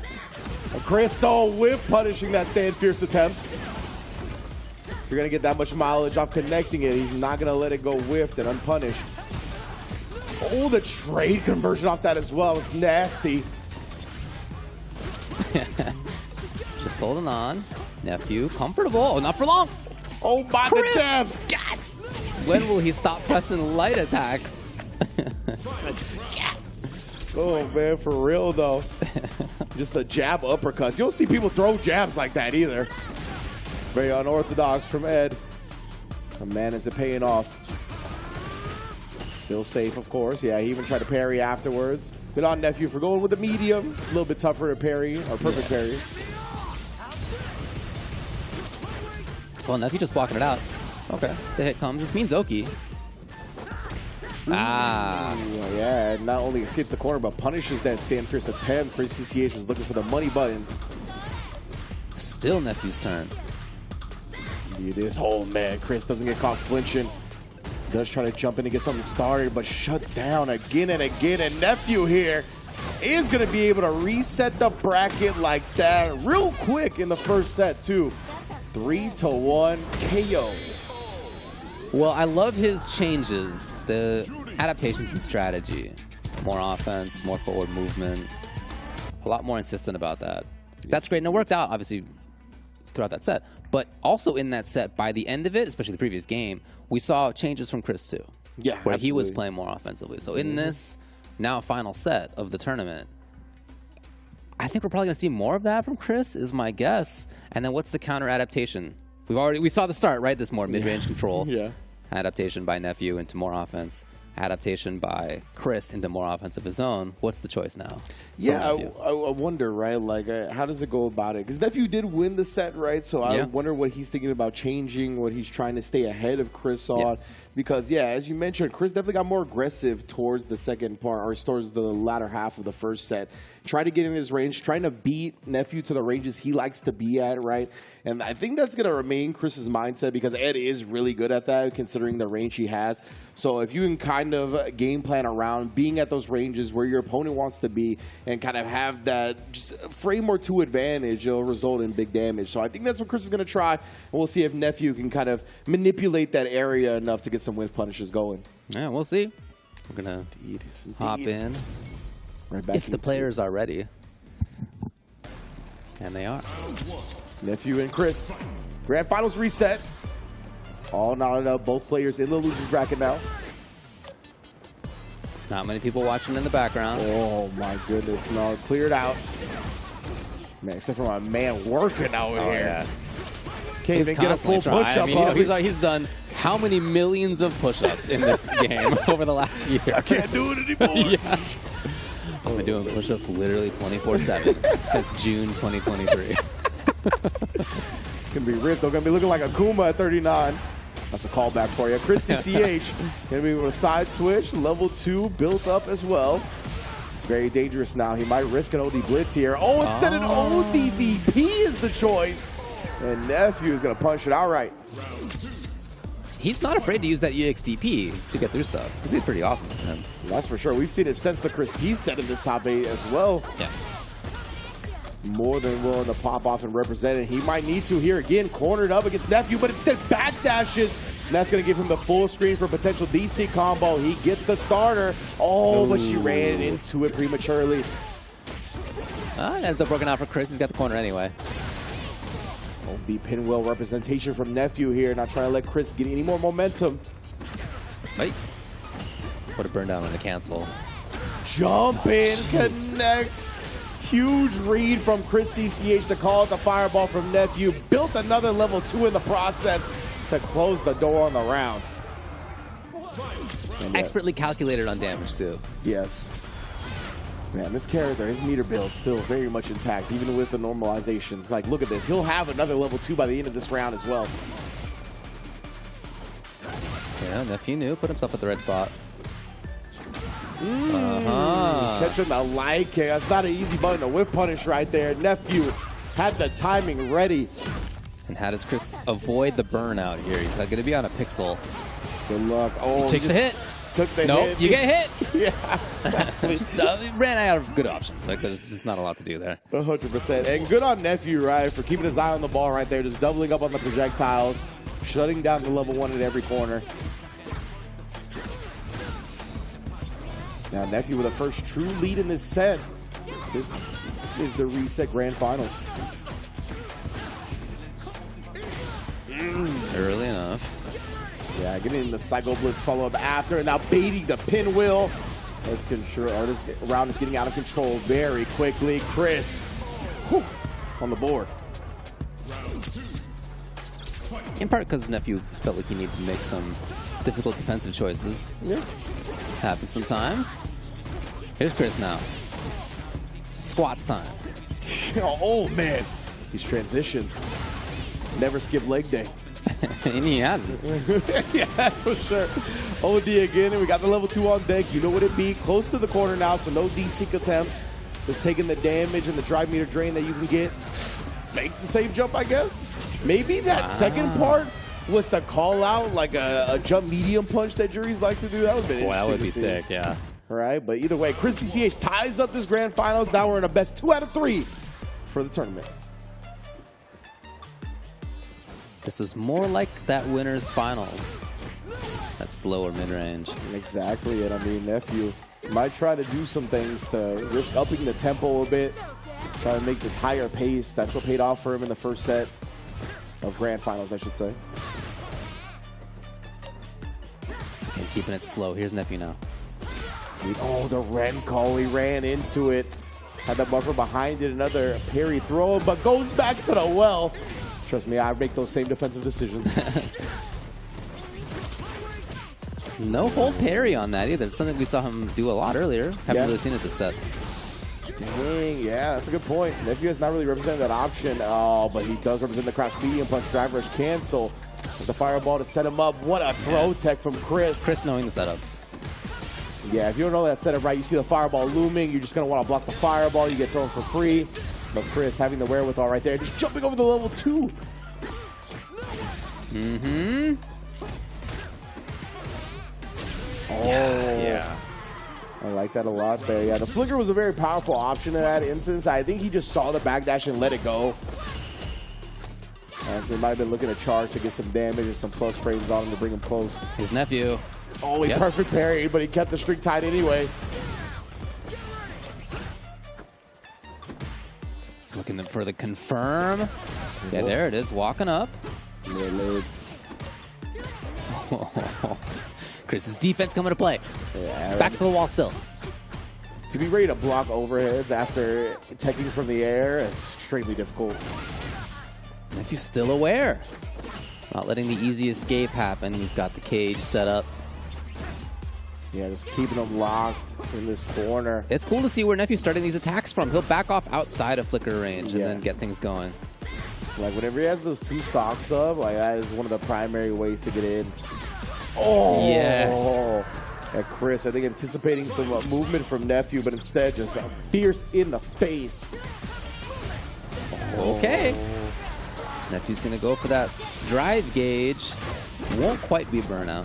Yeah, and the OEDP being slower on Ed's side, I think he doesn't get as much freedom to use the OS. Like you can cancel from mediums and still block. Usually you have to cancel from heavies to be able to block the DPs in time.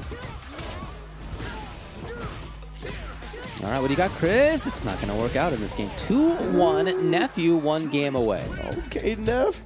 What a turnaround this has been from winners finals. Overall, having what, like a 5-1 lead in this grands right now? This is wild. 5-2, I believe. 5-2, yeah, but still, great lead. Yeah, Nephew has been showing out Now he's one game away. He's gotten the second stock as well, so can feel a little bit more free about approaching. Okay. Air to air from Chris. Okay. I guess it could have been a dive kick. Why not? Go up into the sky instead. Here we go. All right, well. That is that on this round. First round went tragically for Nephew. Chris with a great bait out on the OD pinwheel, though. He's been pretty smart with those. Gonna have the buffer at the ready. Just waiting for Nephew to walk into a space. Wow. Okay. Fireball as well as the OD, so just out prioritize that flicker. He's able to follow up behind it. Very active is Chris. He's going to try to go coast to coast on this one. No. That's all right. Still a lot of damage. Definitely still a good look. And yeah, I mean, that saved him from dying. Yeah, true. If he did not drive rush out of that parry attempt, it would have been punish counter, much like you see the Snatcher. Fine, true, and it is 2-2 for the tournament. About as close as it gets. And again, both of these players are qualified for Capcom Cup already. They have proven that they're among the best already. Wouldn't expect anything other than a close set here. 100%, and Chris, man, after that tech throw, just committing to the jump. Knowing players like to throw their projectiles after a tech throw. Huge reward and having that significant lead, but we finally see a DI represented up against those flicker block strings. Tried to get the back throw reset in the midst of it. Oh my, and then popping off of the plus frames. Nephew doing everything. These air-to-airs have become really consistent and really strong for Chris. Again. Yes, indeed. I love it. He knew. The heavy flicker. After the trade, he knew how he was going to try to escape the corner. What a representation to be on set point, tournament point. Feeling like an absolute genius after that call. Most definitely. Thinking 2 seconds in advance. Even before that, as you highlighted the air-to-airs, just to maintain the corner, right? He really prioritized keeping that positioning advantage over everything else. Now he's got the OD Psycho Blitz into the level 2 once again. Ooh, I like that little mid-screen juggle. Okay. Oh, and just a walk back. Able to get the landing frames on that one. Nephew gets the perfect parry. Some breathing room is here, along with the Renko kicks. Pick up. No.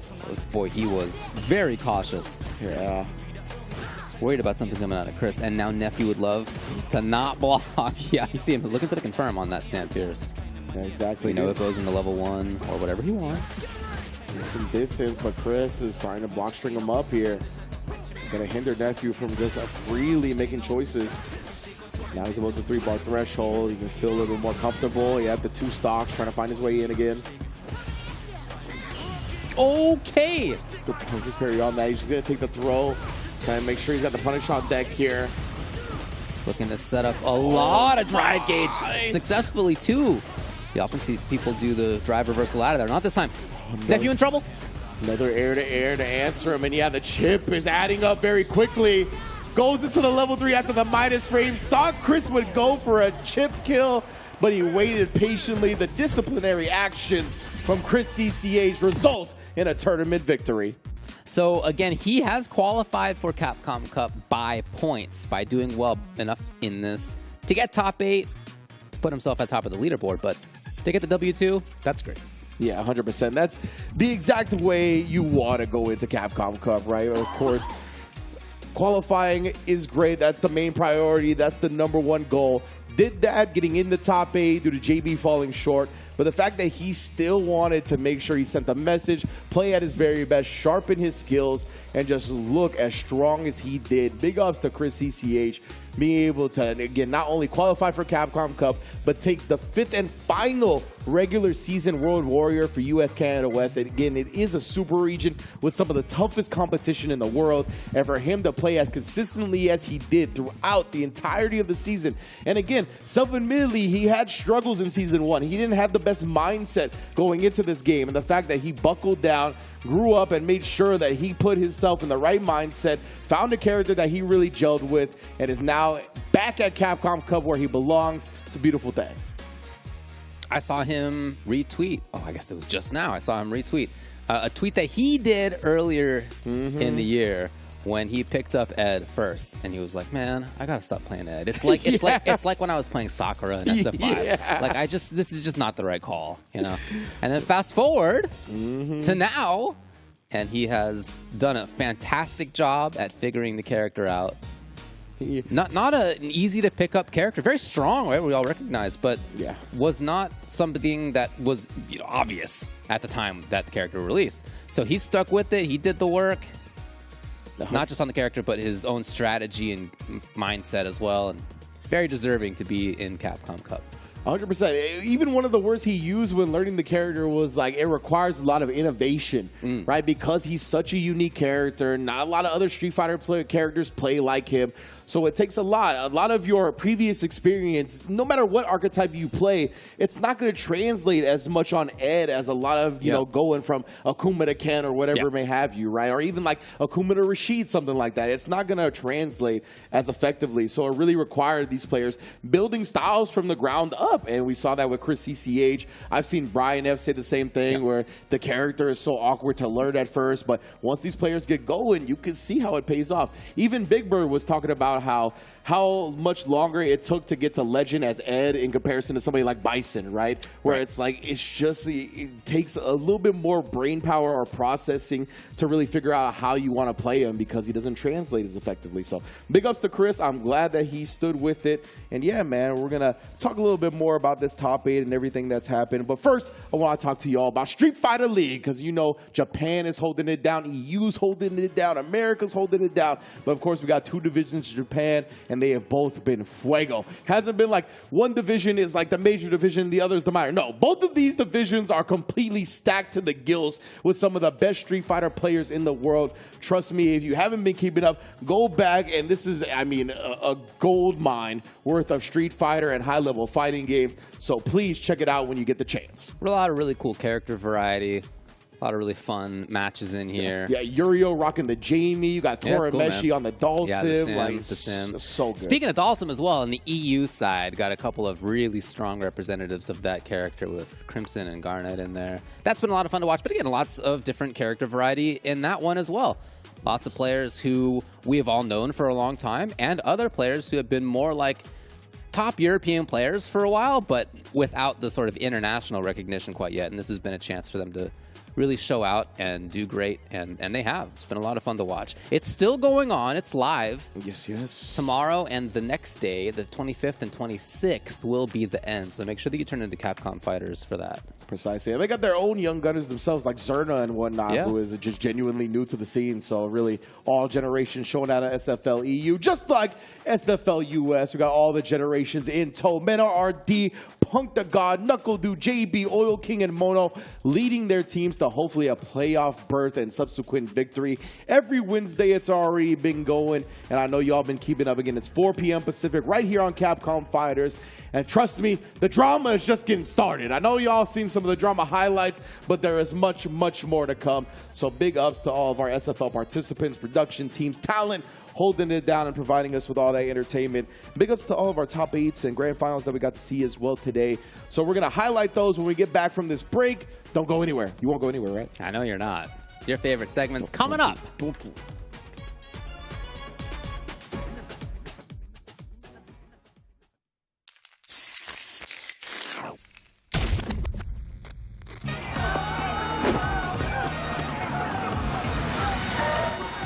This is gonna be fun. I'm still on a journey. Come get some. Traveling to new places, experiencing new things, meeting new faces, having good fights. Fight, drink, eat, sleep, repeat. Seriously, it's a good life. I'll pick up the check.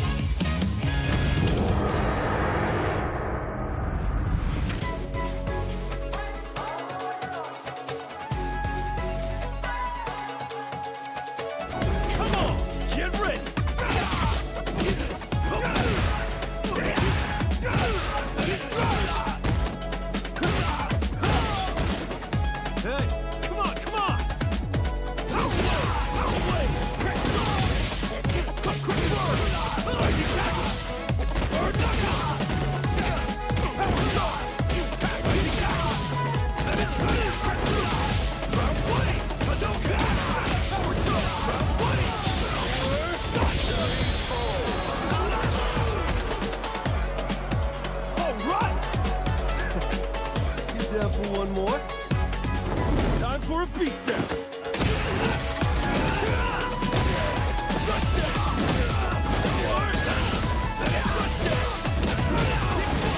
Are you okay? Watch your move.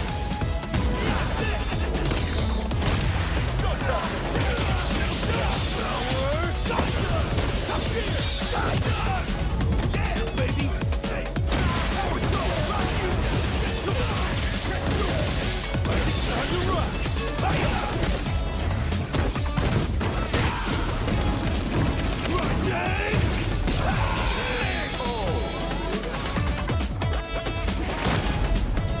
Now, where to tomorrow?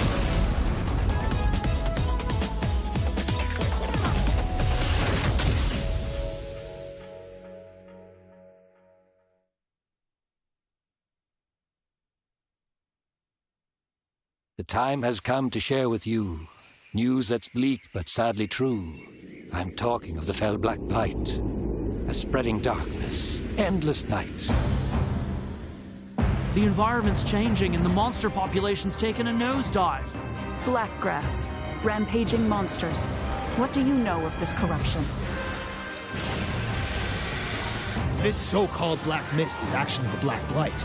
Then, there'll most likely be a blighted monster nearby too. Looks like this whole village has been blighted! Do we know what the blight is or why it's eating away at the world? No. But we know that it attacked our home, and that it must be destroyed. The kinship stone commands the might to purify this foul black blight. And we're gonna stop the Black Blight!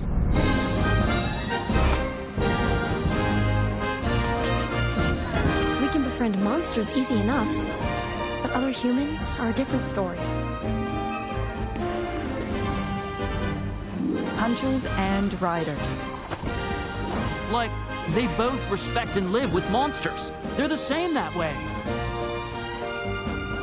I've been waiting my whole life for this.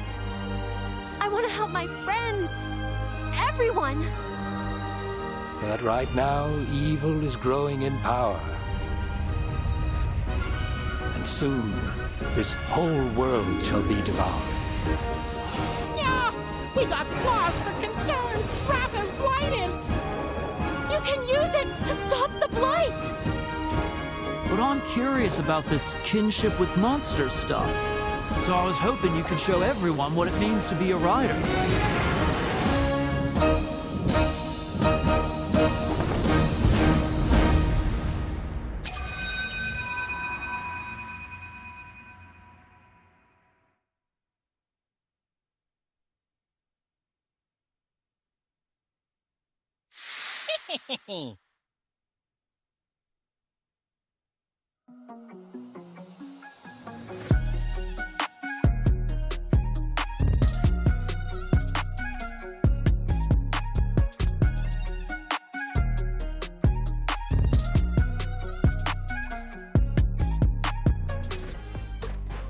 All right, you guys didn't go anywhere. That's what I'm talking about. Welcome back to Capcom Fighters World Warrior Spotlight Stream. We are here with a recap over today because we've gone through our grand finals. We've gone through our top 8 for US Canada West number 5. It's been a glorious day of Street Fighter. Chris CCH not only won the tournament but qualified into Capcom Cup via being the overall point earner for the Super Region. And I can't wait to not only get to see more regional finals that are going to be going down soon, but find out who's actually going to be in a lot of these regional finals as well. True.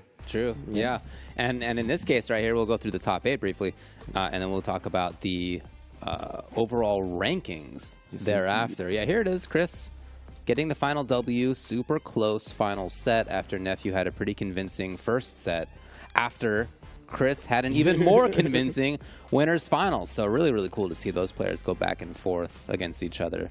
Yeah, already both qualified at the start of this top 8, before the start of this top 8, and then fighting all the way through. I mean, they're showing that they are two of the best, not just in the world, but of course also in this region.